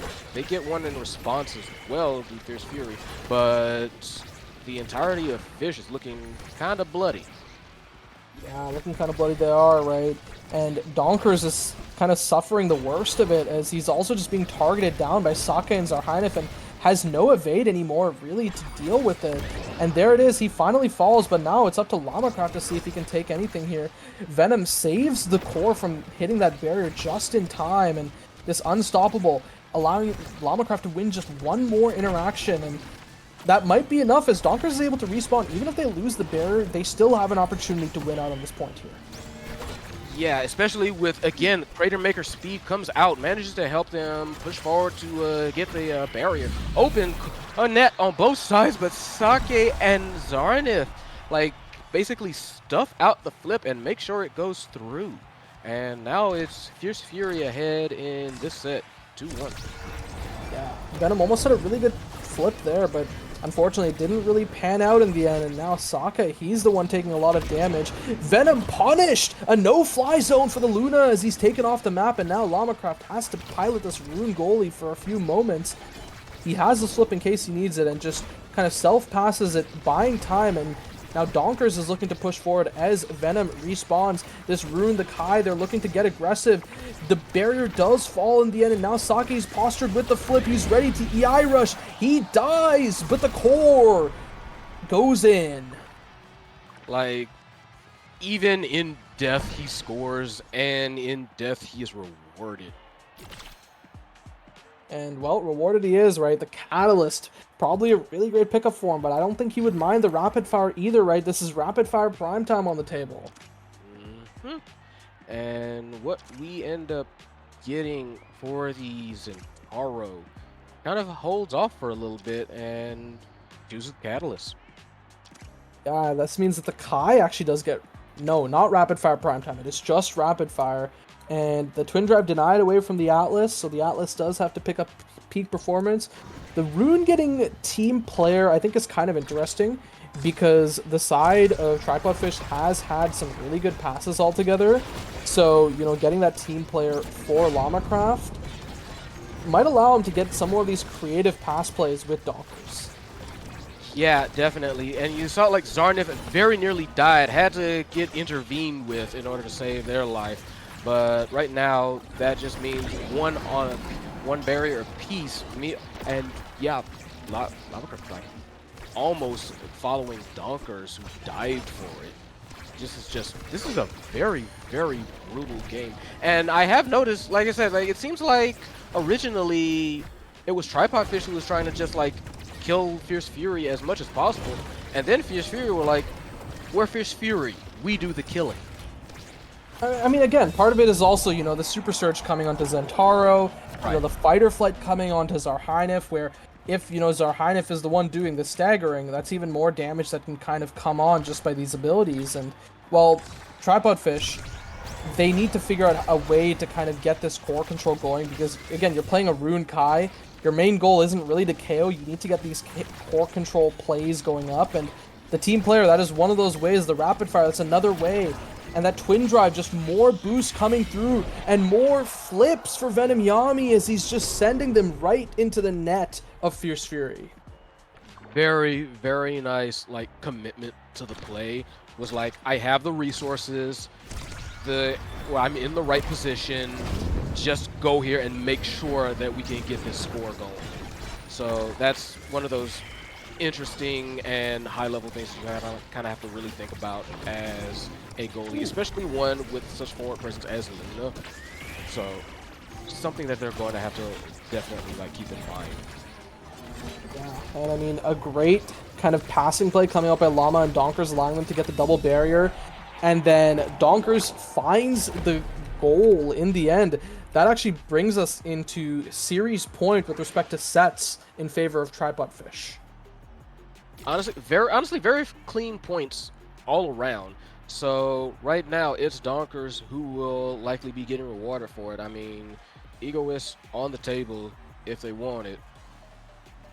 Yeah, I think Stacks seems like the way more likely outcome. The Ego, I believe, does have to be denied away from Zentaro, but just Stacks is too important to pass up. And yeah, the Egoist does go over to Lamacraft in the end, right? This leaves Zentaro with the Adrenaline Rush, and oddly enough, the Estelle with Big Fish, I guess, kind of recognizing that she is getting some damage dropped onto her. Maybe it's a good idea to have a little extra stagger.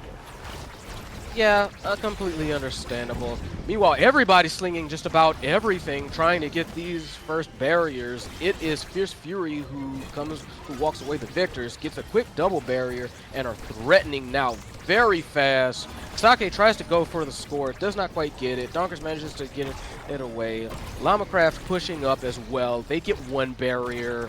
Venom Yami pushed on the defense, but no, it's Zarnif. Nice hit and nice goal. Yeah, nice goal indeed, and well, this is what Fierce Fury needs if they want to turn things around. And well, one more thing, right, about Donkers picking up the stacks on stacks, it is a little sketchy in the sense that he has been taking a lot of damage and has been dying multiple times throughout this game so far, right? And we see it again, right? Look at the damage that's just being dropped onto him. The stacks is just going to continue to get erased, so it's almost just a dead awakening. Yeah, once again it is, right? And now Lamacraft, he may also follow suit soon too. Yeah, I think I think Fierce Fury has kind of figured out their game plan, and their game plan is do what we used to do. And they are doing it well. They still know how to kill people very well. But Tripod Fish trying to hang on, but in a 2v3 situation, basically 1v3, because had no health left up there. It was just a rough situation. And right now, it seems like Fierce Fury is kind of starting their crawl back. Yeah, and well, we see one barrier already taken. Damage being dropped onto Zarhynif, burning that flip as a sort of defensive precautionary measure, but they do get the barrier in the end. This is actually an open net in favor of Fierce Fury. That's one barrier, maybe two. The flip having to be burned out by Cray. Strike War won for a second by Donkers, and Venom wins that clutch Strike War to keep this set alive. And now they're looking to push forward. They might just find this barrier here. No, that secondary popped down by Cray. The ult popped down by Cray, and with Venom Yami dead off the map, Sake is free to shoot it in. That was just an incredible takedown and an incredible open goal. So Zarnif gets MVP last draft for this game, and Yeah, gets has to be rewarded. Deadeye. Yeah, Deadeye, easy. Can't let that fall over to the Luna. Or no, Stagger Swagger. Actually, Whoop. I think that's a very smart Okay, pickup, come right? on. Yeah. Well, okay, it sucks because Deadeye does fall to Luna, but Stagger Swagger on Kai would mean that the Kai can actually live with Castellas stack Stagger Swagger, and then you just get a Mach 10 moving Kai that you can't kill. Right. But it's still really tough, right? I think they're just saying, you know what? We'll have enough damage to out-damage the Deadeye Luna. Let's deal with this with the 1-2 punch, and then Prey can just hold it down. Yeah, they're basically trusting in themselves. They're betting on themselves, not the Awakenings, not anything else. They think they can handle it, and definitely with moves like that, with a score like that, they can probably handle it. Yeah, definitely. And at the rate this is going, right, Donkers is not even going to get a chance to stack up. He's sitting at 20 stacks, right? And that is really not what you want to be seeing on your Kai at this late into the game. One barrier already taken. Maybe a second to be found as a great series of abilities get dropped by Zarhynif, but no second barrier to be found just yet. A barrier taken on the opposite side. And we do slow down for just a moment. Yeah, but just a moment. That banish does help things. They do get that second barrier. Donkers nearly pays for it with a life, though. Trying to push it. Oh, jeez! One apiece! It is now a 2-on-2 game. What's this 3-person business? We ain't about that, at least for a couple seconds. So now it's Lamacraft trying to do something. And Venom Yami comes in, scares the dickens out of Cray and Zarnif to a slightly lesser extent, allows Lamacraft to basically get the score in flip and even it up here. This is going down to the wire. Yeah, the scare tactics working really effectively as Lamacraft, he builds up the Egoist and then pops it right in the faces of Fierce Fury. And now Donkers, he's about to die once more. He dodges away from the Cray primary and actually takes a second barrier.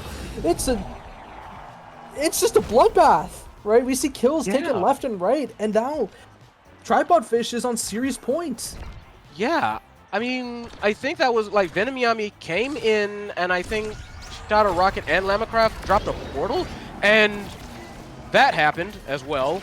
So now we've got a power play going on for Tripod Fish, and it's looking very, very scary all of a sudden for a team that just until very recently looked all but in control of this game. Yeah, and, well, we might see this final barrier drop on this top side as a banish comes onto Cray. Maybe not just yet, as Donkers is looking relatively low. A flip coming up at Venom Yami to this opposite side. No strike wars to be won as Donkers is too low to be winning any of them, but the barrier does fall in the end, but it's a 3v2 in favor of Fierce Fury. Venom looking to save this barrier is unable to because of the flip from Sake, and now he needs to save this, but he can't. Once again, Silver Scrapes, we're going to set 5.5. Full count here. This is it. This is for all the marbles. So buckle up. Let's see how fast or how slow this takes. Yeah, and already we see a lot of abilities getting dumped, and not much in terms of the evade bars when you look at the side of Fierce Fury, right? And, I mean, it's not really them doing a lot of the evading as it is the other side, but from an energy standpoint, energy is going to be built up really fast, but there's that double barrier already being broken open. Lamacraft is so close to this Egoist. He needs just one hit, and now there's that Egoist pop. He doesn't want to burn it here, but he does, and he actually just gets a pass right up to Donkers. He needs to be really careful with his life, and he lives for the time being, but there's a flip answered on the opposite side. Donkers is really close to building his up, so is Venom Yami and Zarhynif. But there's still one more barrier for Fierce Fury to chew through, and they may not just yet, as the pillar sends it down to Lamacraft, and that's Tripod Fish taking this in swift 2-0 fashion. That was a heck of a game there. Yeah, it was a 2-0. The first one felt like it. The second one just felt like it was two heavyweights just saying, forget about this whole defense business. I'm going to hit you with my best, you're going to hit me with your best, and one of us is going to fall, and we're going to see who falls first. And unfortunately for Fierce Fury, in this case, they're the ones looking up at the lights this time. Yeah, I mean, unstoppable force versus immovable wall. All right, that's kind of what we'd like to say. And well, with this actually solidifies the standings to be, believe, first place to. I mean, we'll go over it in the end anyway. But first place to TMCT. Second place is Tripod Fish. Fierce Fury fall down to third place, and Flameskittens end up in fourth. And outside of playoffs, we have Retirement Home sitting at fifth, The Fridge sitting at sixth, Three Germans at seventh, and Eclipse at eighth. But, I mean, with that, right, that is Fierce Fury versus Tripod Fish, I guess, one of the most anticipated series of the whole season. And unfortunately, we didn't get to see both teams with their full main rosters, but it was still definitely a treat to watch. Oh yeah, it was pretty incredible. Like Donkers managed to put on a heck of a performance. Venom Yami showing people how basically to play Luna goalie. That was just incredible, like defensive and offensive, like transitional capability. Llama as well. Some very fun and very useful portal placement. A lot of times getting like a couple of KOs, probably more than a couple of assists on there as well. Just some very nice, very cooperative play all around. Managed to take the win for him there. Yeah, well, I suppose that's about it for us. Before we hop off air, is there anything you want to say to the viewers? It's been a very fun season so far. It's been incredible to be here. Like, trust me, getting up at like 6 o'clock in the morning is worth it. So I hope to continue to see you all here. I believe after this, we are taking a bit of a breather until the new year. Yeah, well, before that, we do have a post show with a returning host, if I may say so. But before we head there, we're going to head over to a short break, and we'll be back with the post show. Don't go anywhere. Peace out.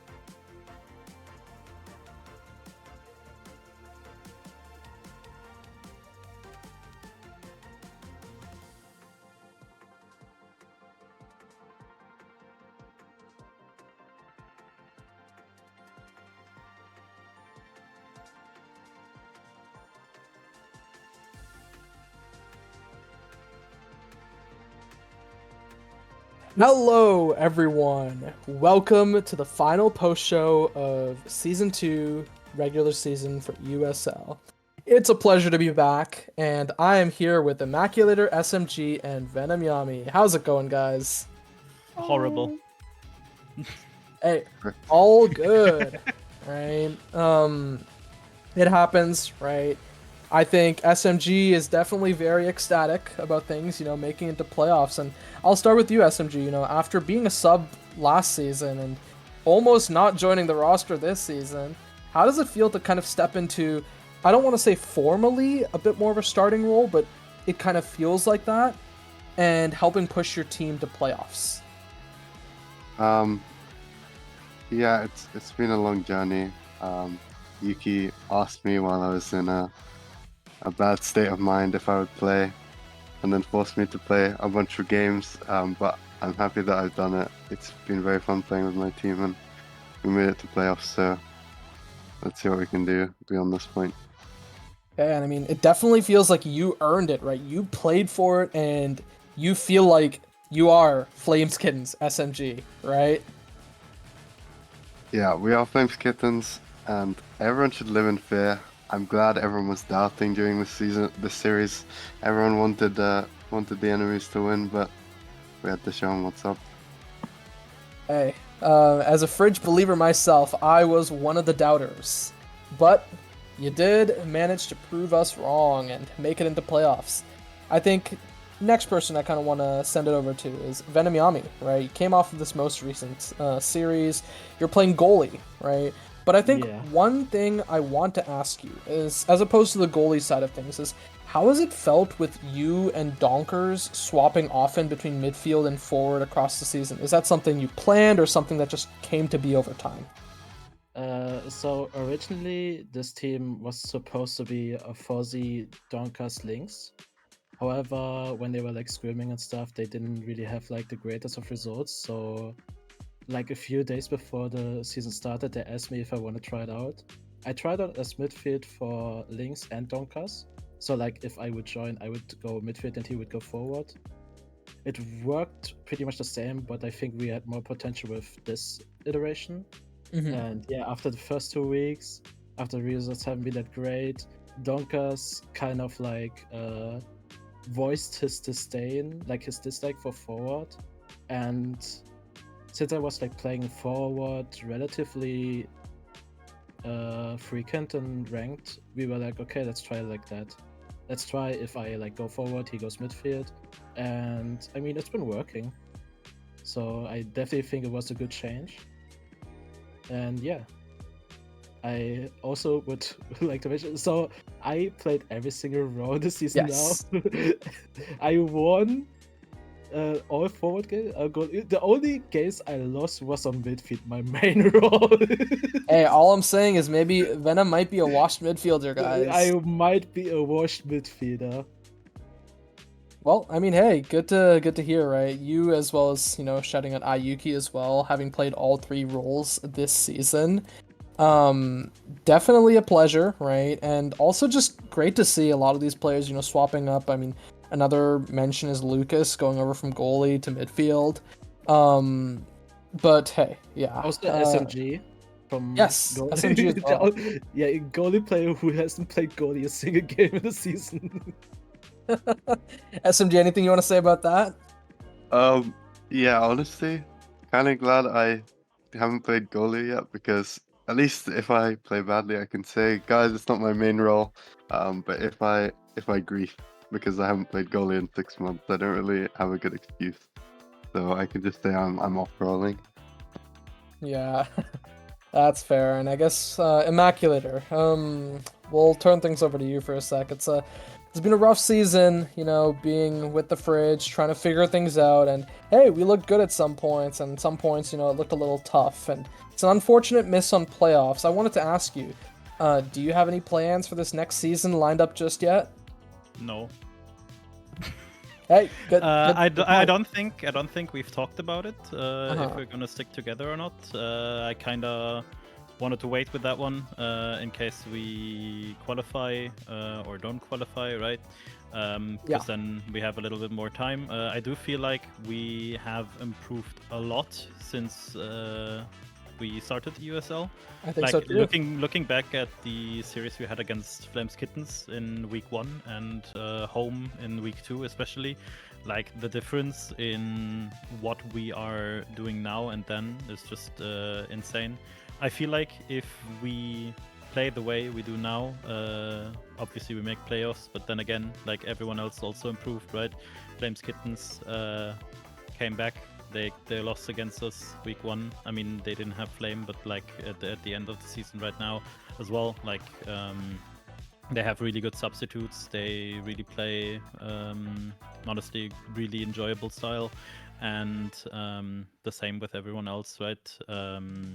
They just improved really really much, and I feel like we just were always like just this one little step behind against Fish, especially. I think it was week 5. Fish was week maybe 6. week 6. Yeah, I feel like we could have won the last game, and then we would have made playoffs. But then again, like it's just always the if scenarios, right? You always say, if we do this, if we do this. Like we had 3 chances, in my opinion, to confirm playoffs, and we just didn't. Like because we're just not good enough at that point. And honestly, like I'm not mad that we didn't make it, but it's just sad, you know. You want to be on the playoffs, but if you can't, you can't. Yeah, and I mean, I think this might be an opportunity if everyone is willing to and enjoys it enough. Hey, stick together, and maybe you can do well next season. And I feel like that's kind of been a pretty solid trait of multiple of these teams that have kind of stuck together. They have done better this season, but overall the quality of play has gone up this season, I'd like to say. But I think that's about it for those questions. I want to take a look at the standings, right? And maybe just, you know, get a chance to evaluate things as a whole. I went over them very briefly at the end of the last series, I believe. And yeah, as they're on our screen now, we can kind of see TMCT sitting undisputed at number 1, right? 7-0, only dropping 3 games total. Tripod Fish second, having the head-to-head over Fierce Fury, who Fierce Fury actually only dropped 4 games total to Tripod Fish and TMCT above them. Flames Kittens at 4-3, Retirement Home and the Fridge sitting at 3-4, just looking into playoffs. And then 3 Germans at 1-6, and Eclipse at 0-7. I'll first throw it over to you, Immaculator. Anything here that just surprises you in particular? I mean, if you consider the way people were like in week 2, where we did the predictions on what team ends where, I do think a lot of people somewhat had this like this general position, right? But I think the league could have looked a lot different, right? Because like alone like today, right? There's a world where Flames Kittens doesn't like gets into playoffs, and then maybe the Fridge just gets into 4th place, and then we're just a little bit higher, right? Retirement Home could upset TMCT. They could be in as well. Or play tiebreaker. I don't know if Flames Kittens loses. I think Retirement Home would have qualified then. Like, besides that, I think that Eclipse would be last. I think everybody was looking at that. That the top will be decided between TMCT and Fierce Fury was to be expected. Tripod Fish, I think, was like suggested to be 3rd by most people. So Yeah, I think like. The 4th to 6th could have been in any constellation right now, but besides that, I don't think we got too many upsets. sure, yeah. SMG, what are your thoughts? I think, being honest, everyone is probably surprised that Fierce Fury is in 3rd, you know, TMCT in 1st. It was probably, you know, everyone thought it'd be Fierce Fury 1st, TMCT 2nd. I think the bottom of the table is quite unsurprising to me. Tripod Fish making the upset to second place. Mhm. Coming into it, I think a lot of people did have them highly rated around third place. Personally, I thought they were lower than that. You I had was them a at little- 5th. Yeah. I do think even though all of those players like Posey, Llama, Venom, Donkers, they're all really good. I think something clicks better when they play with Llama with a slightly different roster. Even though I don't even think it's necessarily to do with their skill, but maybe they just synergize better. But I think in recent weeks that that game plan switch has kind of helped them climb the table. Yeah, I mean, I talked about it even back on KLB. It felt like Llama was a bit of that glue player, and I think that's why, at least in my own All-Pro voting, I think I had Llama-Craft as number 3 midfielder, but that's back in, like, all the way back then. Anyway, Venom, any thoughts? Any sort of upsets or things that you didn't expect here? I mean, I pretty much agree with the calculator that like 4th to 6th place is like interchangeable.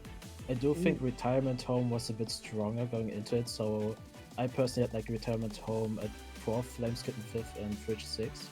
However, after the 3rd week, where we were 1-2, where Flameskittens was 1-2, and where Retirement Home and Fridge were 2-1, I also said in the post show that I don't like that in itself the table is accurate, just that Flameskittens and Tripod Fish and Home, like Retirement Home and Fridge, if the standings were changed, the table would be accurate.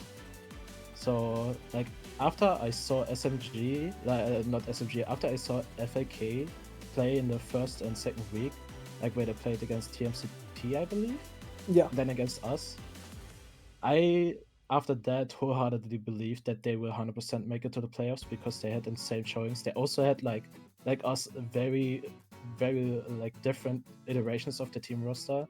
I think SMG improved insanely, like he's an insane player.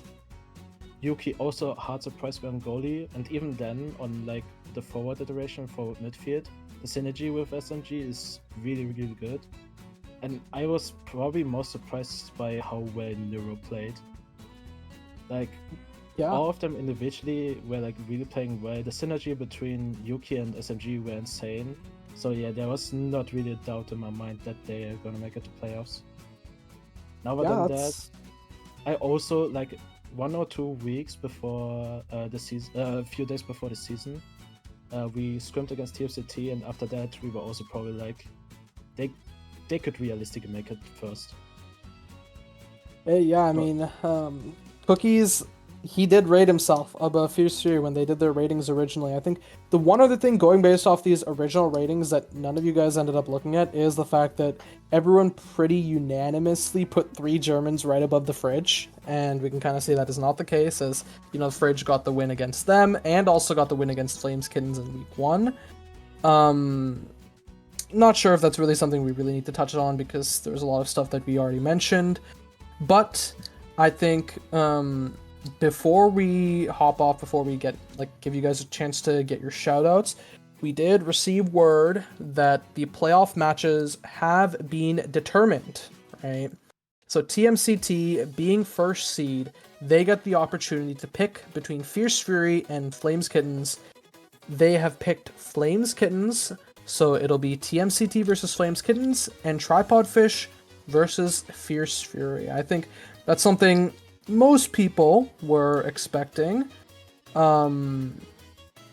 But I think with that in mind, it's about time we get to our shoutouts, right? And hey, not gonna let you guys take the easy way out and just shout out your teammates or your family. So we'll start with SMG. Who do you want to shout out besides that? First I'd like to say save Lucas. Shout out to him for carrying the rock up the mountain the whole time. Just in general, to all the players who are kind of substitutes, it's kind of rough to sub in the EUSL and have quite a lot of pressure. So everyone who did it, especially Neuro, I shout out to them. Shout out Yodsman Shout out P-Flare in the chat all the time for the play-by-play. And in the background, who people don't see a lot, shout out Psykeen for streaming, and Swiftsy for being a really awesome ref. Right, awesome. Well, next, let's go over to Venom Yami. Who do you have to shout out besides those? Or besides Yeah, teammates family? shout out to Lavacraft, that was up. Like, I don't think any single time he played, it made our roster worse. So insane shout out to him. Shout out to my teammates' moms. Shout out to everyone who made this tournament possible. And shout out to Lucas. Save Lucas. Save Lucas. And well, finally, we'll get to my own starting roster member, Immaculator. Who do you have to shout out? I mean, first of all, I do think there's one thing that has to be mentioned. It is hashtag Save Lucas. Bro was trying so hard to get them a few more wins, but like, you can't carry everything, right? At the same time, I'm gonna shout out a player that hasn't gotten a single EUSL game, but I do think if we go further and maybe get a Season 3, I'm gonna shout out Kami, because he has improved a lot.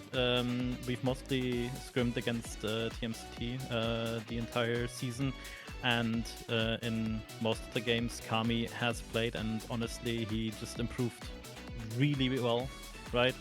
Just want to shout that out because it's just an insane improvement. Sadly he doesn't get to show up in EUSL, so I think that has to be mentioned. At the same time, also want to shout out like everyone in the EUSL staff team. Obviously, they're doing a really good job, especially Swiftsy as well, with doing all of the reffing. I think he has not done a single game, like he hasn't not reffed a single game. Not sure about that one though.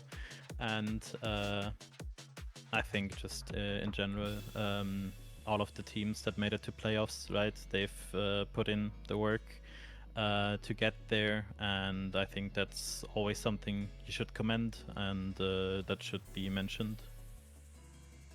Well, yeah, I suppose so. And well, if there's nothing else to be said, I think that can conclude our show. Oh, yes, go ahead. The channel that we raid, can we all spam their Save Lucas? Is that, like, can we do that, or? I think, you know what? I'll go ahead and say yes, just for the fun of it. Let's go. Well, with that in mind, thank you everyone for showing up. It was a pleasure to get to cast this final week after a long as heck flight. But with that, we'll be hopping off. Bye.